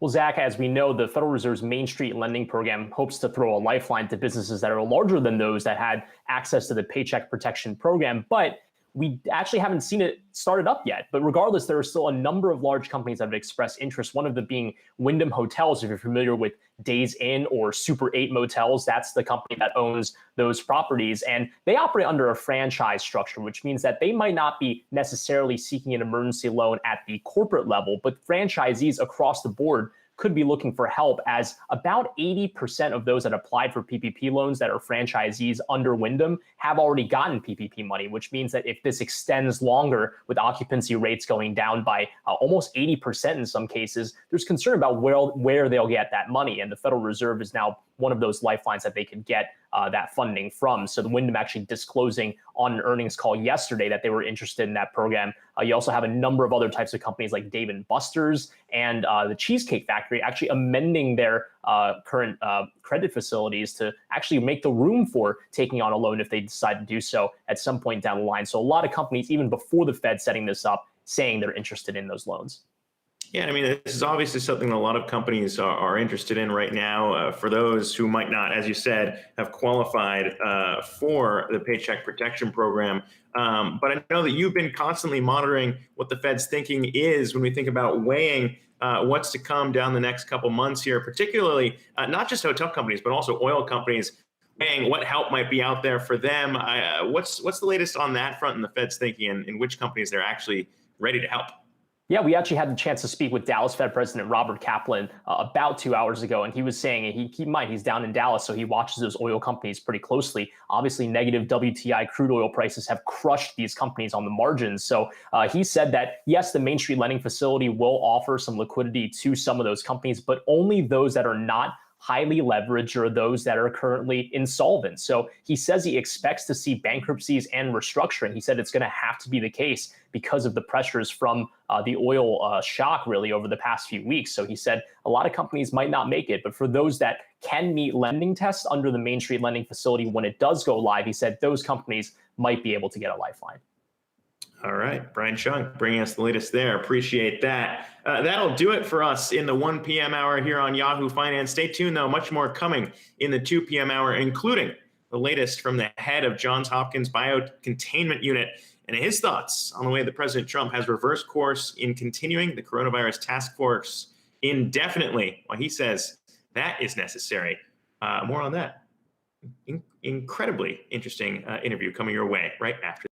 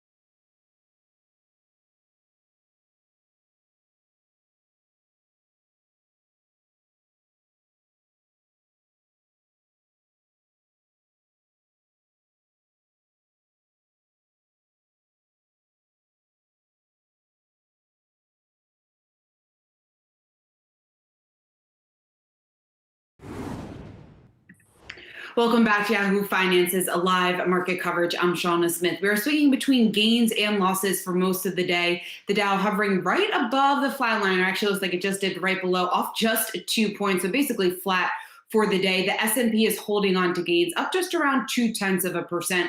And the tech sector is leading the way today. And because of that, we're seeing the tech-heavy sector, NASDAQ, up just around 1.25% so far this afternoon. I mentioned the gains that we were seeing in the tech sector. We also have only 3 other sectors moving to the upside today. Those are communications, healthcare, and just consumer discretionary. So overall, only 4 of the 11 S&P sectors are holding on to gains this afternoon.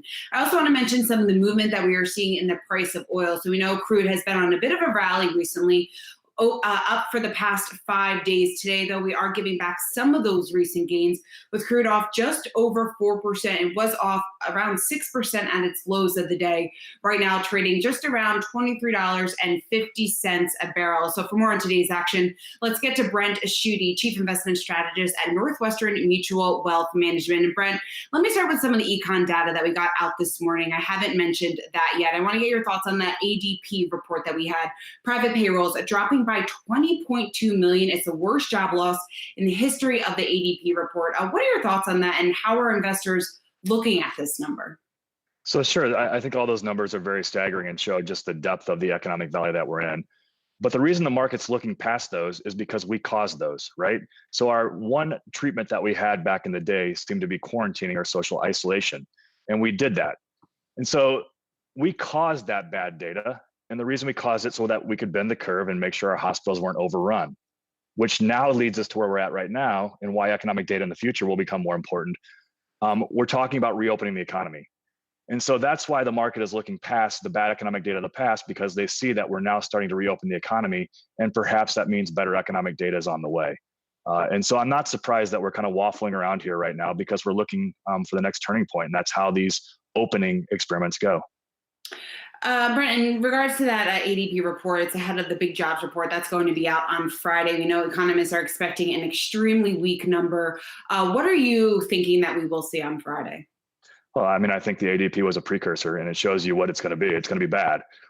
Pretty much all the economic data has been bad. And so I just think that for the market right now, it's not trading off that. It's trading more off of what's happening with the reopenings, what's happening with the virus, what is the news on the potential vaccines and treatments that are out there.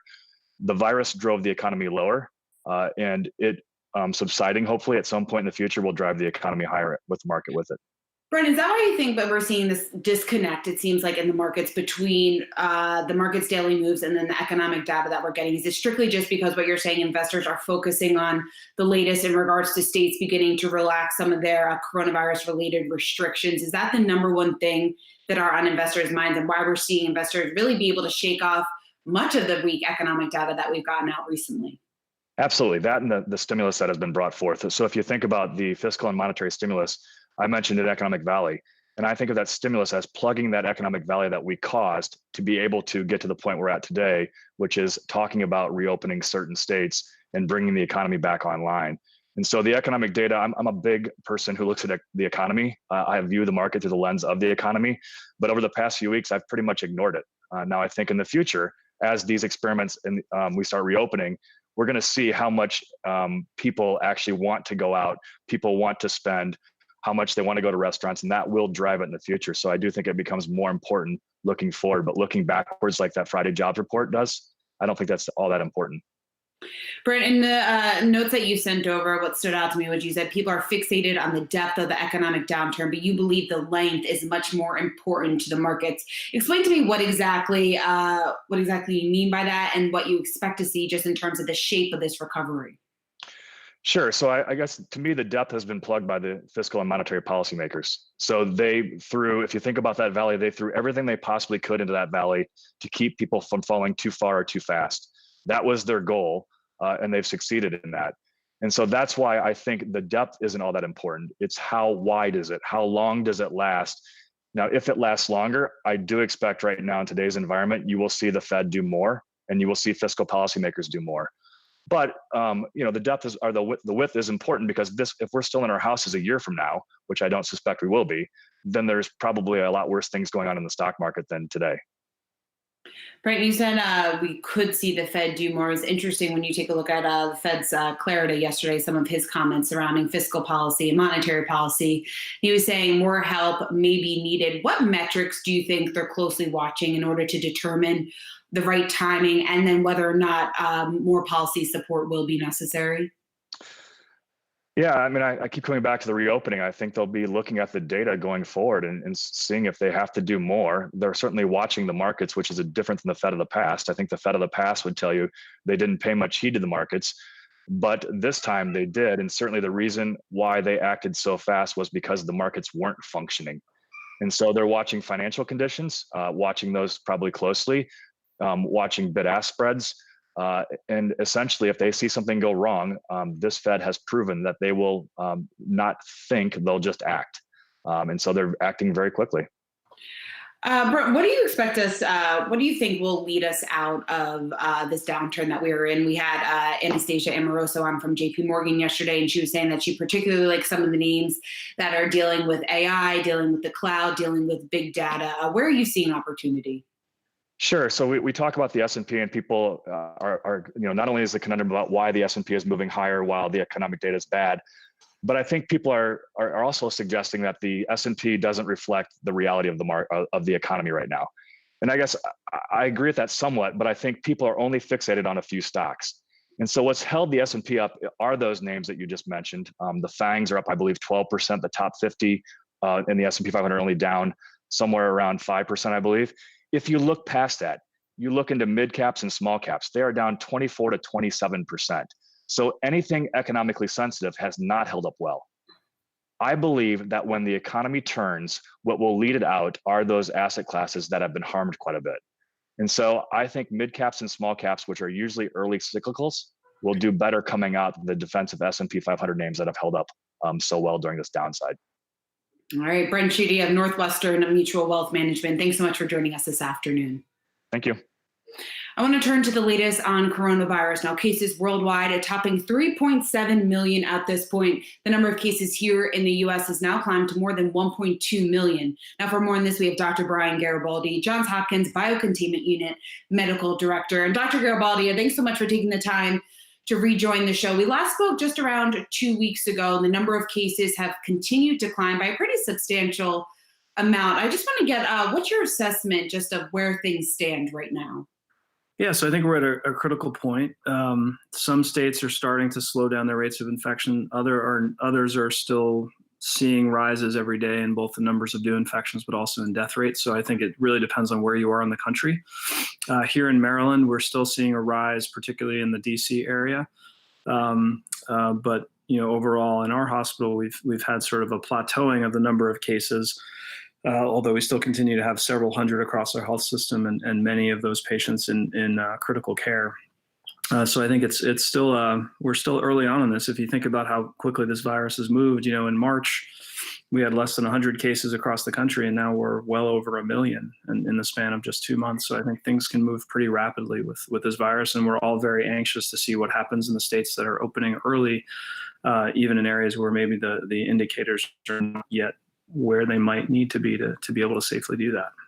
Yeah, Dr. Garibaldi, I want to talk about the safety and how we do this the right way, because in an interview last night, President Trump was saying, and he said, quote, that it's possible there will be some deaths as states begin to roll back their restrictions. So it was acknowledging the fact that it was a choice that the country faces to reopen and jumpstart the economy, that there will in fact be more deaths. From your perspective, from what you know, from what your colleagues are saying, what is the safest way to reopen the economy? Well, I think it's going to be different in every location based on what the number of cases are in the community at the time, whether or not the hospitals in that area have the ability to flex up to take care of more cases, which will ultimately, happen in areas that are opening up. And I think it also really depends on the ability of local and state health departments to be able to do contact tracing, to be able to provide testing for patients who might have coronavirus, but also potentially for their contacts to really get this under control. Dr. Garibaldi, speaking of the fact that you were saying that we're in a critical point right now, we're still seeing cases rise in certain areas. What does this tell us about our containment measures right now? What do you think about contact tracing, just how important that could be in trying to contain the spread of this virus? Well, I think, we're well past containment at this point, obviously. We're leading the world in terms of numbers of infections and deaths. So we're really at mitigation. And the only way we're going to get this back under containment is the ability to identify hotspots of transmission and the ability to trace patients. But it's really hard to do that if you still have over 1,000 cases per day in a certain area. There aren't many places I can think of that have the ability to do that level of contact tracing, to be able to really identify who's at risk, who needs to self-isolate. Because we do know that you can transmit this infection days before you become symptomatic. So just telling people to stay at home when they don't feel well is not going to work.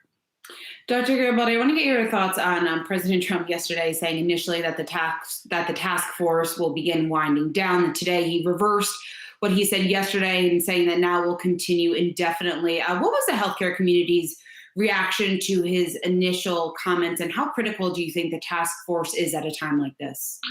Well, I think we're all worried about how quickly we're opening up, and I think we recognize that there's obviously damage that can be done from the economy staying stagnant and not being able to open, but we have to balance that with the risk of what happens to folks who potentially become infected. I think the task force, particularly Dr. Fauci and his ability to be honest and upfront and tell people what he thinks, I think has really been critical at having someone to look for in the healthcare community who really, is a world expert and has been doing this for decades.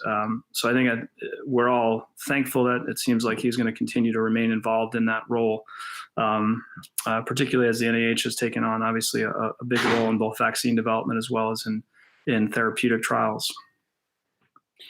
Dr. Garibaldi, I want to get your thoughts on, we had Dr. Gershon on from NYU yesterday and asked her about this alert that health authorities in New York City issued. And they were talking about a condition that they're seeing in children that they don't fully understand yet. And they described it as a multi-system inflammatory syndrome potentially associated with COVID-19. We don't know much about this at this point, but what can you tell us about what this means and really just the bigger picture that there's still so much that we don't understand about this virus?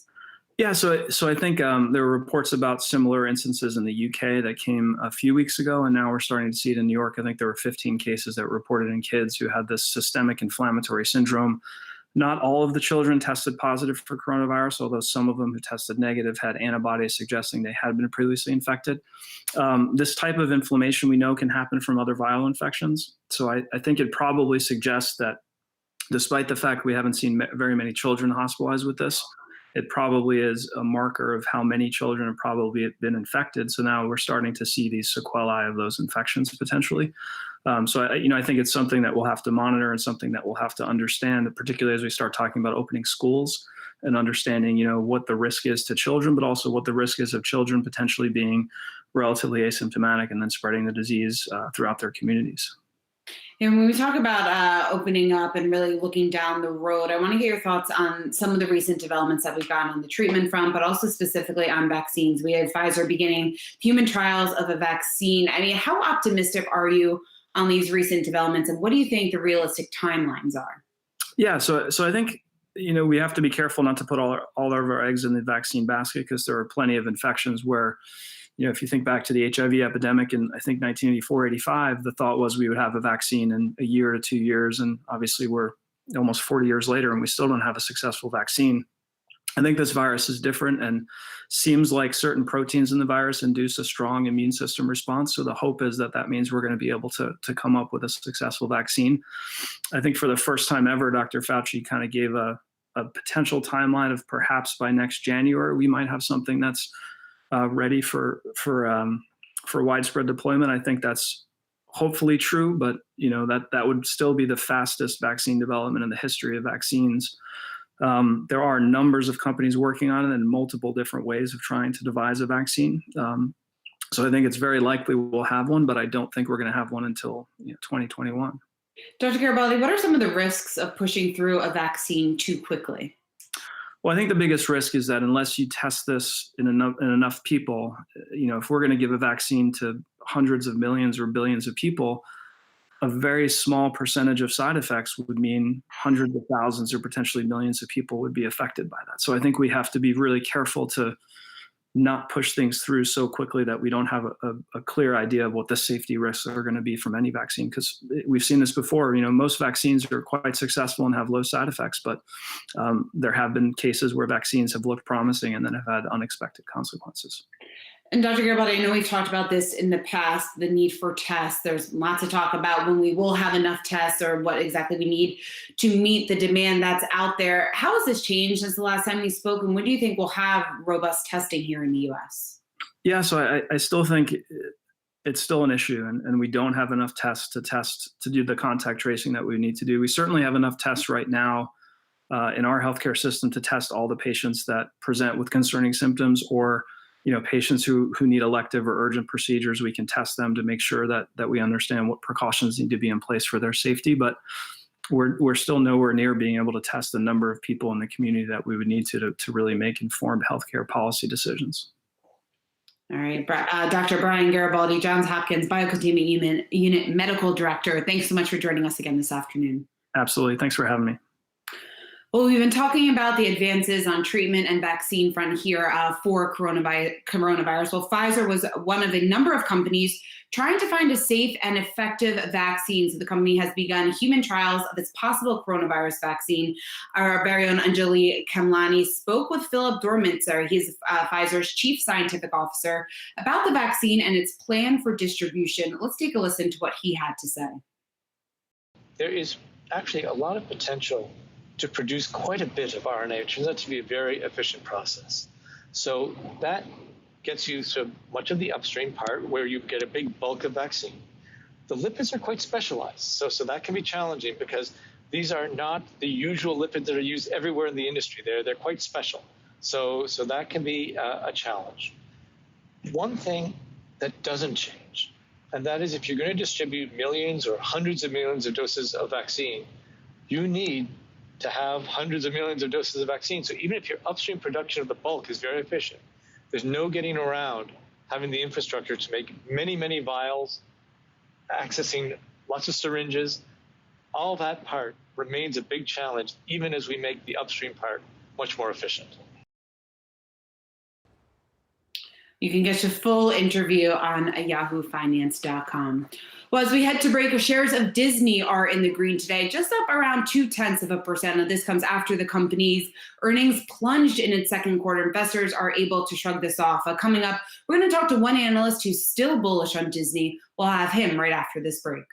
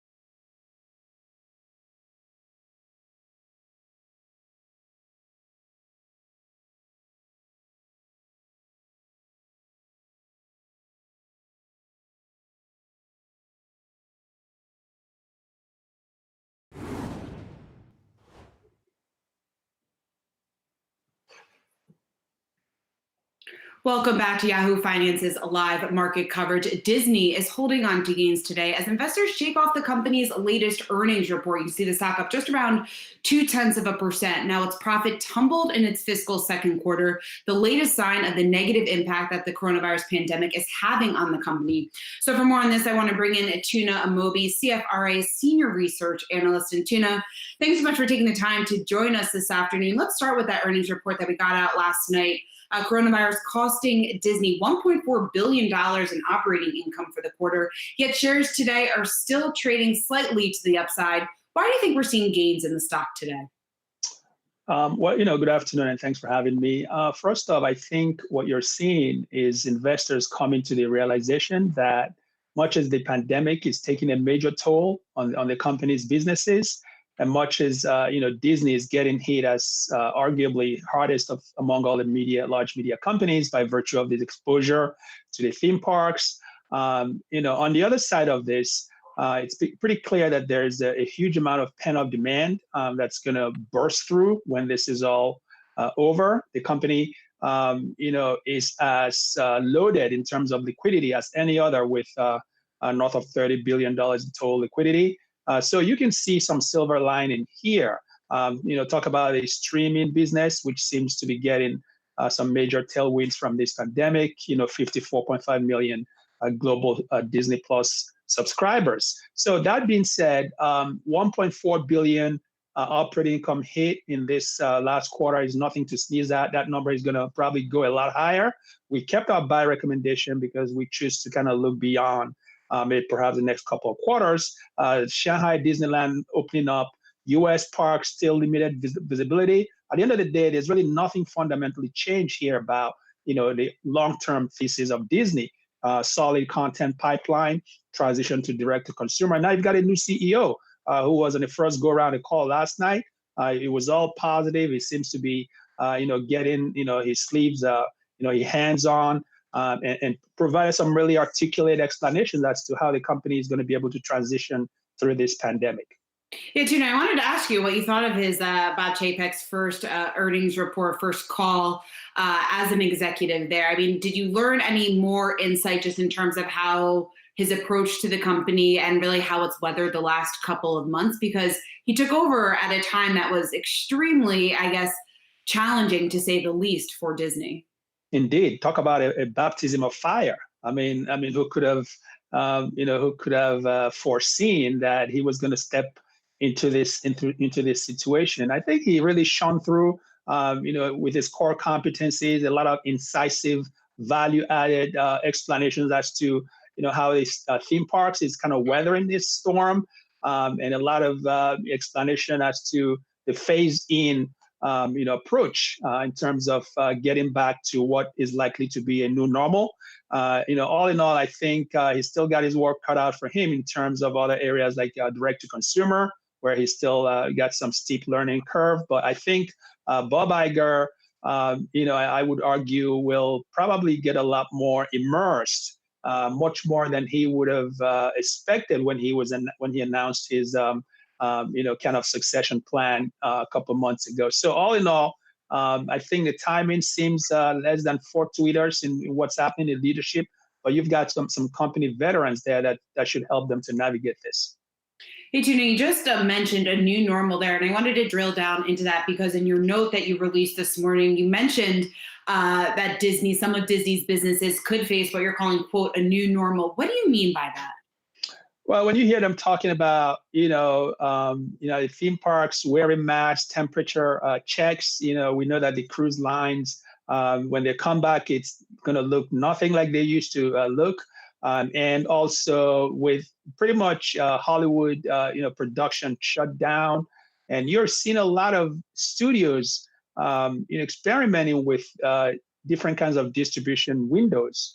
Disney itself is starting to release some of its even high-profile films that were meant to be in the theaters, streaming releases, things of that nature, direct to consumer, and looking at premium video on demand, where you can transactional-based releases, and not just Disney, a lot of studios. So I think you're looking at some major paradigm shifts that we would argue would stick when this pandemic is all over, because it's kind of opened everyone's eyes as to some of the things that they might not have thought about, and they're kind of looking at those things now and trying to use those to mitigate the problems that they're having. June, I wanted to ask you about the Shanghai park reopening, because how big of a relief is this? Because there are still restrictions that are in place with social distancing. It can only open at 30% capacity when it starts to reopen. So is it profitable at that point? That question came up on the call last night. I think what they're trying to do is at least to gradually ease into this business. I don't know that you're going to necessarily be profitable at that kind of relatively limited number of guests. This is a business that has a fairly high cash burn rate.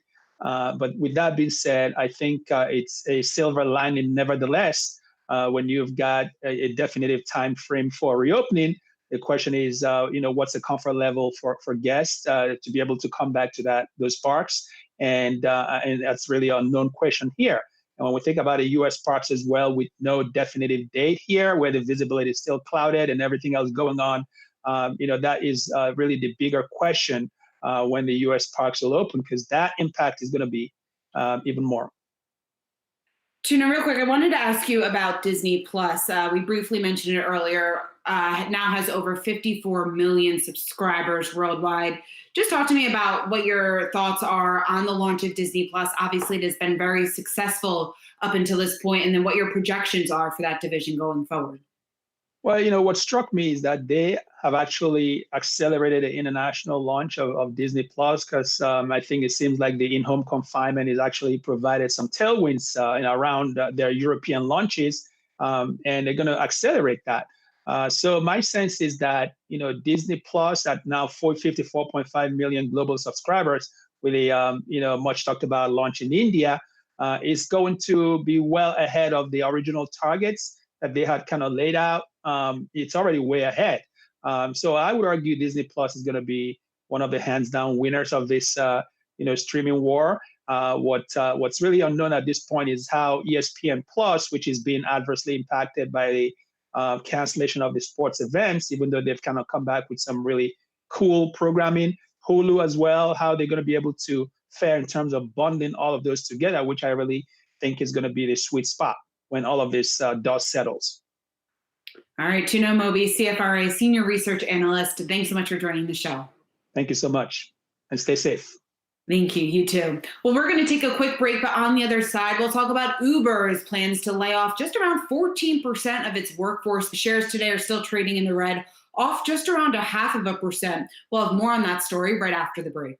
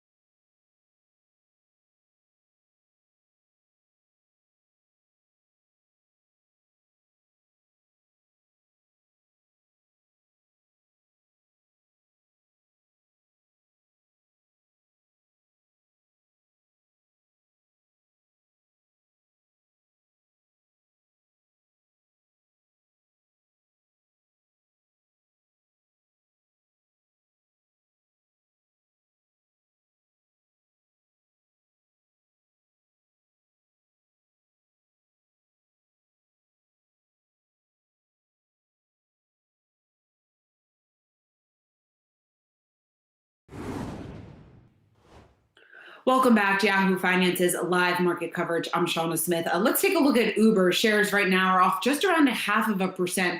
Now, the company laying out some plans to lay off employees. So it's trimming back its customer support and recruiting teams. Now, the cuts total just around 3,700 employees, which represents about 14% of its workforce. We have Emily McCormick looking into this story for us. And Emily, we've talked about the impact that Uber has been seeing because of coronavirus, the fact that their trip volumes have dropped pretty dramatically over the last couple of weeks. So what can you tell us about this report and its plans to cut back some of its workforce?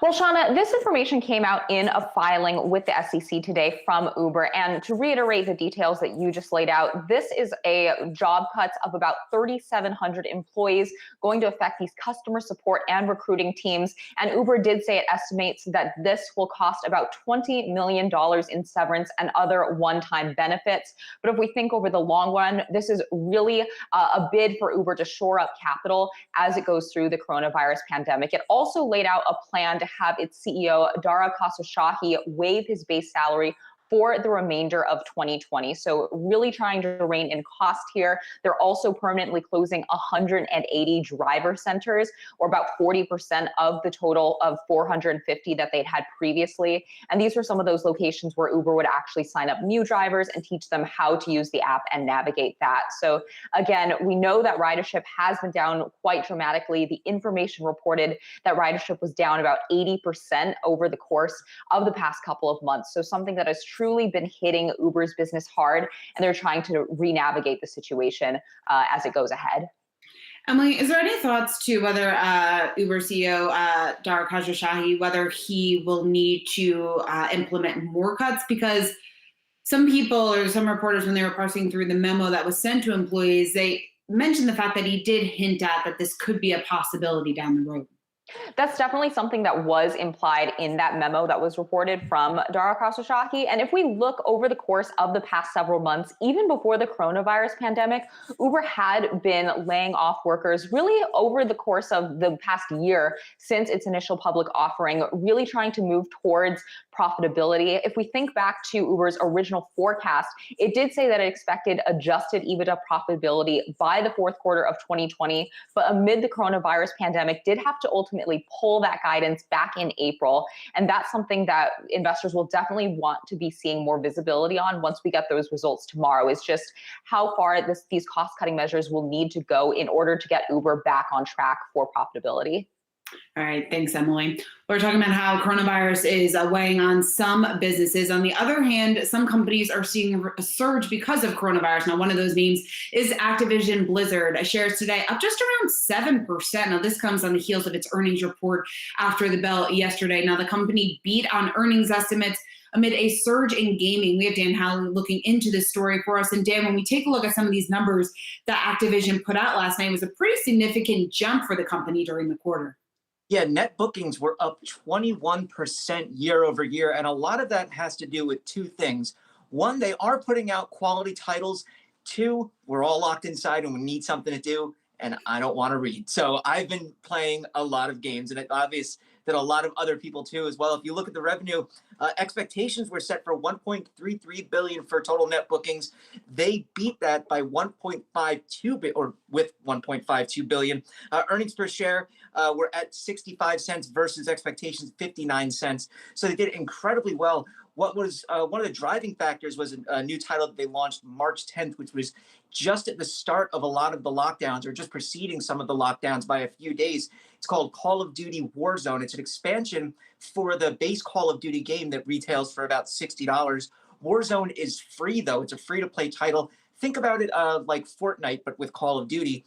What they're doing is they're getting a lot of revenue via in-game purchases through that. They've already had, from March 10th to now, 60 million people play. And according to them, it's the hottest Call of Duty title from launch to date ever. So this is doing wonders for them. On the Blizzard side of things, they also did incredibly well as far as the old standby World of Warcraft goes. They saw a lot of old gamers come back and new gamers. That's a game that requires a ton of time.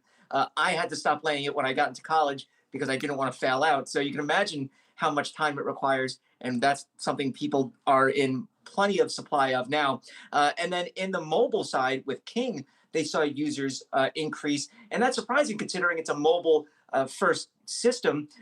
You would expect consoles and PCs to do well, but maybe mobile not so much because people aren't, commuting, maybe spending that extra time on their phone. But they said they saw a revenue increase there with advertising.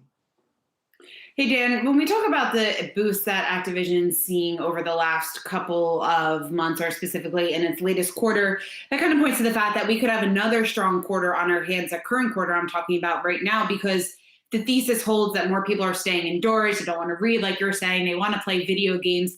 Then this is a company that could see a boost here for at least the next current quarter, and then maybe even into the beginning of the second half of the year. Yeah, I think that's exactly what we're going to see, especially with these titles that they've recently released. I think they're going to continue to do well. And then into the holiday season, we have the PlayStation 5, the Xbox Series X. Once those consoles come out, you start to see third-party publishers and developers like Activision Blizzard put out new titles, and then they just do gangbusters business. So it'll be a really interesting holiday season for them. But this quarter, obviously, incredibly good for them. All right, Dan Halley, thanks so much for breaking that down. We're going to take a quick break, but let's take one look at the markets here before we head to break. We have the Dow in the red right now, off just around 61 points. The S&P has also turned negative on the day, hovering just slightly below the flat line. The NASDAQ is the only major index trading to the upside, up just around 1%. Now, coming up after this break, we're going to focus on crude giving back some of its recent gains today, closing in the red, just around $24 a barrel. We'll talk about the recent movements that we've seen in crude and some potential investment opportunities in energy-based ETFs. We have that right after this break.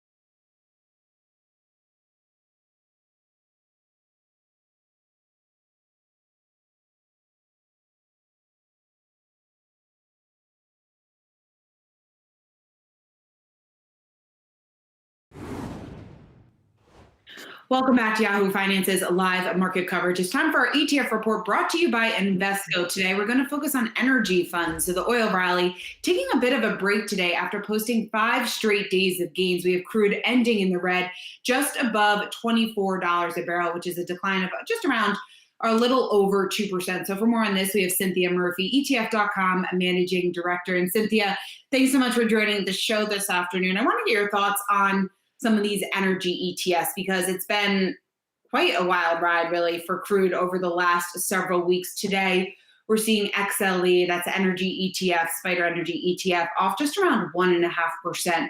What do you make of the recent moves that we've seen in the energy sector and specifically tied to crude? I think the most important thing to remember about energy at all times is that it's such a cyclical sector. So you are going to see massive upswings, downswings, and in a market like this year where we've had such volatility and such one day good news, one day bad news, we tend to see these big moves. So if you look back and we have a 5-day rally in oil, everybody was getting really excited. But was there any reason really for WTI crude to rally 100% in a week? There really isn't. I mean, it's not like, the pandemic is over. It's not like demand all of a sudden spiked. It's not like supplies dried up. So the fundamentals of the market really didn't change. It was just that the hope that things are going to get a little bit better was enough to bring oil up sharply because it had gone down to -40, as you remember, in April.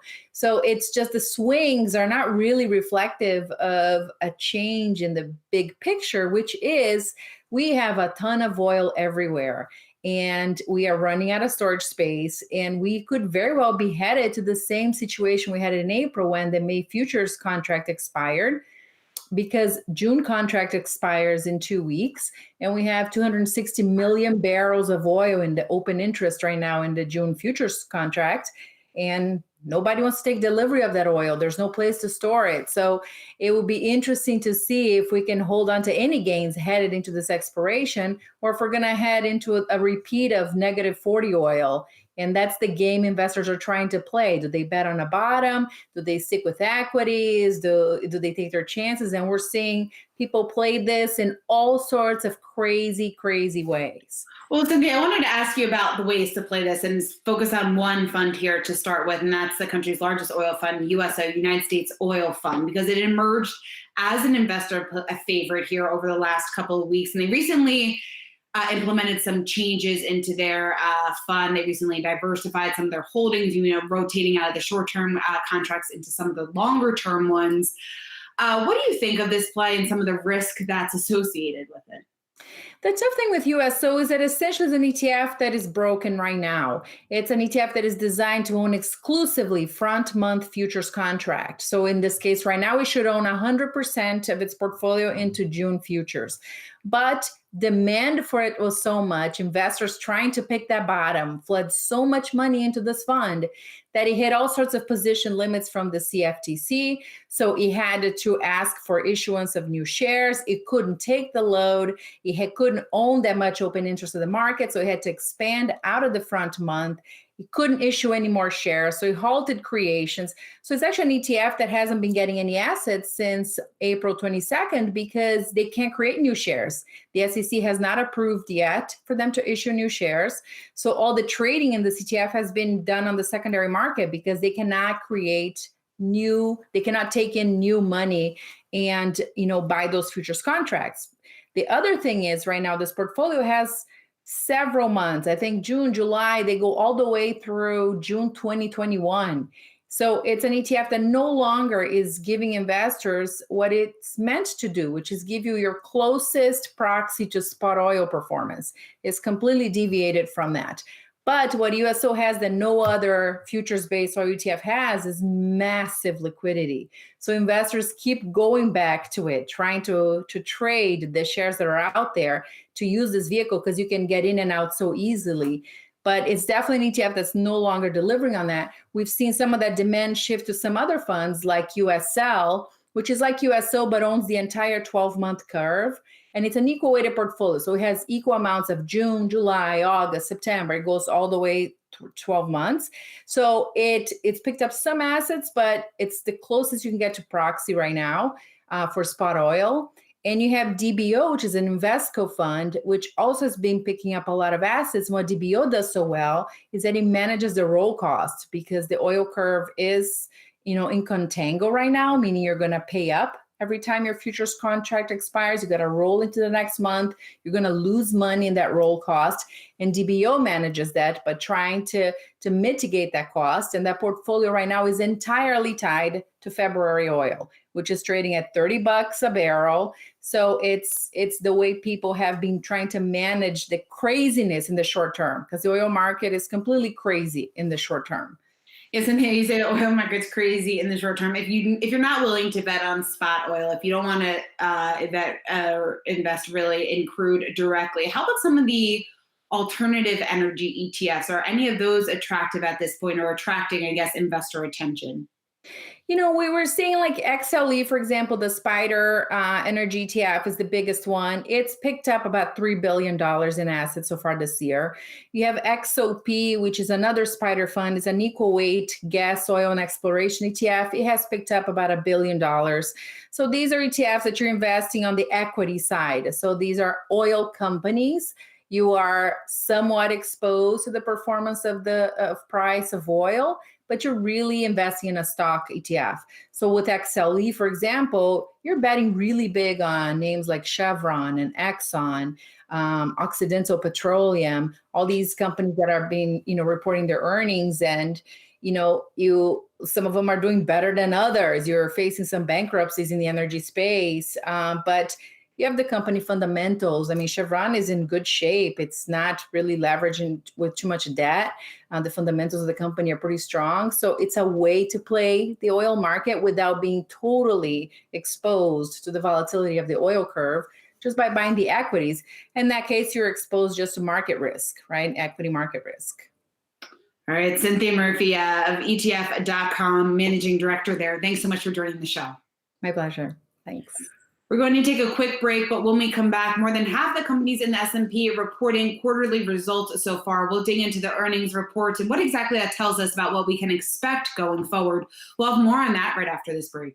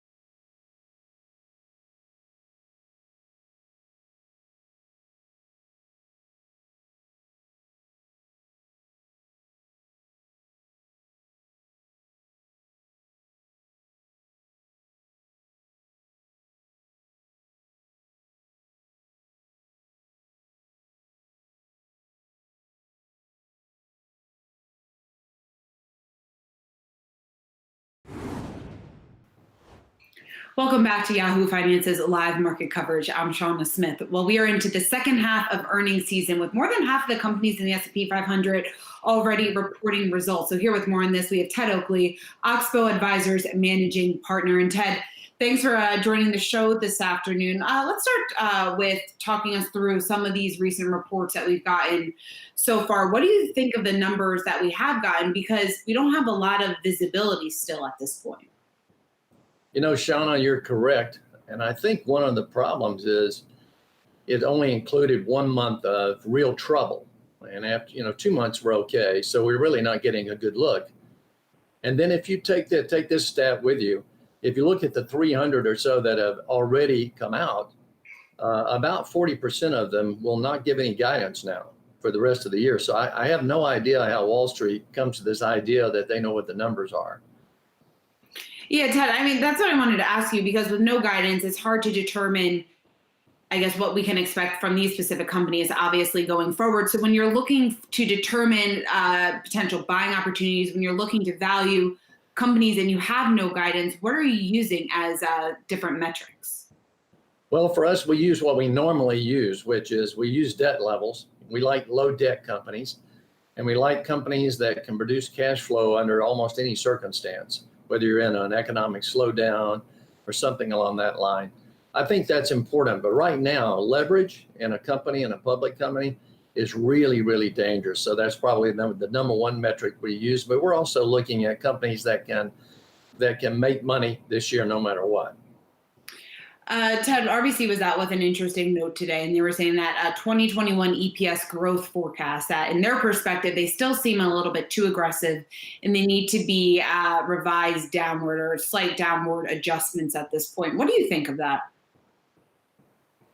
I think they're right on, actually, because when you look at it, if you look at what they're using right now, they're only showing, they're coming into the year probably looking at something that's off maybe 15%. I'm thinking, hey, we'll maybe be off 2025 before it's all said and done. And so I'd have to agree with them. I think the numbers are probably skewed to the upside, but that's normal.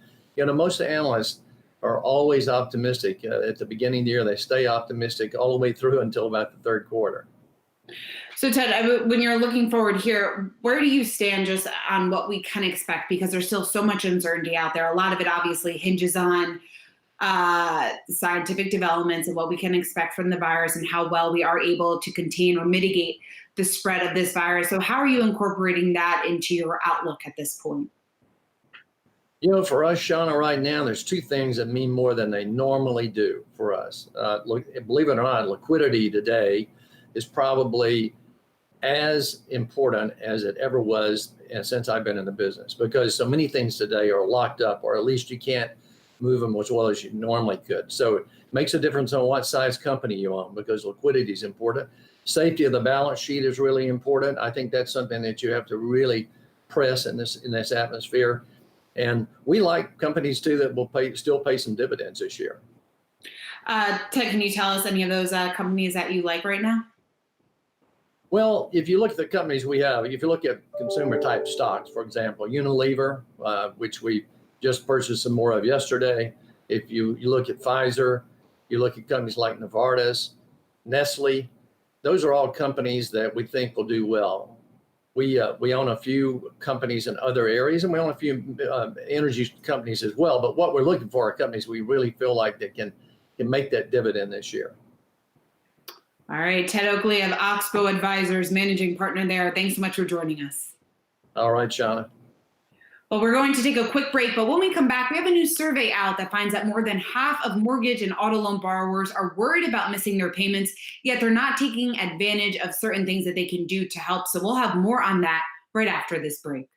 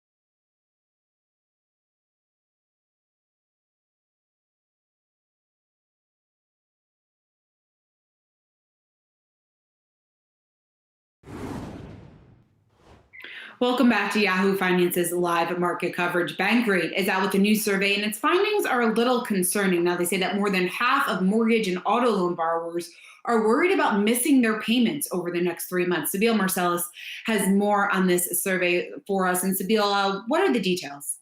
That's right, Shauna. So more than half of people, we're talking 54%, are worried that they won't be able to make their mortgage and car payments in just the next 3 months. I dug into this Bankrate survey, and here's the level of concern for mortgage borrowers. It's 17% very concerned, 18% somewhat concerned, 20% slightly concerned. But the elevated level of concern also applies to auto borrowers. So what I found surprising is that despite all this worry, 3 in 5 people have not contacted their lenders to tell them that they're dealing with coronavirus financial hardship. And that is key, especially when it comes to federally backed mortgages, because it's written in the CARES Act legislation right there. There is mortgage relief for Americans. Number one, it prevents lenders from initiating a foreclosure against you for 60 days. And number two, it allows for borrowers to ask lenders for forbearance for up to 180 days. And if during that period of time your financial situation is not improved, you can ask for an extension for an additional 180 days of forbearance. So it's really up to you, the borrower, to let your lender know what's going on with you. Now, Democratic lawmakers do realize that that puts the onus on borrowers. So they've actually sent out letters to big banks such as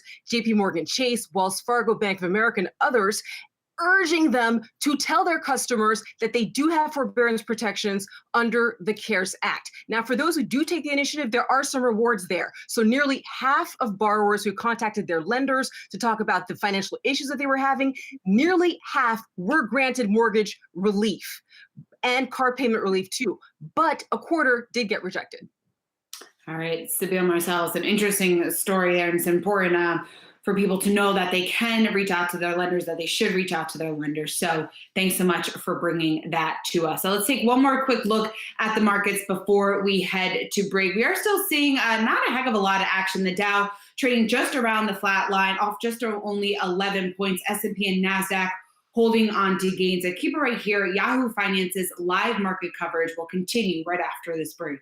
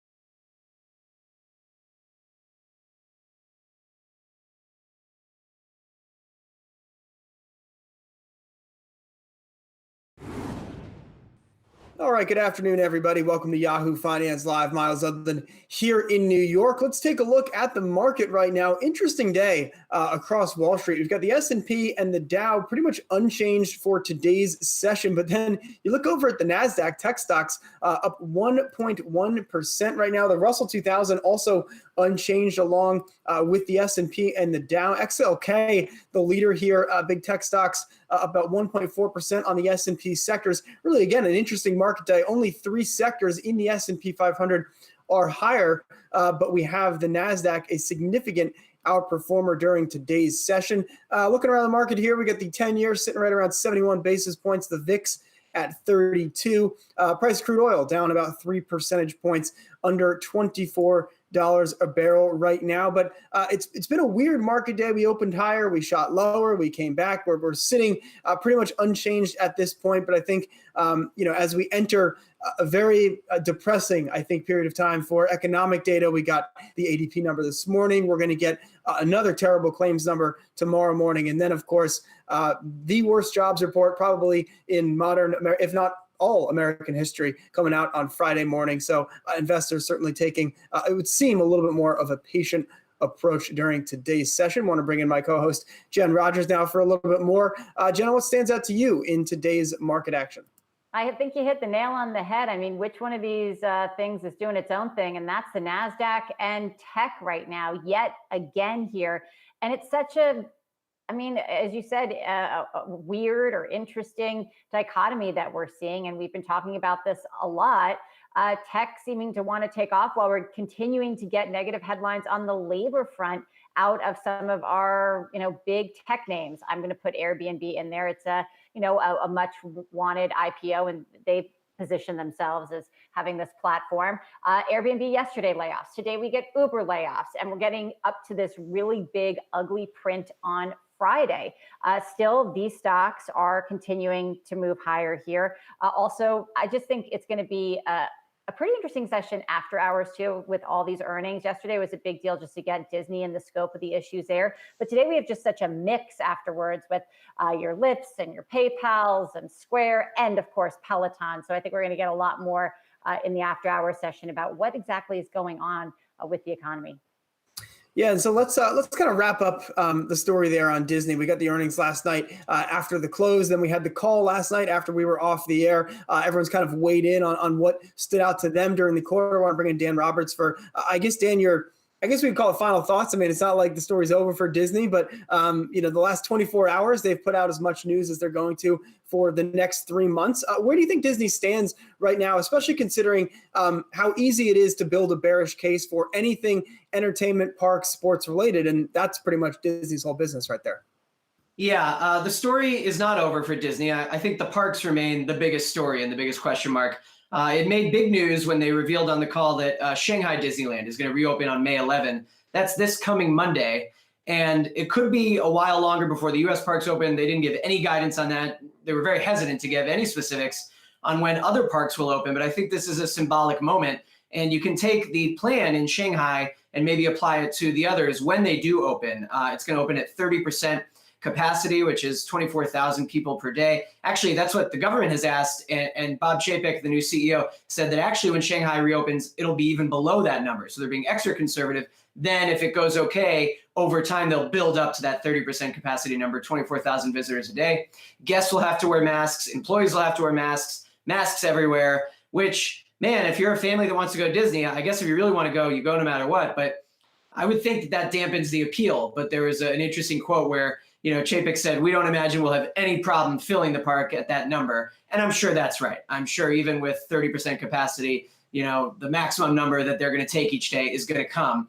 And that's the park story. And in terms of the financial hit, the company said that it saw $1.4 billion in lost revenue total in the quarter caused by coronavirus. That's an estimate. $1 billion of that is the parks. So the bulk of the losses are the parks. But as you allude to, all the businesses are halted. And he was honest about that on the call. By the way, tough first quarter as CEO and tough first call as CEO for Bob Chapek.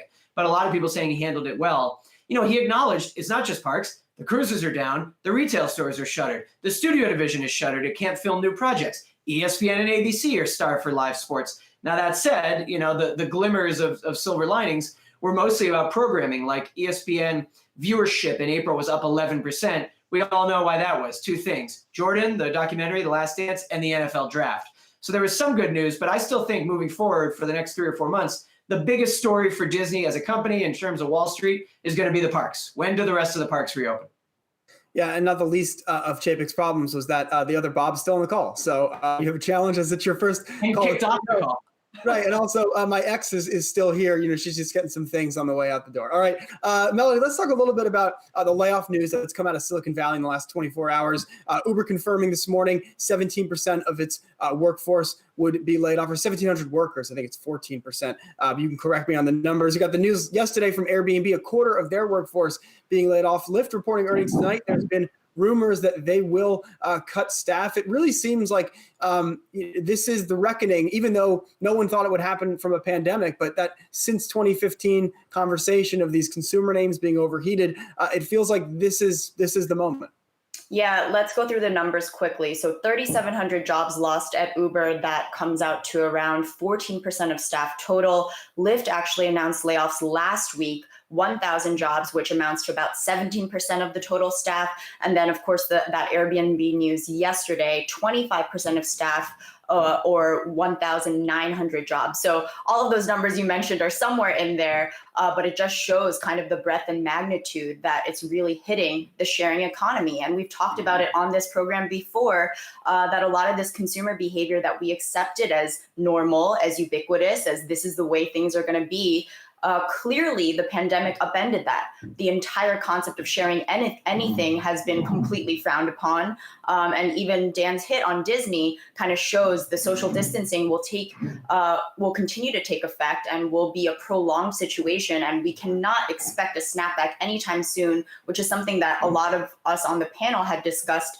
even 2 or 3 weeks ago as potentially possible. I think any glimmer of hope in that regard has definitely dissipated. And just kind of broadening out a little bit, even looking at layoffs overall in the tech space, 38,000 people have been laid off with tech startups. That qualifies as the Silicon Valleys of the world. That includes Lyft, Uber, and Airbnb here, according to layoffs.fyi, which has kind of been a leader in documenting and tracking a lot of these layoffs. And unfortunately, Miles, I don't think this is the end of it. We heard from Derek Khosrowshahi, the CEO of Uber, back in March, saying that it is a dire situation. I think the one silver lining that you can possibly make from Uber is that they have such a global reach. And so a lot of those markets that were hit early on, in the same way that Disney is trying to reopen Asia first, we'll see that with Uber. Unfortunately, though, Lyft is not in a similar category as they only operate in North America. So as we can anticipate, maybe this is one of those scenarios where Lyft and Uber will not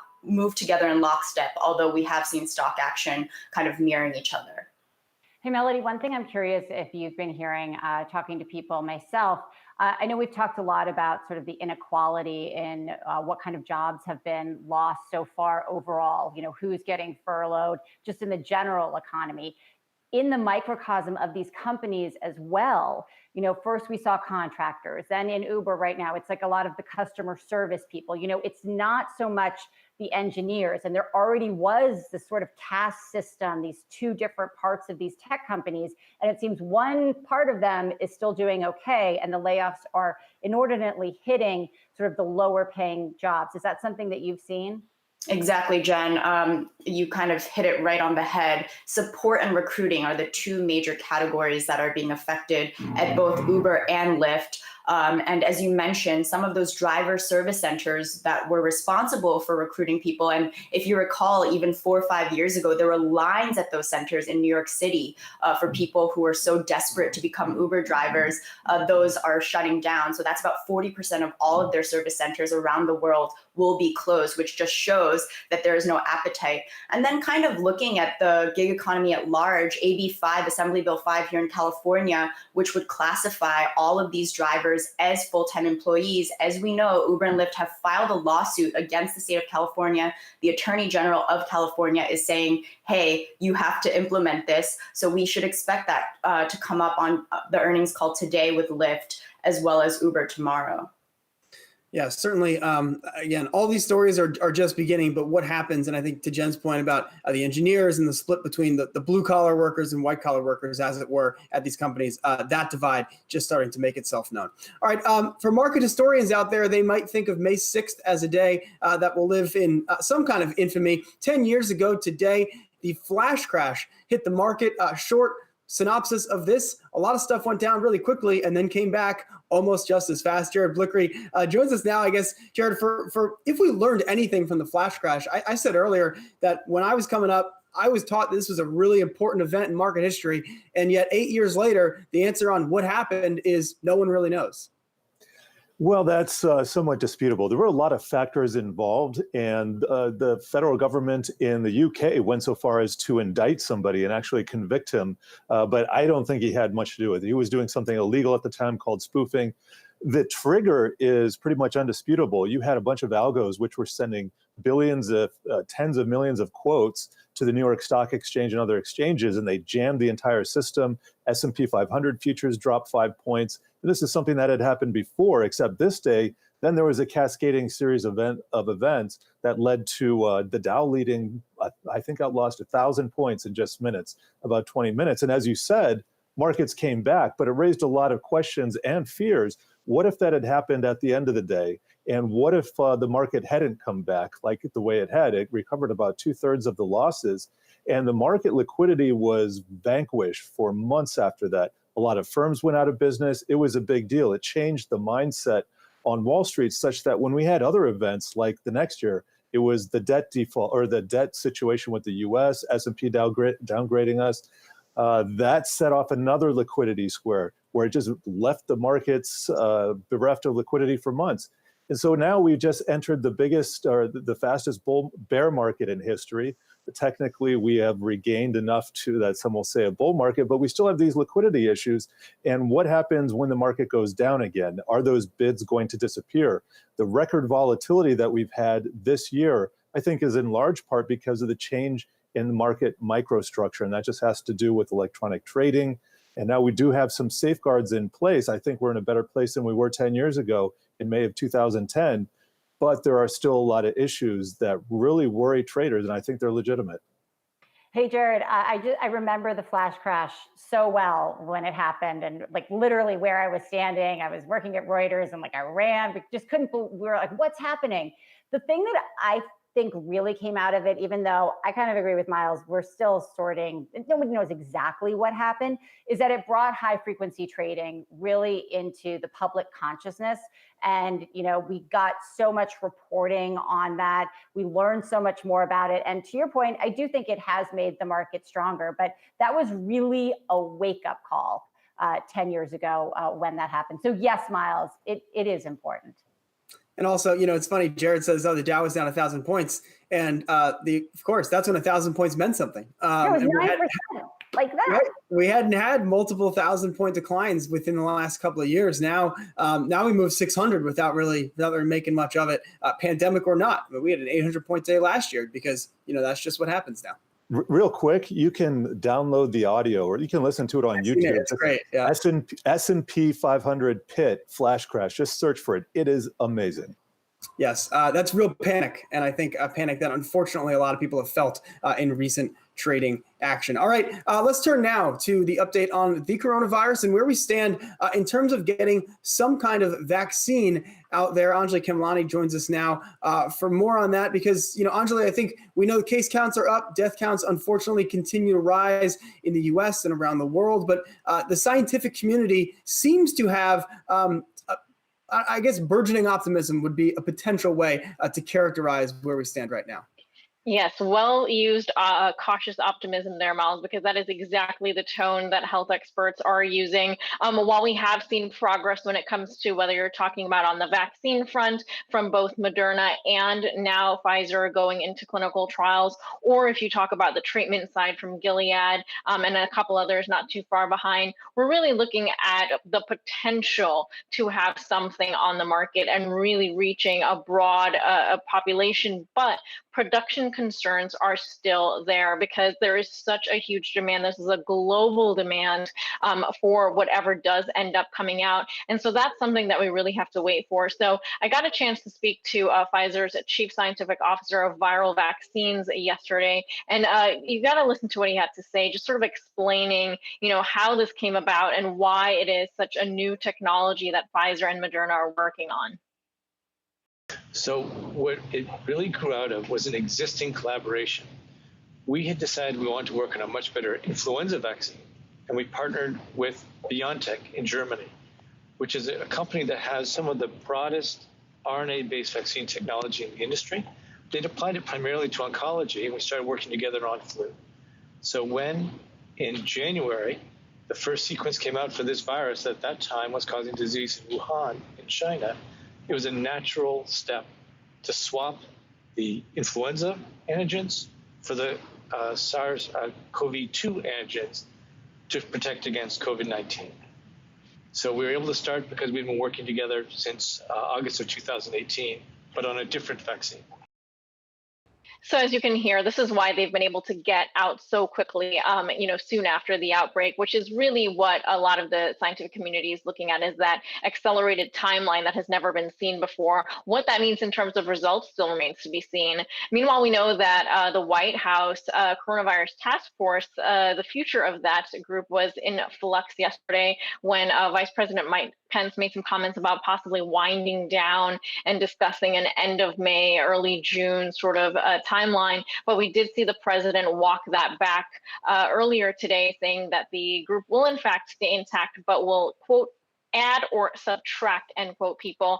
So we really do have to see how this plays out. What does that mean for the future of the supply chain that's been established and the control that the federal government has sort of imposed on a lot of the supplies and the existing needs of the health system? And so that is something that we're keeping a close eye on. Miles. All right, Anjali Kamlani with the latest on the coronavirus. Coming up on the other side of this break, we're going to talk about our call of the day. Today is Citi's move on shares of Snap, thinking the stock's run has gone too far, too fast. We'll discuss coming up in just 2 minutes.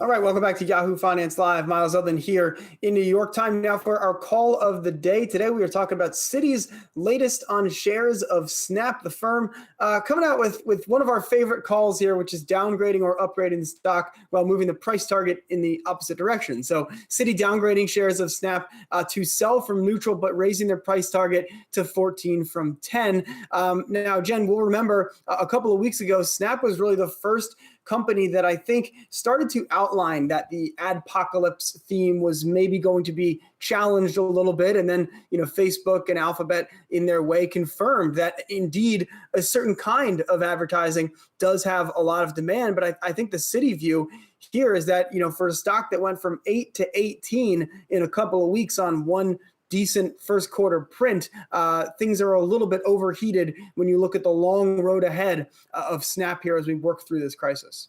Right, and I think that's important to point out. It is an expectations issue here, saying that just basically revenues are too high.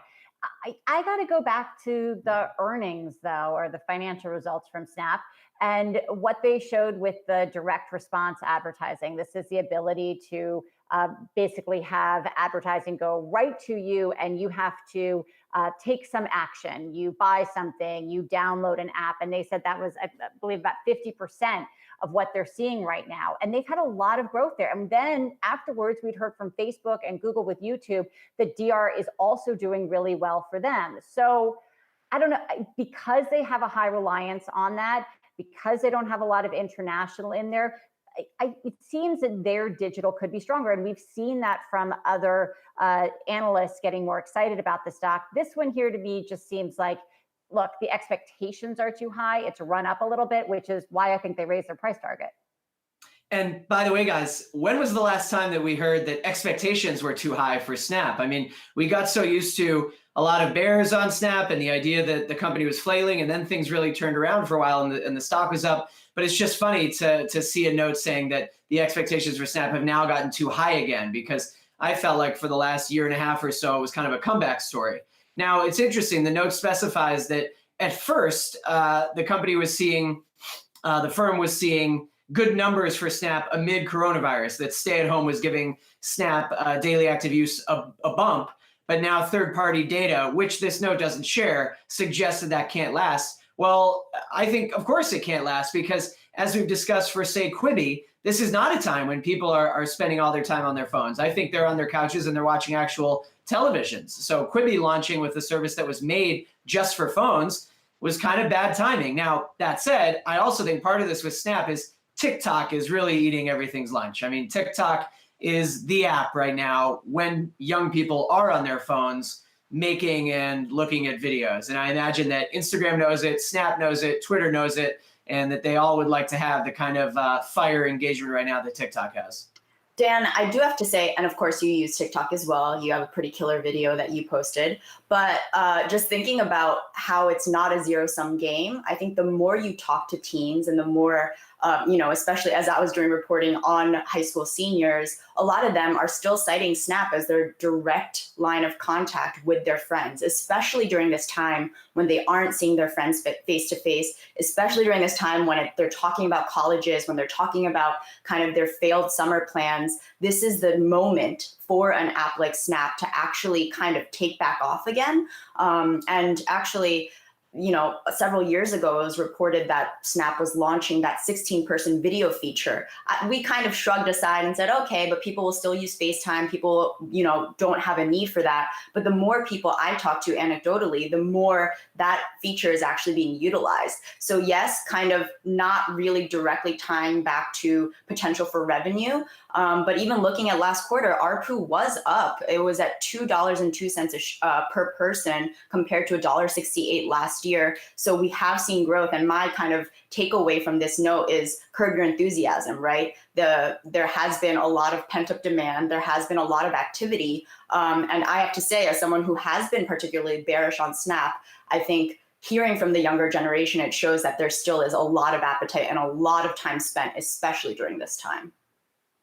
Yeah, certainly. I mean, we were talking about Snap, they're going to stay in business a couple of years ago, and now we're trying to temper our enthusiasm because it's been just a huge outperformer relative to some of its peers in there. And I think relative just to where everyone thought the company was going to be at, considering how it acted after coming public back in 2017. All right, coming up after this break, we're going to talk to Jay Bryson of Wells Fargo about the state of the labor market right now, what to expect from Friday's jobs report, and maybe what we can start looking at in the labor market as we get through and past the summer months when we know everything is going to be terrible. Maybe it won't all be bad, our conversation on the economy. That's coming up in just 2 minutes.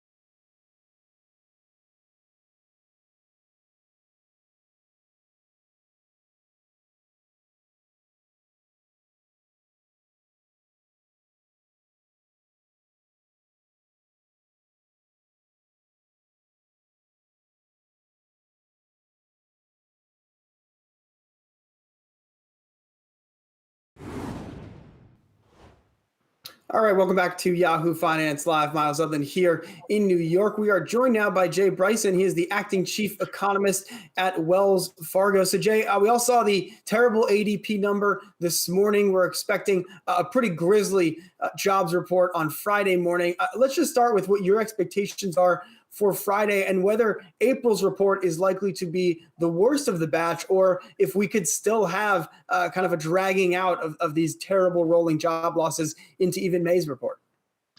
Yeah, so in terms of the report on Friday, we think that we're looking at roughly 20 million lost jobs in the month of April. That's what the ADP would suggest today. I don't think all the bad news is over. I mean, so this survey was done during April, the week of April the 12th, and we've known that since then initial jobless claims still remain very, very elevated. So I think you're probably going to see another negative number in May, but it's not probably going to be anywhere close to 20 million. It's going to be a few million, because what's going to start to happen is some businesses are going to start to reopen. They're going to start to bring some people back, while other businesses are still in the process kind of of shutting down, perhaps permanently. Those things will probably play out through May, but once we get through May, we should start to see some more positive growth numbers later this summer. And then, Jay, I guess just thinking through how one goes about forming a view on the economy right now. I mean, the data we're getting in is, in many cases, telling us, what we can tell by looking outside the window. Nothing is happening. Everything is closed. We all know people who've been laid off, who've gotten sick.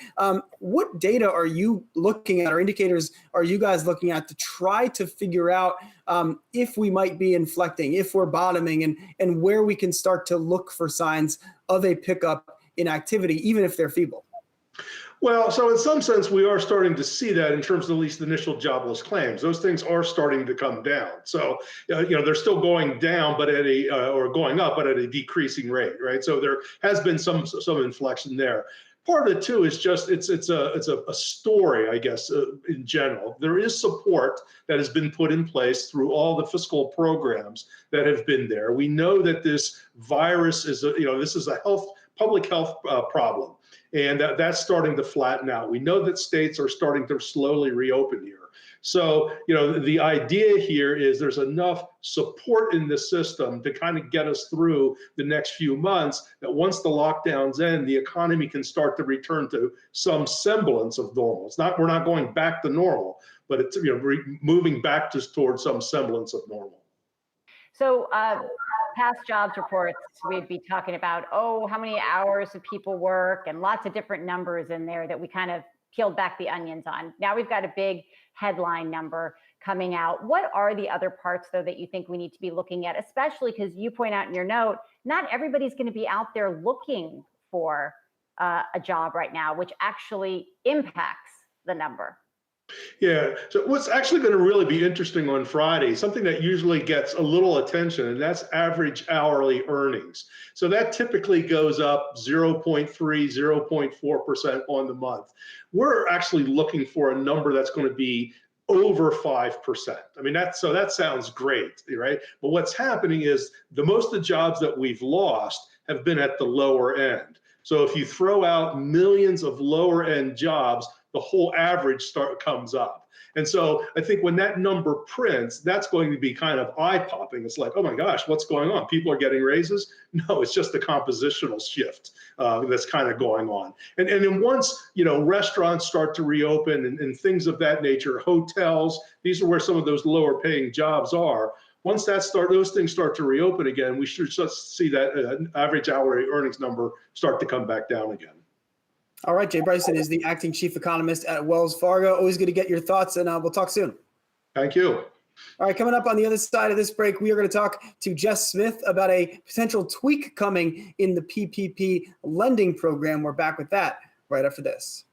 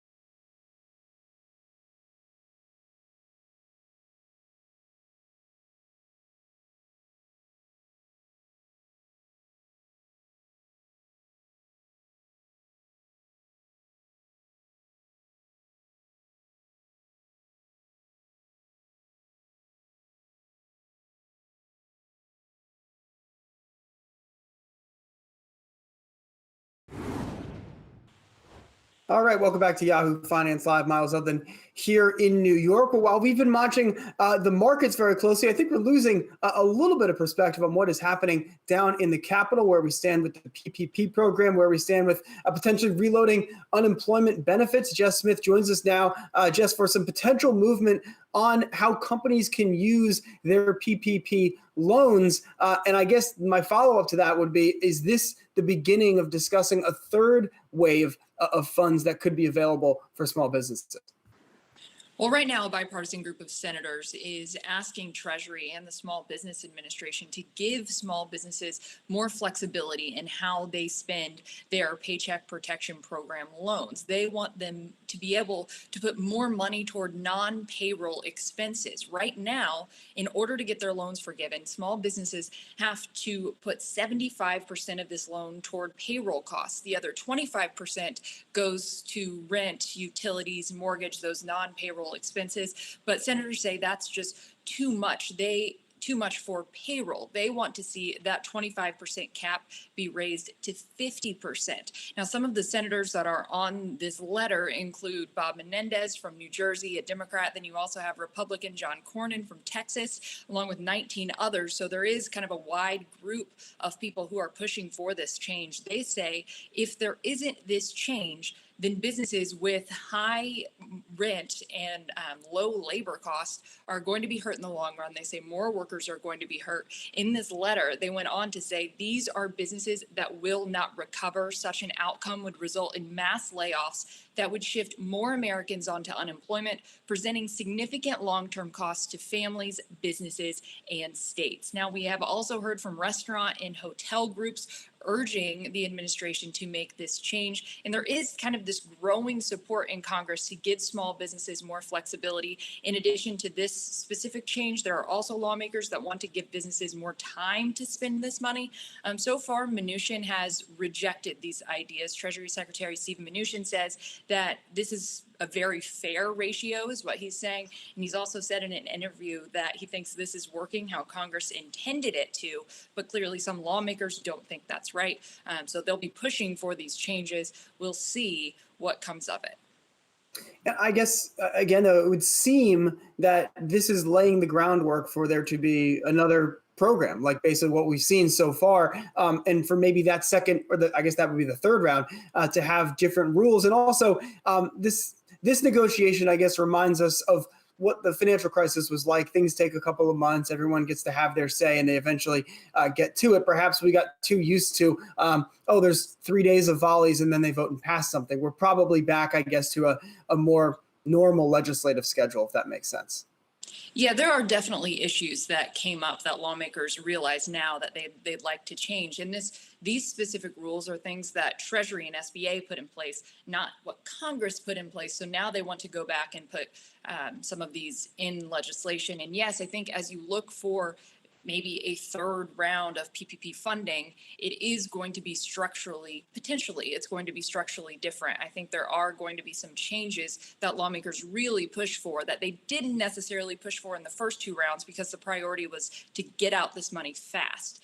So I do think we'll see some changes as they start negotiating here on this next phase of relief. All right, Jeff Smith, with the latest down in DC. Thanks so much. All right, let's turn now to the video game world. Dan Howley joins us now for, I guess, a way that Microsoft is going to try to roll out new stuff, new products, perhaps. And then I guess this is all leading towards the end of the year when we're going to get a new Xbox, and that's going to be exciting. Yeah, Microsoft announced a couple of new products today. This is something that they were going to do in person, but obviously they're doing everything virtually just like the rest of the world right now. One of them is the Surface Book 3. That's a powerhouse machine. Basically, what you do is, I'm going to just use my MacBook here. You can lift off the screen and leave the base and use the screen as its own tablet.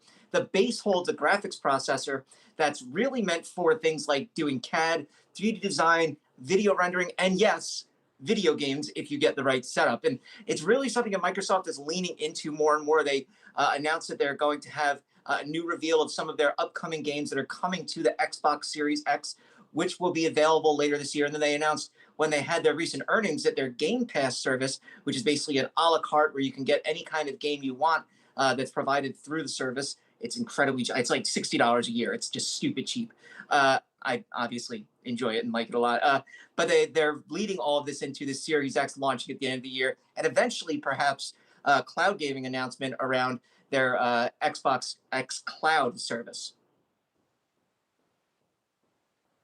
So, and I guess, Hallie, the other thing is, as companies have to pivot to offline in-person events. And makes me think about Apple and WWDC coming up and all that.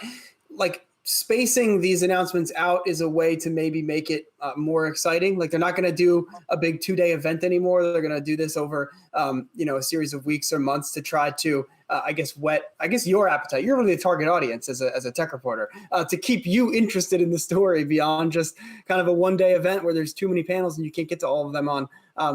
Would it be? I guess they would use Skype, or is there a Teams video feature? They wouldn't use Zoom. I know that. Yeah. It's going to be interesting, especially with something like Apple's WWDC.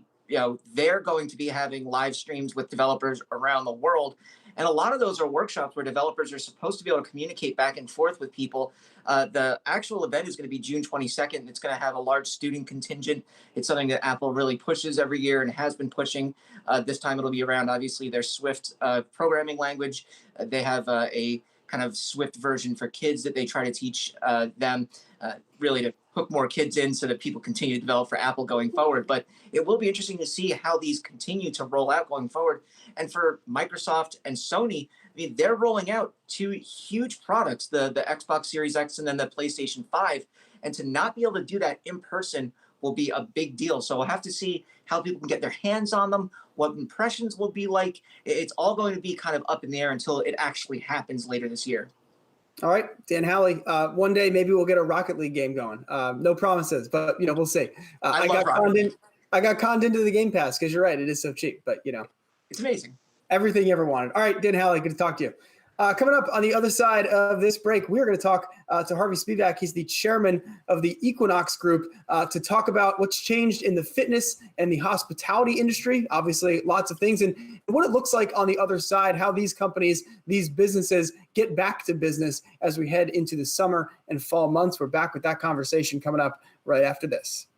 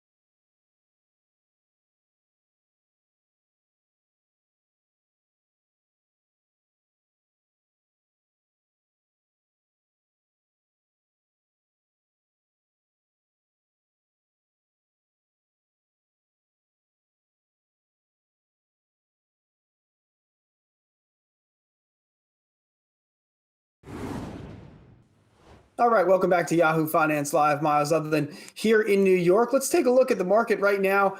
We are moving towards session lows for the Dow and the S&P right now. I've got the Dow off about 156 points. The S&P off 0.5%. Again, moving pretty quickly here to the downside just in the last 20 minutes or so. The NASDAQ is still hanging in green figures. The tech index is up about 0.7%. Of 1%, but we have seen the markets kind of chopping earlier in the session and moving with a little bit more conviction to the downside as we head towards the closing bell. We mentioned earlier we have a pretty busy after-hours session coming up. Lyft Grubhub, PayPal among the companies, Etsy among the companies set to report their quarterly results after the bell. So certainly an interesting market day shaping up here. We got the 10-year sitting at 71 basis points, the VIX trading right around 33 or so. Jen Rogers, you look at this kind of a setup, and I think, again, we're trying to figure out what the next part of this story is. We've written about it. I've written about it a couple times on Yahoo Finance this week. It's like this question of what's priced into the market, what isn't priced in, and it becomes reductive very quickly. But what we know is that the market is looking at the virus and trying to figure out what this reopening means, whether it goes well or it doesn't, because the economic data, as dire as it's been, that's in the past. And I think our conversation with Jay Bryson, it's like the market's not going to move on a bad jobs number that we know is coming. Right. I mean, you did a great job sketching that all out in the morning brief. What is priced into this market right now? And frankly, a lot of people think a vaccine is priced in here, something where it's going to be able to lead to that V or very short U. But that's not what we're hearing from most economists. I mean, Bank of America right now thinks that we're heading into the worst recession that we've seen in generations. And yet here we are, basically not, well, I mean, 19%, but, not terribly far off of the highs that we saw just in February. So it is definitely a debate that is raging out there, but the market keeps telling us that it can go higher. And we can see that today with the NASDAQ. Tech again here, these big caps really leading the charge. Yeah, certainly. Again, I mean, that dynamic of, big cap tech, the names that got us here, are going to be the names that have to drag us out of this kind of malaise, I guess. That theme continues to be in play, and I don't see a path towards that really changing anytime soon. It's been in investors' favor so far. That's been a thing that has certainly pushed the market higher. Whether it is a trend that reverses and takes us lower, of course, remains to be seen. All right, we're going to take a quick break. We're going to be back in 2 minutes with a little bit more on where this market is headed as we head towards the closing bell. And again, a very busy afternoon for earnings after the bell. We'll have all the numbers for you live when they break, and we're going to be back here again, just 2 minutes.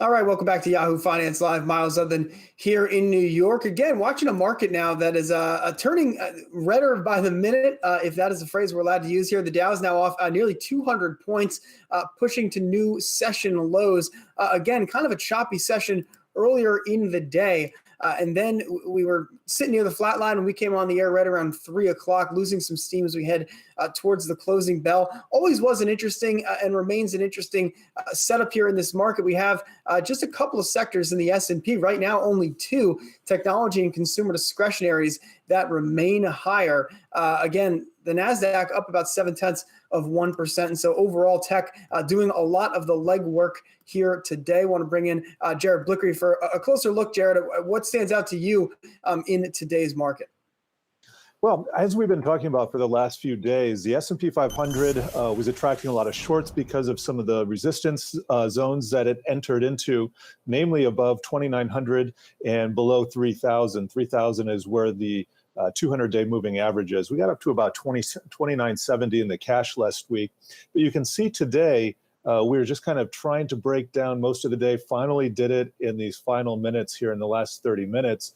But if you look over the last 5 days, this was the area a lot of traders were eyeing. Bears had to protect, which was 2880. And so far, they're doing a decent job, but really haven't gotten the index that much lower. I don't think the bull trend is in jeopardy until you start getting into this territory down here by about 2,800, 2,820. If overnight something happens or tomorrow morning on the jobless print, bears can get down below those levels, probably have a new downtrend in place. And right now, topping, they say bottoming is a process, topping is a process. And so this is something that takes time. And if this doesn't work out, we'll probably squeeze higher into that 3,200-day moving average. And you got every trader on earth there trying to short that. So we'll have to see what happens. But this is kind of one of those next steps in the evolution of a top right now.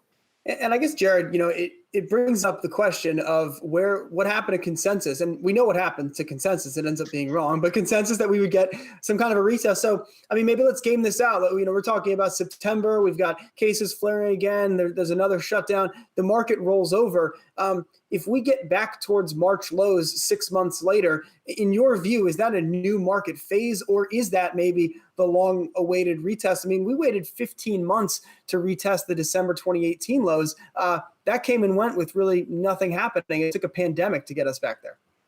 Yeah, I think the speed with which this has evolved probably makes it, I think it's going to be part of the same market regime. So I would expect 6 months not to really make a difference. People think about this in the way the market trades, the liquidity situation, what leading stocks there are, and that's probably not going to change over the next few months. But right now, the shorts who are entering, they're really only targeting about 2,500 in the S&P 500. Of course, they'd like it to go lower, but that would just account for 50% of the up move. If that holds, we still probably have the uptrend in place. We would need to see higher highs. We need to see 3,000 breach. But I think overall, for the next 6 months, we're going to see a lot more sideways than trending action. Even if we go down, probably come back and retest some levels. So it's going to be very frustrating for traders. And this has already been an extremely frustrating year for traders for a variety of reasons. Yeah, and Jared, quickly, before we let you go, I just want to talk quickly about the VIX. We haven't discussed it in depth, at least you and I in a couple of weeks have called out that we're sitting near 30. That's such a crucial level for whether the market is quote unquote investable. We haven't really seen a push below 30. We're still sitting in the low 30s, which I think gives a lot of anxiety or creates a lot of anxiety among investors who would like to just see volatility calm down. Yeah, that 30 level was prior resistance over the last few years. So now that it's support, if it does act as support and the VIX goes up from here, that's going to be concurrent with equity prices going down. So that is a big concern for traders. And it's being watched quite a bit. On the flip side, Treasury volatility has come down remarkably, and that has to do with the Federal Reserve being in the market. But I would note that it's up today. The Treasury is issuing something like $96 billion in new coupons next week, including a new 20-year bill or 20-year coupon that hasn't been issued since the 1980s. So we're seeing the 10-year up about 5 or 6 basis points today. All right, Jared Booker with a look at this market as we head towards the closing bell. Again, about 4 minutes left in today's trading session. On the other side of this break, we're going to have the bell. And again, big after hours earnings lift square among them. We are back in just 2 minutes.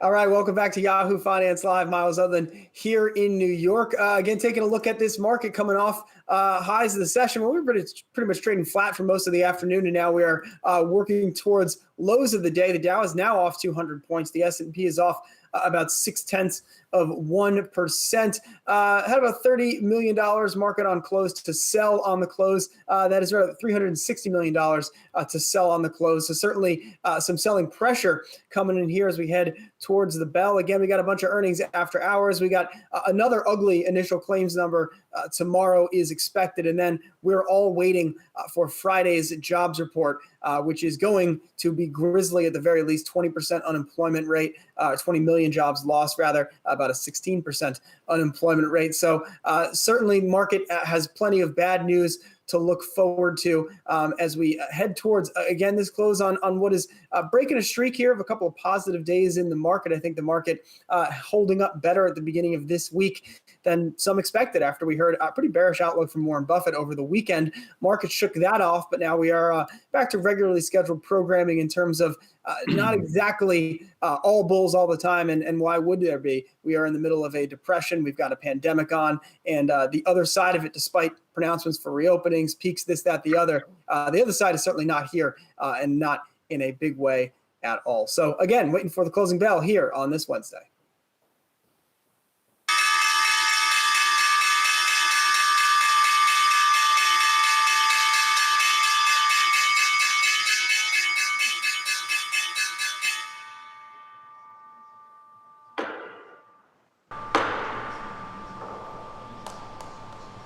New York Stock Exchange, again, still sends traders no outlook on when we could be getting traders back there on the floor of the exchange, waiting for a bunch of after hours earnings. I want to bring my co-host Jen Rogers now for a little bit more on today's market action. Jen.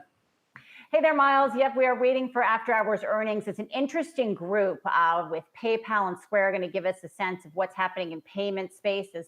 We know people have been sheltering, so maybe not spending as much, but also looking for this contactless payments. Etsy, a lift on the sharing economy, and Peloton is going to be a big one. Of course, it's a stay-at-home trade winner, been doing some big moves recently, so we'll see if that is indeed earned when those numbers come out. Selling off here late in the session, just going over some Reuters headlines, President Trump speaking, and we are back to talking about the trade war. Now, maybe that's good to be back talking about the trade war with China because that, is still there. And as we get deeper and further away, possibly from the worst of the coronavirus, maybe this is where we're going to go back to. But President Trump saying China may or may not keep the trade deal, said he will be able to report on whether China is fulfilling its obligations under the phase 1 trade deal in the next week or week after. Andy Stir, would want to bring you in here because, of course, this was something we talked about all the time before coronavirus. The geopolitical issues around coronavirus are also continue to be very heated between the president, people in his administration, what they've been saying about the origination of coronavirus. Is the trade deal, is this going to come back and be another issue here, possibly, for the economy, really, and for businesses? Modern day nadir. That's what the Wall Street Journal headline is right now. Relations between China and the United States at a modern day nadir. And it's been a long time coming, Jen, to your point, and it's hard to believe it. Every day it keeps getting worse. I mean, it really does. And we've talked so many times about the world coming apart instead of being put together. And all this does is exacerbate things, and it bifurcates things. And I want to shift a little bit, Jen, and talk about that bifurcation, because this is, I think, an interesting point. A lot of people don't understand the disconnect between the markets and the economy. How is that? How come the stock market's doing so well and the economy is doing so badly? All these restaurants are closed. Everyone's out of work. But if you look at the market, what is the market? So the NASDAQ 100, and maybe, forgive me if this is obvious, I'm going to do it anyway. I'm sorry. The NASDAQ 100, here are the top stocks. Microsoft, Apple, Amazon, Facebook, Google, Intel, Netflix, Pepsi, leave that aside, NVIDIA, Cisco, Adobe. Dow, Apple, United Healthcare, Microsoft, S&P 5. You see where I'm going. The market is so heavily weighted towards these FANGs and companies that are doing relatively well. during this time. And I think that's something that's really important. And I think it really speaks to the split between what's going on in the stock market and the overall economy. So maybe it's not such a great mystery after all. Guys, if you go back 5 months to when to last December, when Trump inked this this so-called phase one trade deal, I mean, what it was all about was getting China to buy more U.S. farm products and energy products. And Trump said some of those tariffs on Chinese imports are going to stay there. Nobody at the time was thinking about the number one thing we need from China right now, which is medical equipment. So the calculus for the phase one trade deal has been completely shredded, because for all of the tension between the United States and China, we still need masks from them. We still need gowns, and we need a lot of it. And so does the rest of the world. That's where a lot of that stuff comes from now. So this has become very touchy in ways Trump, and I don't think anybody in his administration anticipated. And Rick, not only do we need goods from China, but we need to sell goods into China besides food products. We've got chip makers here that are trying to make sure that they're selling into China. Look at Starbucks, look at Nike. I mean, it really goes across all industries, and we're back to looking at that right now, which it's interesting why the president would bring it up right now, I guess, given everything else that is also happening in his country. Well, Trump is going to be bringing up China a lot. This has actually become an important part of his reelection strategy.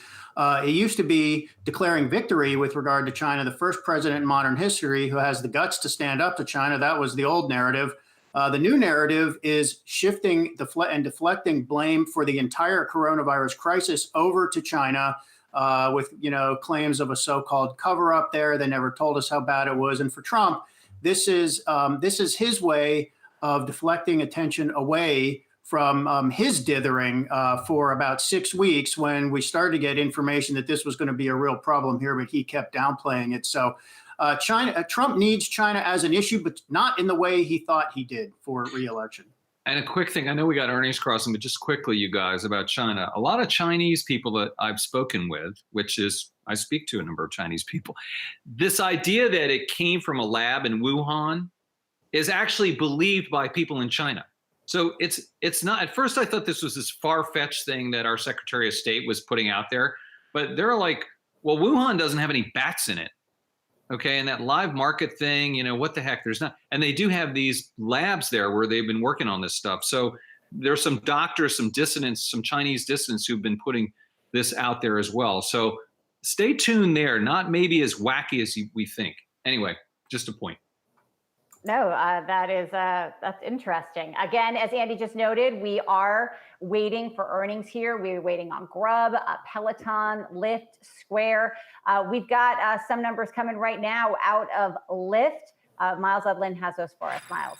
Yeah, let's take a look at the stock. Is up about 9% right now. Lyft coming out with significantly better than expected revenue for its most recent quarter, $955 million in revenue. The street was looking for around 830. Now, its active riders, daily active riders, down 21.2 million, 22.7 is what the company had reported in its most recent quarter, but also its loss, adjusted EBITDA loss, significantly narrower than expected, about $97 million against expectations for a loss of around $200 million. So a Lyft, again, first glance, better than expected numbers there from the company, and the stock is up about 9% in after hours. We'll get more details as they come in. Interesting on Lyft there. Of course, remember, Uber had promised back in November, end of last year, that it was going to be profitable by the end of 2021. We've been waiting for a Lyft, which had said it won't be profitable in 2021. But of course, that's all before coronavirus came in here. Andy, the sharing economy has certainly taken a very big hit from coronavirus. Look, there's the travel aspect of it and the shelter in place aspect of it, but you layer on top of that the sharing, and it is tricky. The only good news for Lyft and Uber, I think, out of this is that there's only one thing worse than riding in a Lyft or an Uber right now. You know what that is? Mass transit, right? And so if they can figure this out somehow to make it safer than riding in trains, they may have, and buses, they may have something here. So I think, all is not done for, listen, and for almost all these companies, or for the healthy companies that are getting hit, all is not lost. It's just going to be 24 months of heck. Is that okay to say, Jan? I think that is more than okay to say here on the internet. Being kind of wimpy. We would even take stronger language. I could. It's going to be like hell. It's going to be, oh my God. More earnings numbers crossing the wire right now. And Shauna Smith has some for us. Shauna. Hey there, Jen. So I'm taking a look at Peloton. The stock is jumping here in after hours, up just over 7% so far. They came out with pretty strong numbers, like you said at the top of the show, that it's a stay-at-home trade. It has been a winner over the last couple of weeks. Let's get into some of these numbers. Paid digital subscribers growing 64% during the quarter, 176,600. They had over 1.1 million people sign up for its free trial since the extension was enacted right around when the coronavirus outbreak happened here in the U.S. Peloton also saying that their total number of members has now grown to over 2.6 million here for the quarter. They said that the increase in demand for bikes has continued here throughout this current quarter. Revenue for the quarter coming in at $524.6 million. That was well ahead of the estimates for $488.5 million. Also a big thing here, a big headline that's getting investors' attention. That's the fact that Peloton raised its full year revenue guidance, upping their range to $1.72 billion and $1.74 billion. That's an increase of 66% year over year. All right, Shauna Smith with the Peloton numbers. Of course, Peloton, a favorite stay-at-home trade. They've been doing this 90-day free trial, Andy, sir. We're trying to get to that scale, take market share, get people that, look, they can't deliver the treads, which are their treadmills. They haven't been able to figure out how to do their bikes, but getting everybody onto this platform seems to be working in terms of getting scale here for them. Yeah, and I mean, who would have called this that, a year ago? I mean, listen, Jen Rogers didn't laugh at this stock. Jen Rogers never laughed. Other people did. Maybe Andy Sherwood did. Maybe Miles Udland did. Maybe not, Miles. I don't want to speak for you. I was skeptical. I'm still skeptical. But who knew that there was going to be this black swan that would help this company? And the stock is up 34% year to date, while the market's down 12%. I mean, it's just, that's why they play the games, I guess. But gosh, who would have ever called this one? This turned out to be the perfect business model for what we're going through. It's a safe work environment for the instructors. I mean, they're not in front of a sweaty class. Half or more of the competition is gone for the time being because gyms are closed everywhere, and it's scalable. There's a nice piece of physical equipment that gets you a big chunk of money up front, and then there's recurring revenue from the subscription. I guess one of the big questions is, when the gyms start to reopen, is there going to be a flood of used Peloton equipment on the market and people canceling their subscriptions? But for now, you almost could not devise a better business model for the environment we're in.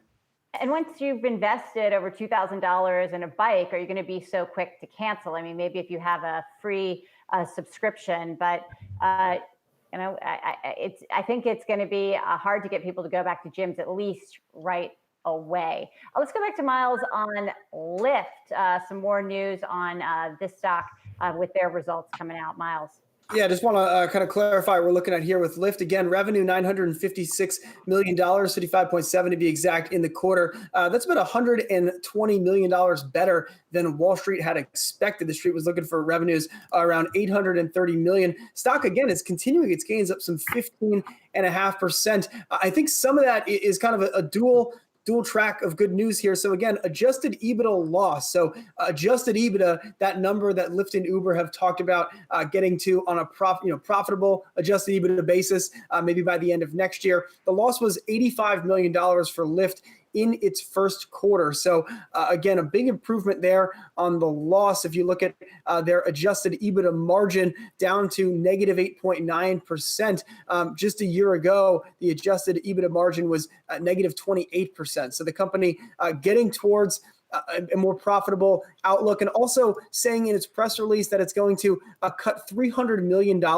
of expenses from its annual run rate compared to where it was at the end of last year. So, or against its expectations rather, that it had at the end of last year. So again, controlling expenses and coming in with a little bit better profitability outlook. So even though ridership was only up 3%, daily active riders, 21.2 million, only up a little bit over last year and a little bit shy of where they were in the fourth quarter. The company is seeing average revenue per active rider up 19%, up to $45. And so doing a little bit better on getting more out of the people who are still using its service. The company saying it's a formidable challenge to its business, and who doesn't have a formidable challenge right now? But again, Lyft continuing to add to its after hours gains, up about 14% right now. Yeah, big move for Lyft right now. We are also seeing Peloton here up some 5%. I got a lot more earnings talk to come. Coming up, we're going to break down results. We've got Grubhub to talk about, Square and Etsy. Plus, we've got Dan Ives of Wedbush Securities joining us with his reaction to all the earnings that we've had so far. We are back in 2 minutes.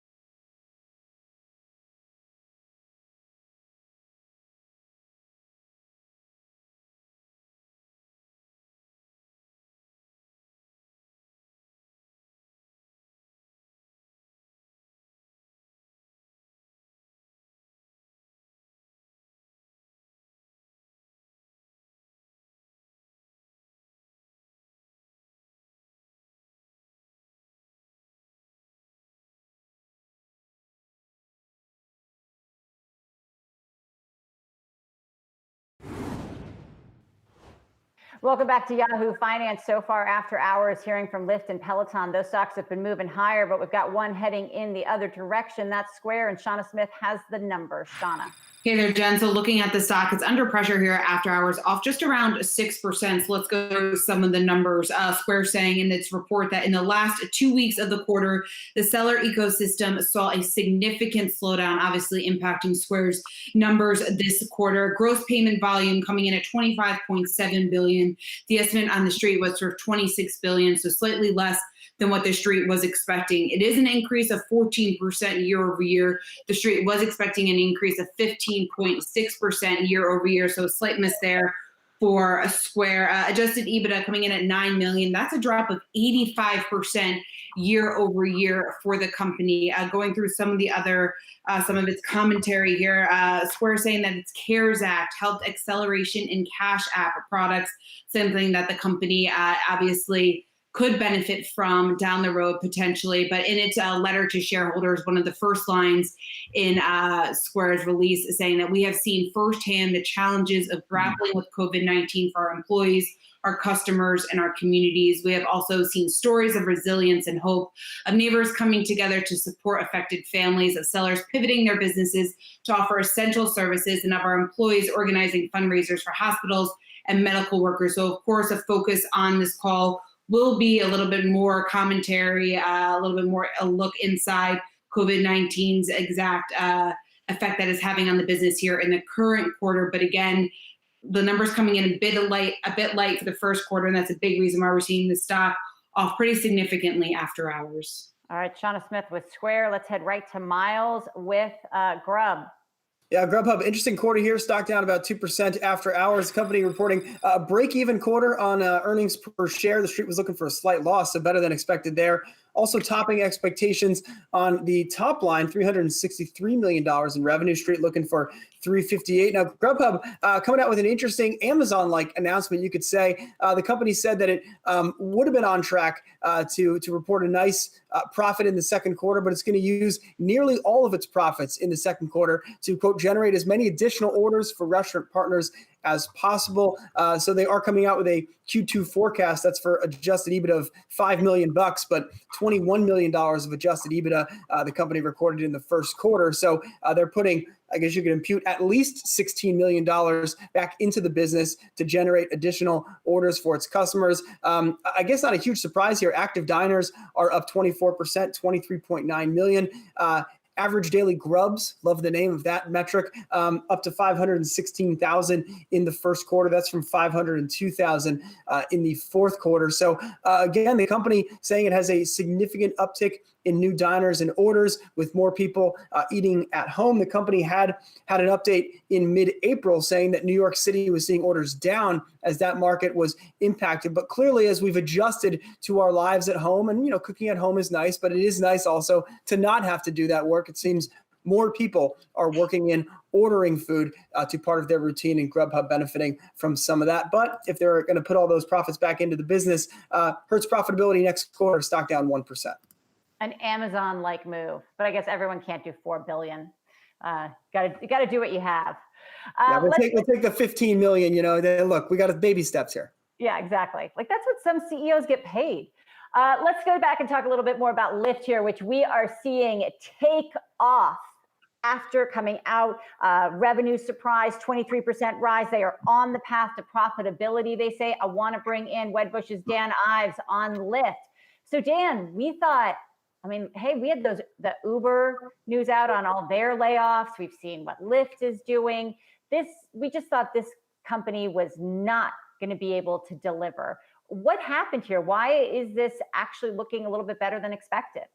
Yeah, look, this is viewed as showing Armageddon-like numbers coming in, just given what we're seeing with the pandemic. And also remember, they're domestic and they don't have an eats business like Uber. I'd call this much better than feared. And no doubt the devil's going to be in details in terms of for 2Q and for the rest of the year, but especially the path to profitability. They're going to rationalize their business model. We saw that from Uber as well today. That's the key for the street. You put this together, and this stock that probably has a 3 in front of it going into tomorrow, depending on how the conference call goes. But I view this a bright spot in a dark environment.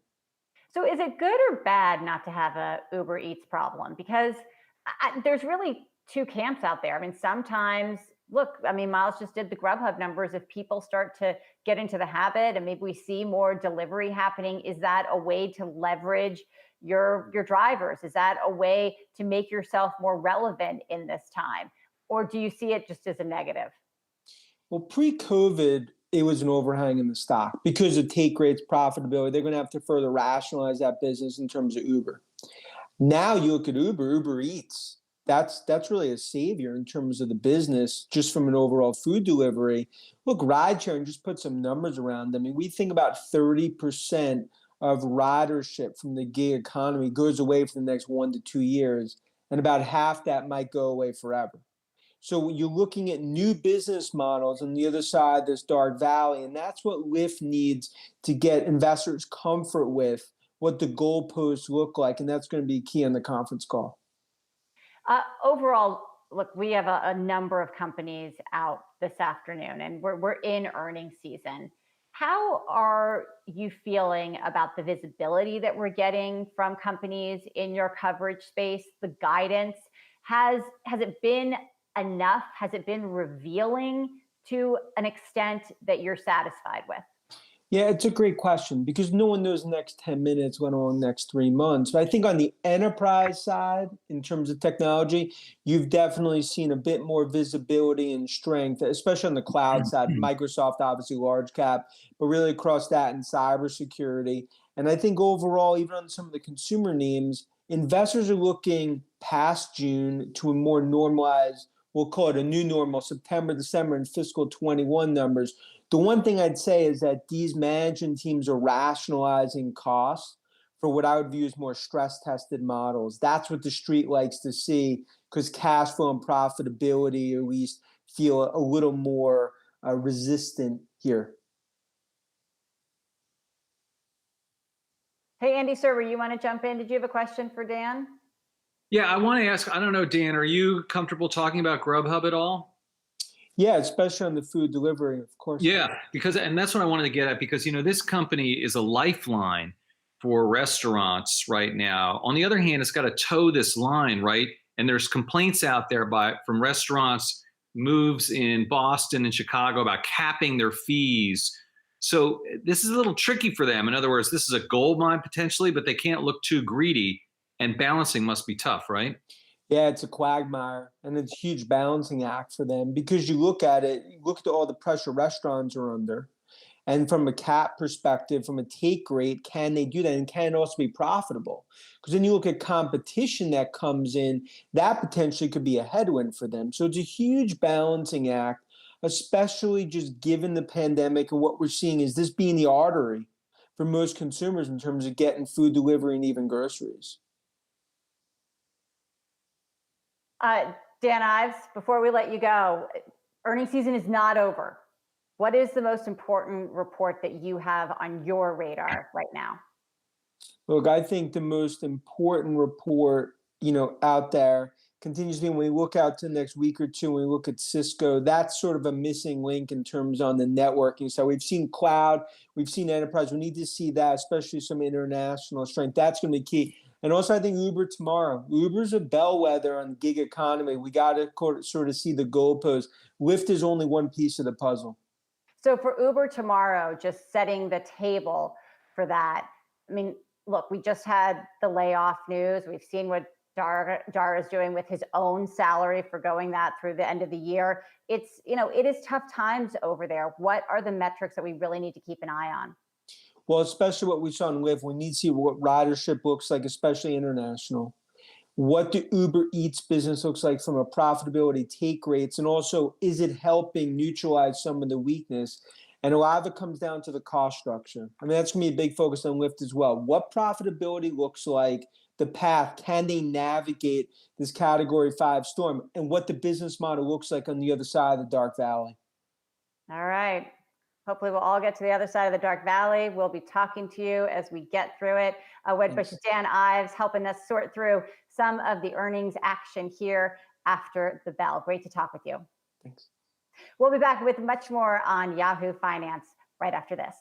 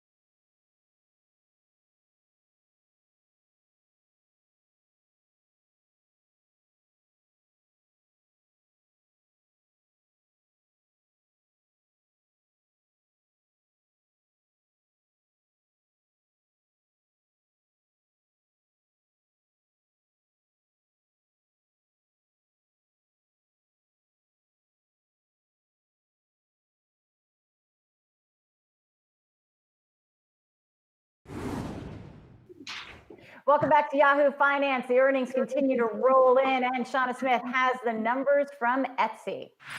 Hey there, Jen. So Etsy reporting revenue of $228.1 million. That's an increase of 35% from just a year ago. Also reporting EPS of 10 cents. Gross merchandise sales, the key metric here for Etsy, at $1.35 billion. That's up 32% year over year. The marketplace's gross merchandise sales per active buyer on a trailing 12-month basis, it rose 4% year over year and grew for the 8th quarter in a row. Some other numbers to go through: active sellers on the site at 2.8 million. That's an increase of 26% year over year. Active buyers at just over 47 million, 47.7 million, up 16% year over year. Another interesting thing, and also goes along the theme with what we've been seeing a lot throughout this earnings season, Etsy has withdrew its yearly forecast due to COVID-19, a lot of the uncertainties there because of coronavirus. So they withdrew their yearly forecast and are now temporarily providing quarterly guidance for the company. So they're expecting revenue here second quarter revenue between 310 million and 340 million. But again, they did withdraw their full year guidance. Shauna Smith with Etsy. It is interesting to note here in the release, and we've seen this from other companies as well.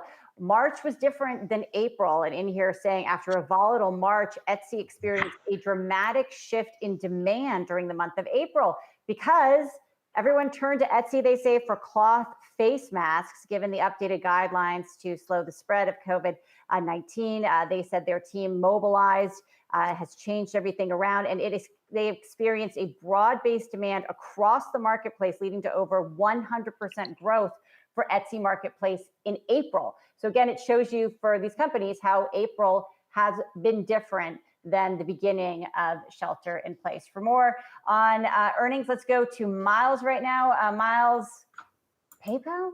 Yes, we are doing PayPal, Jen. Very good. All right. PayPal coming in here, beating on the bottom line, missing on the bottom and the top line, 66 cents on an adjusted basis on the earnings per share line. 75 cents is what the street was looking for. Revenue also coming in slightly light, $4.62 billion for the first quarter. The street was looking for $4.72 billion. But I think echoing a lot of what Etsy did here, PayPal pulled its full year guidance. It's giving quarterly guidance. It expects revenues to be up about 13% in the second quarter. Revenues were up 12% in the first quarter, but really you've got to break out a month by month outlook here, which is what PayPal has done. So they looked at their April business and they had revenue growing 17% in April, so a little bit better than what they're expecting for the full quarter. Net new active accounts added in April up 135%. So certainly seeing an inflection there, I think, when you compare the month of April to what the company had seen in March. So even going back into the first quarter, and I think they're seeing a lot of these high volume metrics in the Venmo service. Their processing volumes were up 48% at Venmo in the first quarter, down from 73% in the same quarter last year. But looking at Venmo through February, 26% growth in the first quarter. In March, down to 7%. In April, back to 22%. So there's definitely a sense, at least as far as PayPal sees it, that the economy is coming back to life. It probably isn't what it is. Remember, the 22% is off a lower base, so on and so forth, but improving metrics as we moved out of the late period of the first quarter and into the second quarter. Going to be very interested to see how widely these themes echo through, the economy as we head into May and June and so on and so forth. But I think Etsy and PayPal actually saying fairly similar things in terms of their business inflecting on some level through the month of April. And Miles, I got to call myself out because during the break, this is like behind the scenes here, right? During the break, I was poo-pooing this parade of earnings and these companies, call them the second tier tech companies, tier 2 tech day. I thought you said tier 2 on the air. I might have said it on the air. Who knows? I was throwing shade, either behind the scenes or out front. Here's the thing. I was wrong. These companies have all just killed the market this year, right? Again, the market's down 12% year to date. All of these stocks that we've been talking about here, PayPal, Etsy, Grubhub, Peloton, they've all beaten the market. And some of them by a lot. Etsy is up 60%. Peloton's up 33%. PayPal's up 12% year to date. I mean, so what do these companies have in common? They're software companies, right? And, the trade of our time, this is the pandemic of our lifetime. The trade of our lifetime, you do pretty well during the pandemic of our lifetime. It's just kind of an interesting thing that, of course, what worked before with software, and I was talking about the big names before, it's also working with the smaller names right through this thing. And they're going to come out in a better place than they were before relative to other companies. It's interesting to look at, Andy, to your point, in just all the places that PayPal is touching during the pandemic here, pointing out that they were able to participate in the Small Business Administration's Paycheck Protection Program. I know somebody that applied for their PPP through PayPal and got it. That they have enabled regular people just to get their Treasury stimulus payments through PayPal and through Venmo.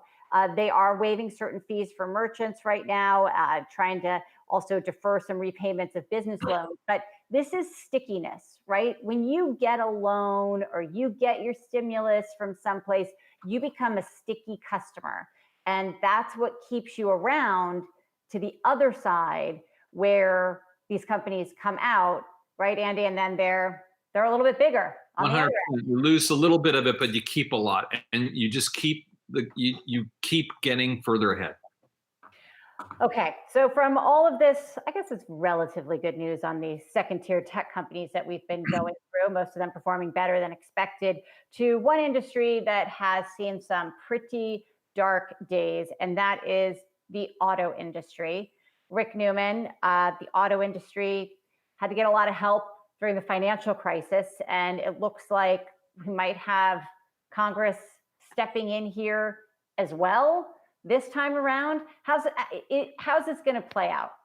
Yeah, new narrative in Congress. Maybe we need to do something to help the auto industries. Now, this is definitely not General Motors and Chrysler and Ford themselves coming out and saying, could you give us yet another bailout after the one that GM and Chrysler got in 2009 and 2008. But you've got Midwestern legislators saying this industry is getting clobbered.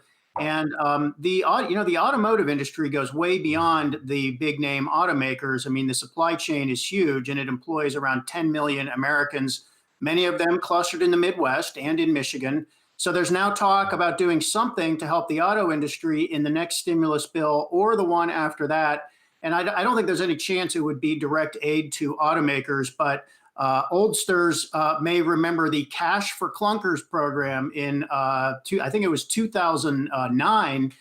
Those were incentives financed by the U.S. government to trade in older vehicles for new vehicles. So that was a way of stimulating demand. So I don't know if it would be exactly the idea, and I don't know if it would pass either. But we're going to start hearing more about a way to help the auto industry in one of these stimulus bills.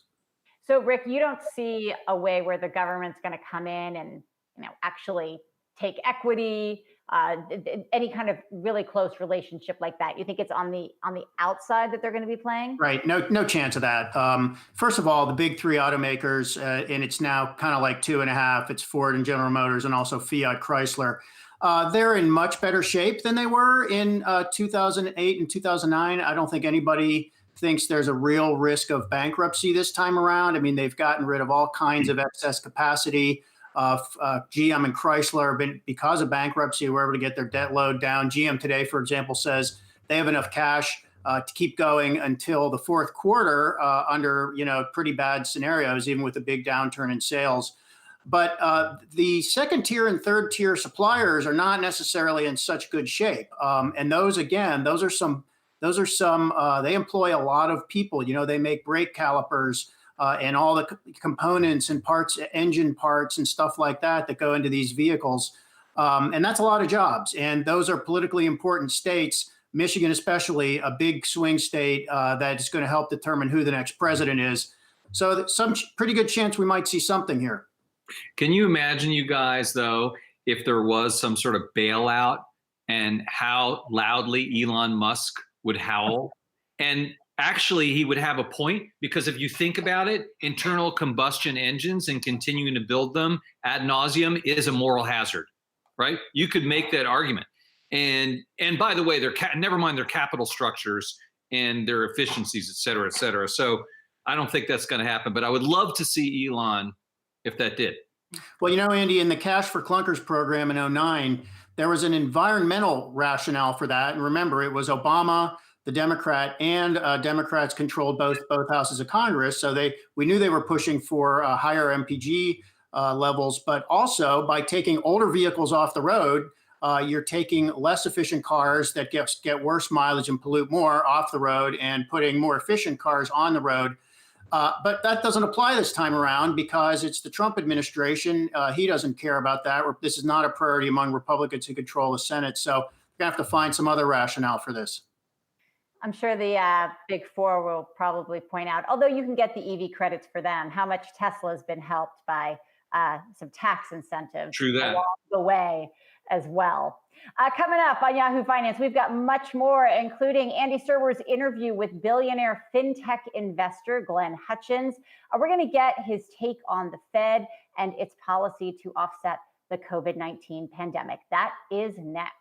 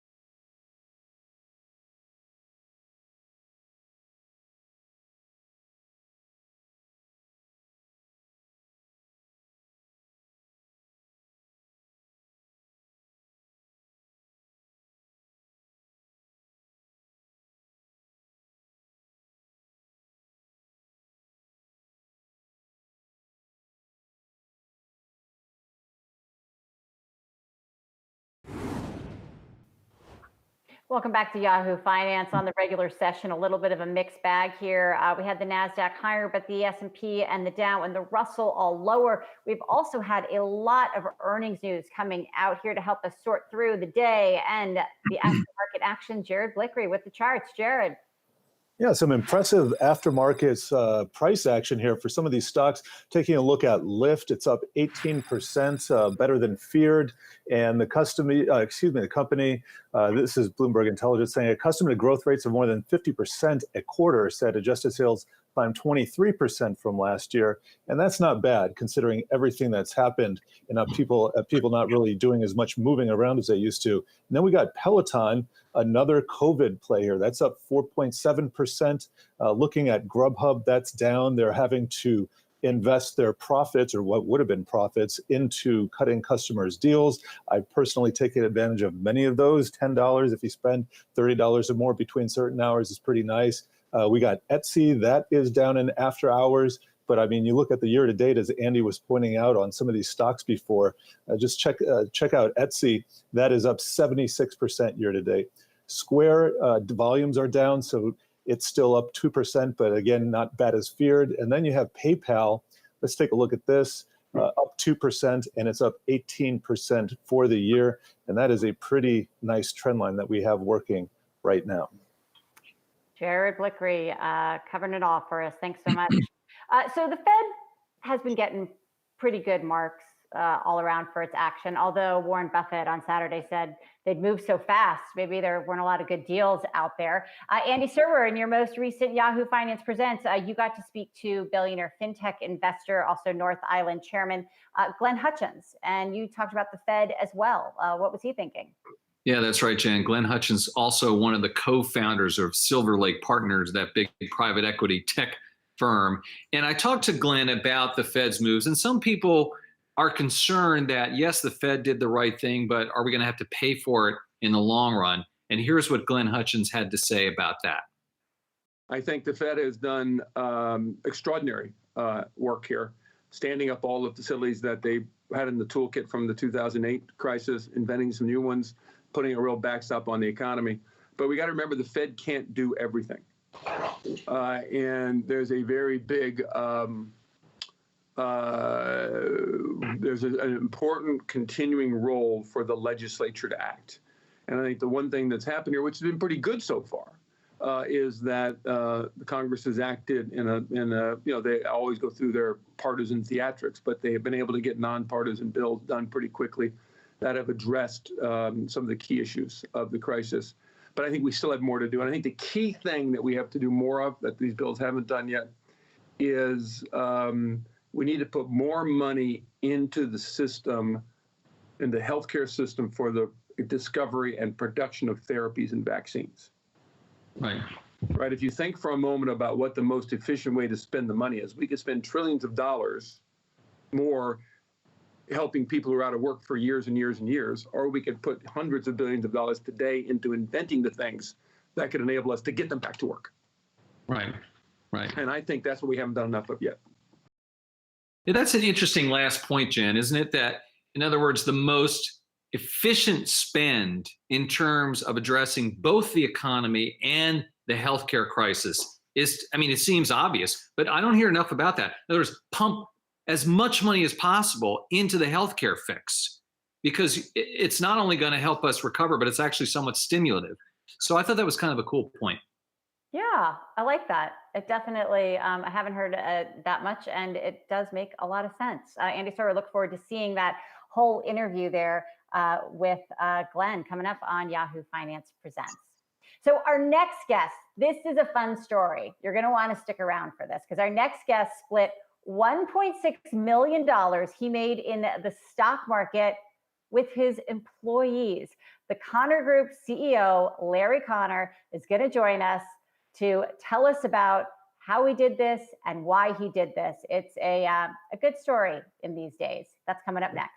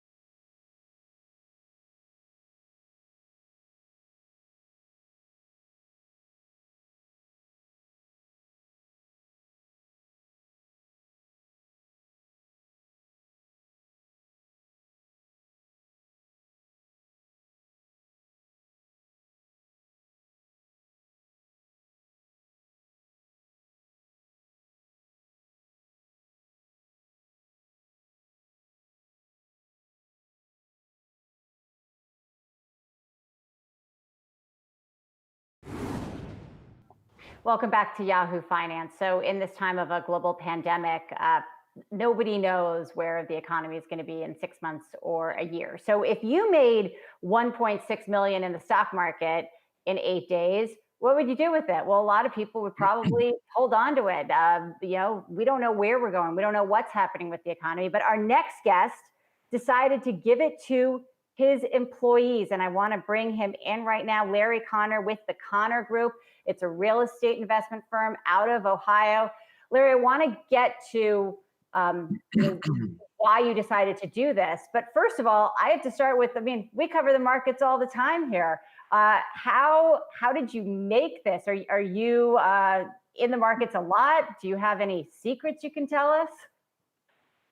Well, I'm not sure that your listeners would want me to opine to all of the stock market ebbs and flows, but we're a real estate investment firm. But we have been in the last 8 or 10 years, that's our number one focus, by the way, but in the last 8 or 10 years, we have been fairly active in non-real estate things. We own a couple of technology companies.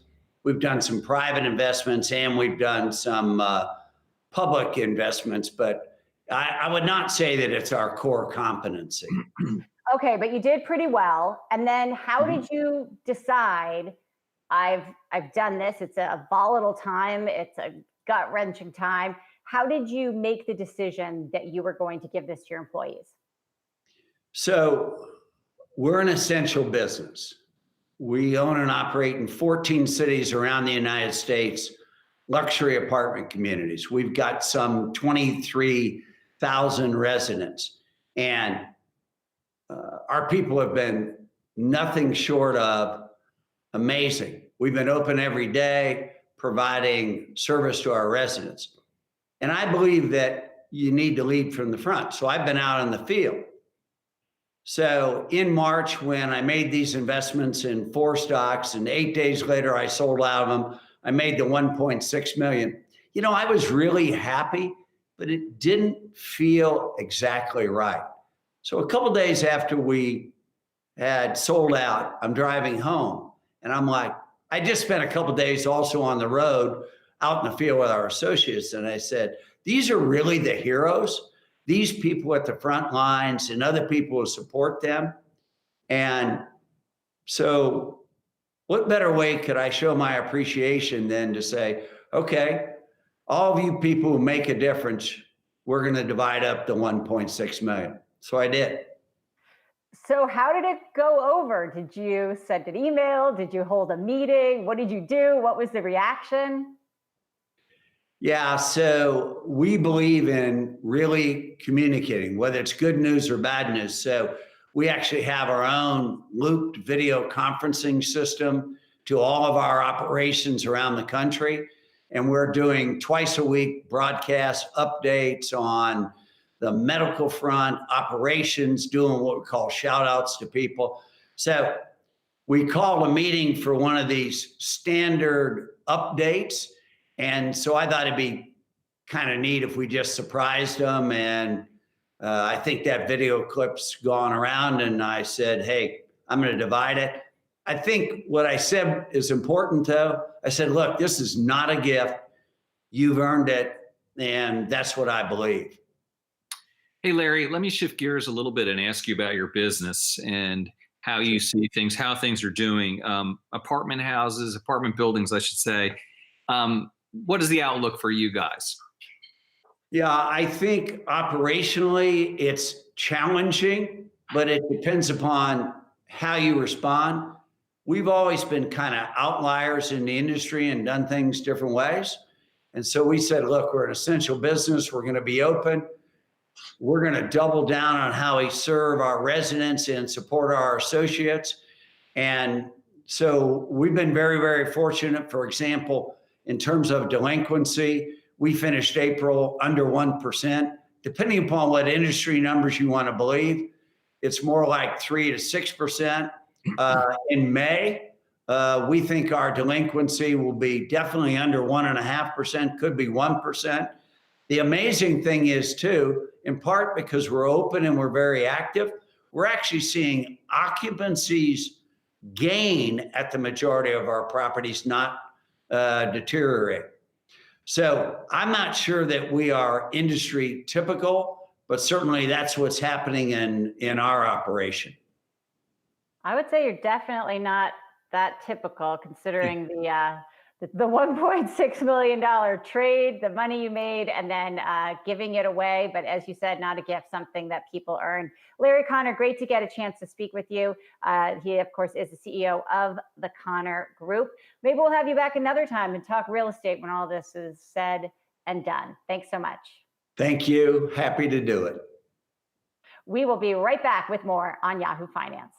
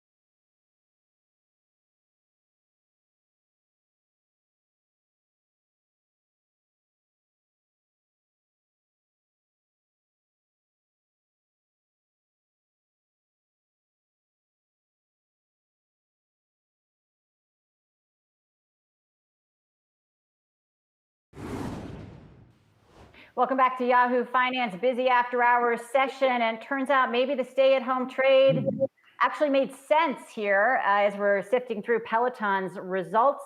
Miles, looking at this and more. What's the headline here, Miles?